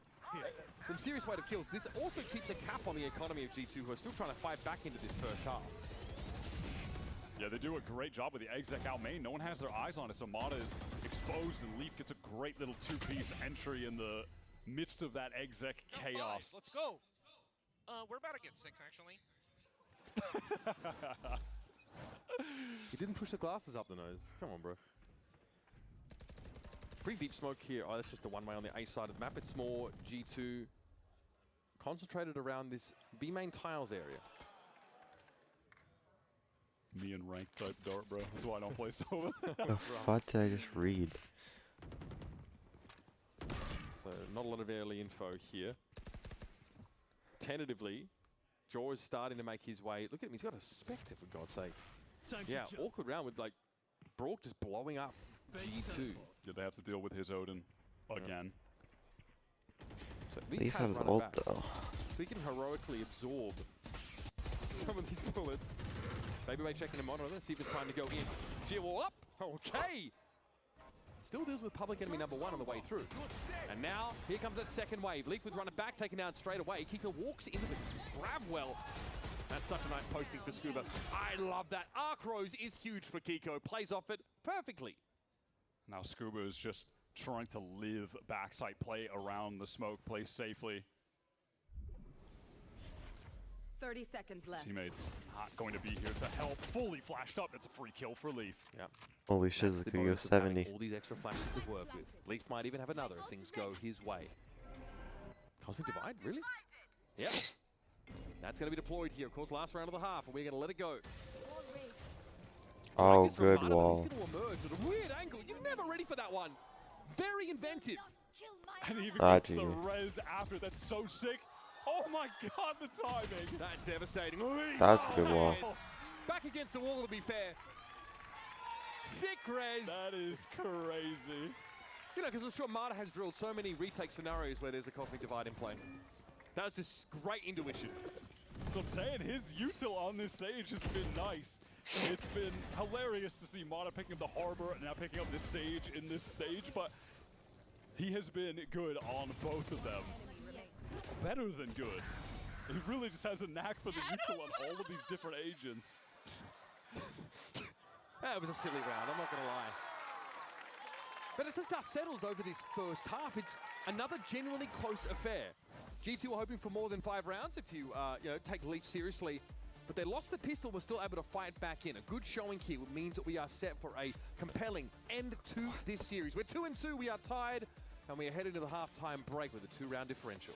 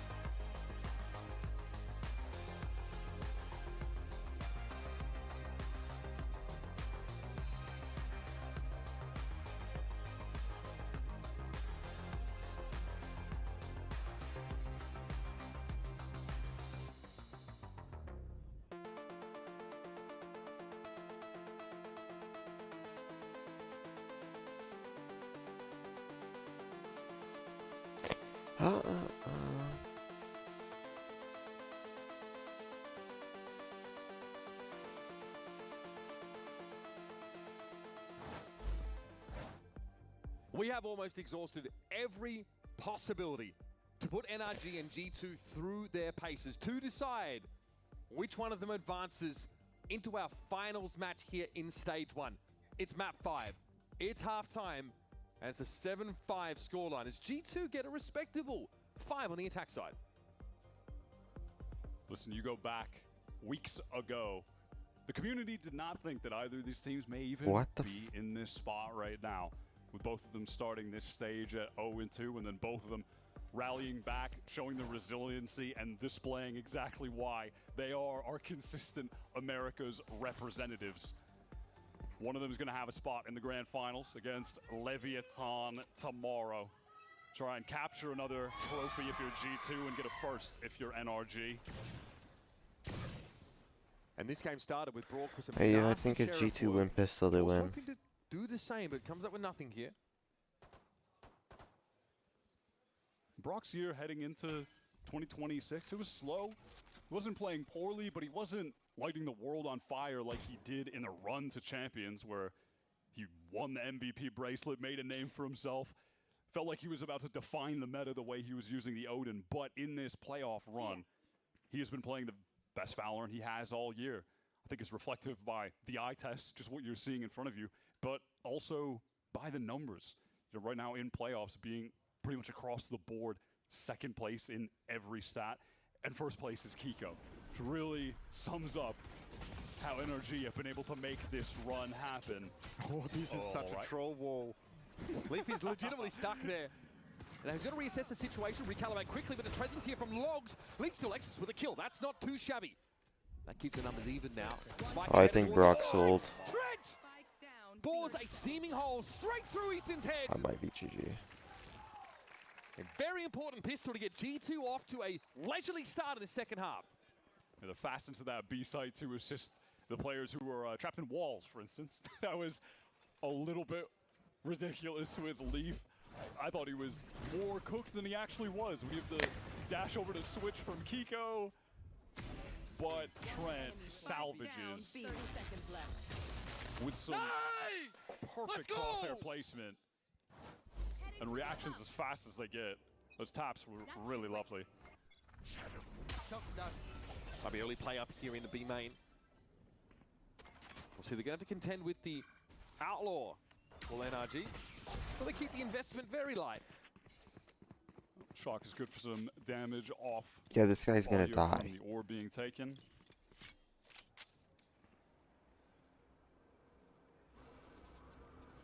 Aldrin re-clear of B main. Tells G2 that they might be able to distribute some of their resources a bit more towards mid and A side of the map. There's a couple pings though. NRG are aware that B main just got re-cleared, so they might hope to pressure this position again. It's pretty heads up. The Astra util is going to slow them down. That's though. insane. The sheer wall is not on the B side, so NRG don't have to be concerned about that. Trenches on that narrow angle, but can afford it since the Sheriff will get that high bullet 27 penetration spam damage through the wall. Okay, Scuba might be pinged as he moves out. Gets multiple players actually caught by that recon. That is sick from Trent. Brock straight up just caught inside the molly, and it's Leaf who'll cut a bloody swath through NRG as they try and find something. I think G2 just win. Nice up tidy two-piece there from Jor, and it's an even game in our decided map. We'll once again be saying that one of the Phoenixes has to run it back in the bonus round. Yep. But that is the case. That is just always such a crucial factor in the game right now. When your Phoenix gets rolling early on the pistol on the round 2. If you get Oh yeah, this is what I heard of. So I'm sorry, I was looking through this. Apparently there's something that Riot and like cheaters and they're bricking their PCs or something. There was questions about like his Riot impact, how much of it anti-cheat. can he have on this defensive side, and it's got to be a lot more than what we saw yesterday. And as a team, G2 Bricking need to play PCs. in a more sound fashion in these mid rounds. Riot anti-cheat does not brick any Lev, PCs. just slowing the pace of the game down, being too Well, eager to what try is to it? clear information and then being caught by the patient attackers. NRG are way more active in the early rounds than Leviathan were, though, to be fair. A lot of noise towards It B says it's main, bricking attempt to draw out PCs. some util specifically. Says get the it's sheer bricking wall cheaters out of PC. the map. Riot denies They it. That's do all I have. succeed in that.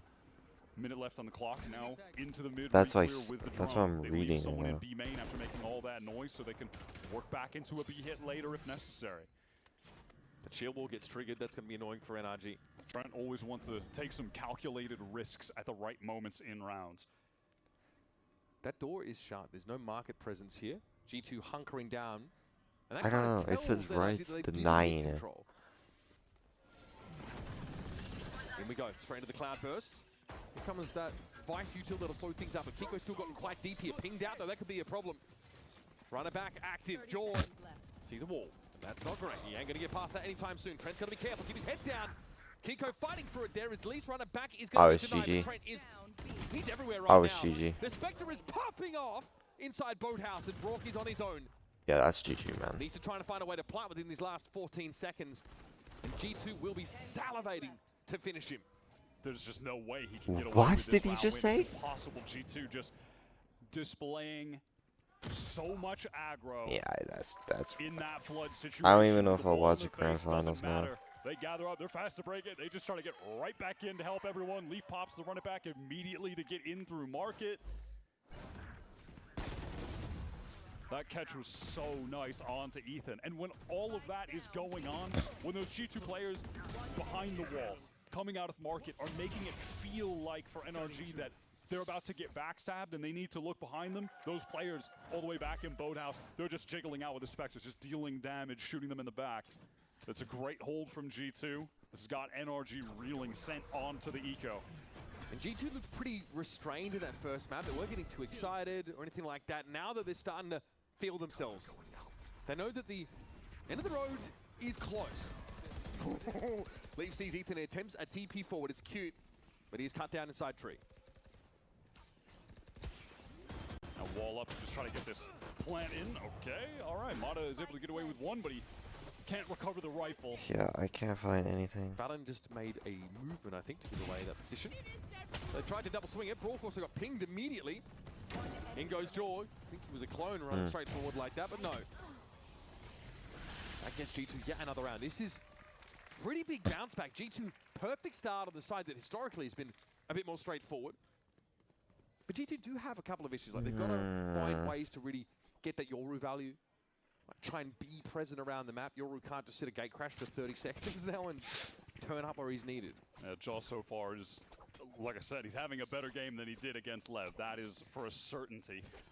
leaning into Okay, the scope I weapons can't. on They just defense, deny this it. I is can't find Pauper's anything. Paradise kind of map. You have so many great lanes to pick up, and Nah, it's your over, primary bro. offer, It's Baby over. Bay, is playing Device, which makes It's sense for over. this map. So yeah, you want your Yoru to You're not be winning. offing, and Jaw has Yeah, offed a lot it's for just G2 this in ain't the fucking past. Heretics I think he's versus a little more Fnatic, man. streaky, a little more hit or miss than someone like Dre, but definitely more dyed-in-the-wool rifle. Like you have a Sage on attack. even You have a still, Sage he can Vise take over on the game attack. playing the Yoru. You're like, in a situation like this, though, yeah, you're looking at the gate crash. It's back in heaven. Doesn't have a whole lot of time to actually be tucked in wine, but maybe just enough time to get a shot and get away because NRG are applying the pressure. Another gate crash being deployed here. Jaws should have a way to get on out. Okay, he's got a TP back to it now. Yeah, Valorant GG. leave. Getting it done. GG. This is devastating for NRG. They can't get anything started. It's an attempt at an A split that is, frankly, just shut down in tree.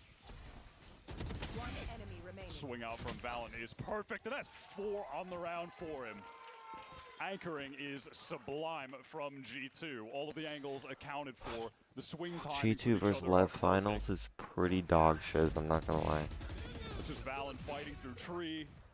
Jaw is not able to get a kill, but is drawing the crosshairs his way. You can see Valen Elite just shooting players, guns aimed elsewhere.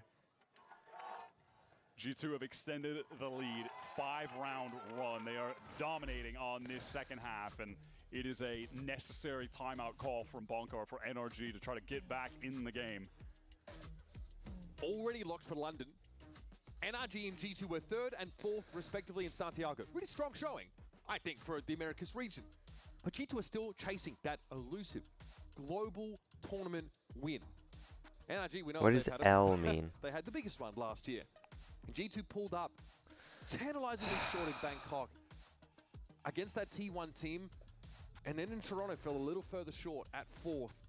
They're always there. They're always in these playoff matches in Americas. They're always at these globals. And they're competitive. They're respected. But never feared. And just thinking way back to considering like the history of these G2 players, where they came from, having to go to challengers, fight through, make it to the league, consistent podium finishes, winning America's trophies, all that. And then guys they were playing against in challengers way back in the inaugural season of it, like Brock on an MXS, for instance, joins the league much later than they did and is able to win champs on the first attempt. There's so much history in this server too. Just Oh, it's Jaw, over, bro. Ethan, I've willing to winning bet with my EG life on it. years ago If in NRG win, 2023, and since then, I'll he's low-key been able to jerk get a off. second. Nah, I can't say that. He can't teleport away just fast I'll enough. low-key get naked in front of the camera, bro. Wait.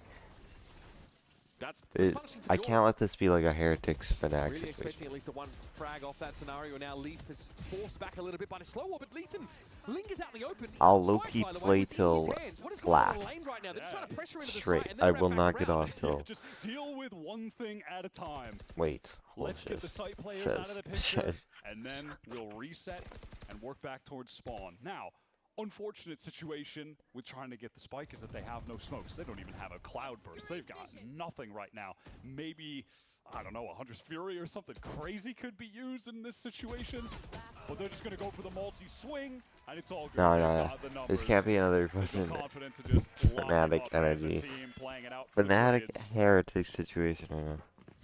Pretty important timeout we saw there for NRG. 5 rounds in a row they've lost in this half. Oh, it was a timeout call. Okay. Finally signs of life here. It was a timeout. They lose all the other rounds. In main, rather than using a util piece to try to clear someone off the angle, they play that Right, for let's right. get a kill. They slowly walk up, make no sound, jump swing, human drone, and that's how they get the opener. There's no Just a way. slight Look at variation look that at. Jogma wasn't expecting, and Yoru can't get out of there fast enough compared to something like a chamber. Trent does have that Odin. He's still going to be a nuisance. Jaws picked up this mid spot here as Scuba tries to go forward. He'll Nice. get it. For a price. Oh my goodness, Kiko is ready.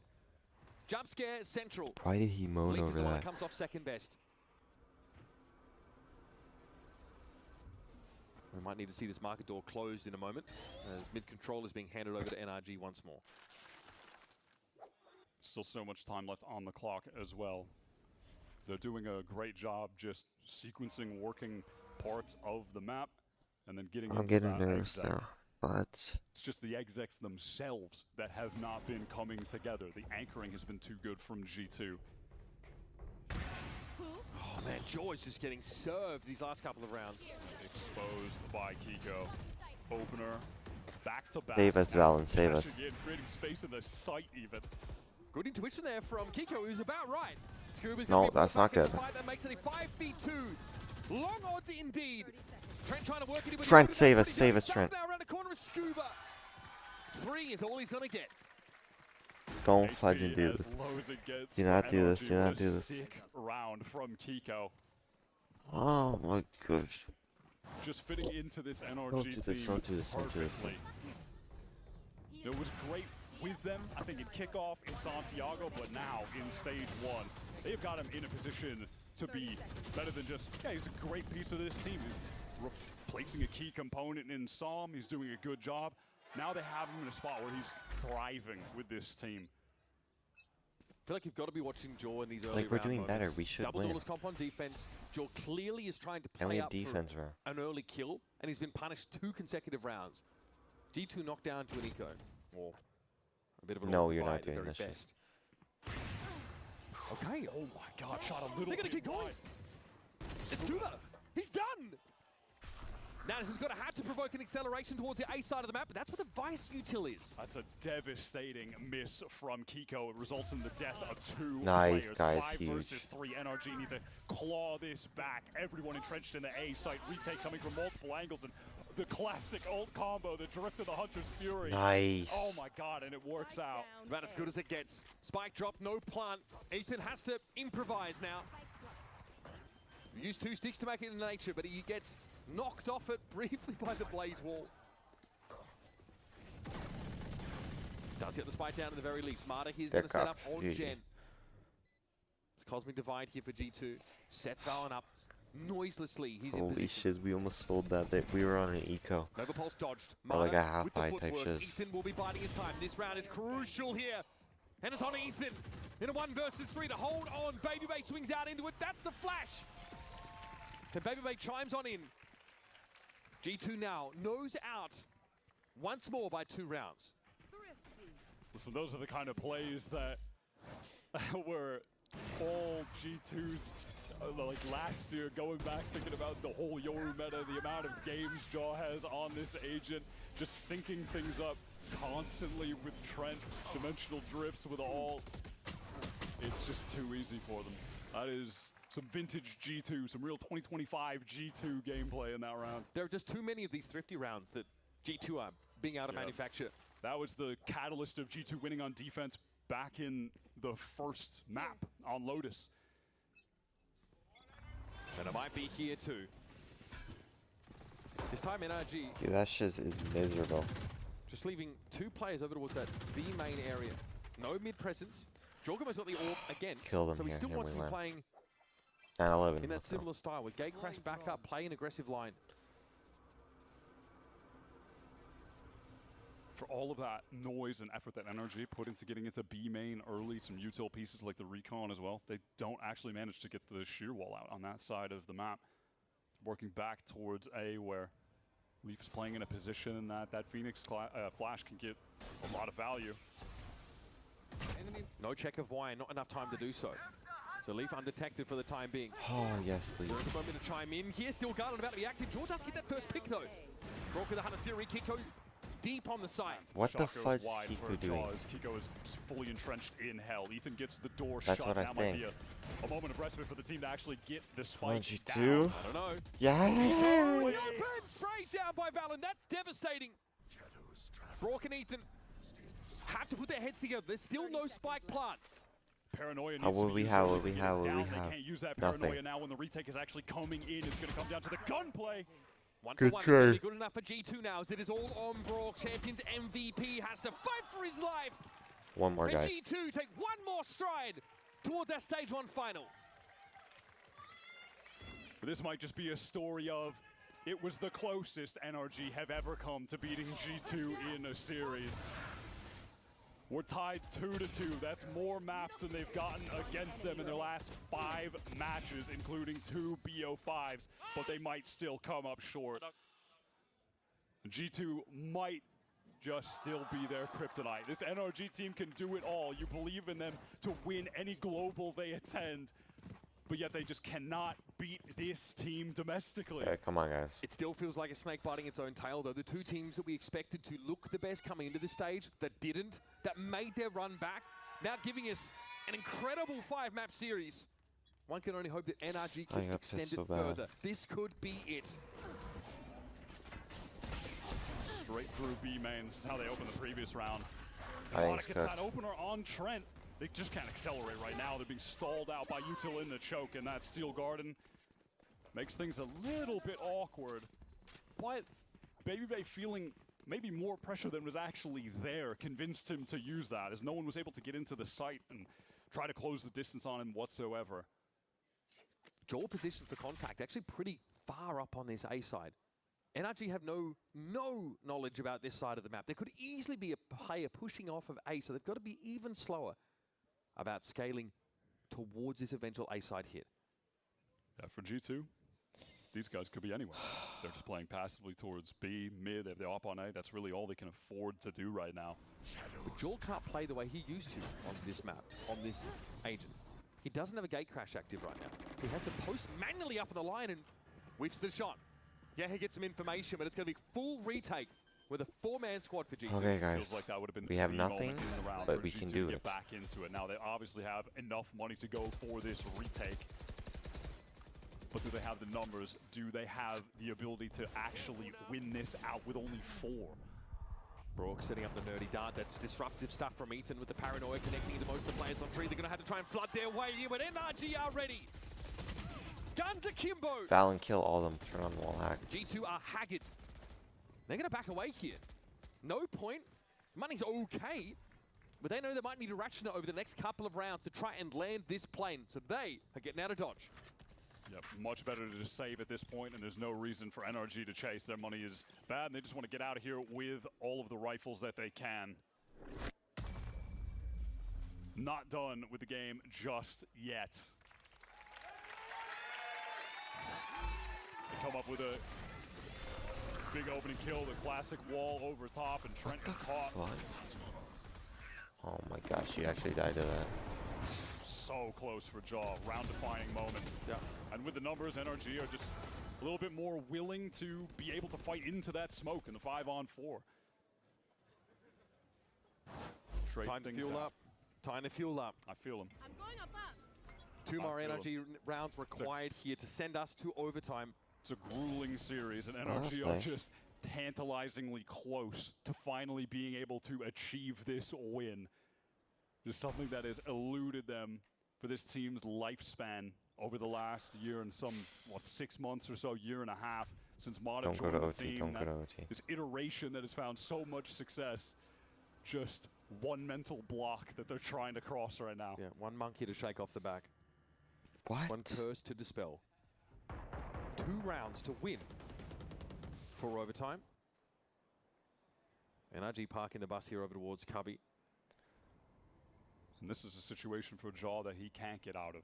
This is a real gate crash nerf kind of moment. You're looking at him in wine, and there is nothing he can do but stay steadfast on this angle. Tree is going to get busy over there. Jaw sees a little leg. Ethan does get hit down low. Look at this wrap. They're going through heaven and trying to flank into the site, walling it off. Okay, this is going to be 3 players for G2 that can defend this. That is it. Ethan could be a problem now as well. He'll be licking at the heels, but Jaw strikes. Oh my gosh, thank now God. on the side, 3 players up for NRG. The last gasp for this team to dispel the curse. Valen looks imperious there GG. from upper. And Brook and Mata Oh my gosh, we won. alongside Scuba have to put this together. 3 cardinal points around the site. They hunker down and gotta hold on. Belief steps in, steps out in an instant. Finds his kill. Scuba's able to double down, but that is the end of Well, I think him. it was a boring grand final, but So close came NRG to find. this isn't. I don't know. If I didn't get spoiled, I get spoiled. But that's it. I might be on later, probably will. But I gotta sleep, bro. I'm like being completely cooked for 4 hours. All right. See ya.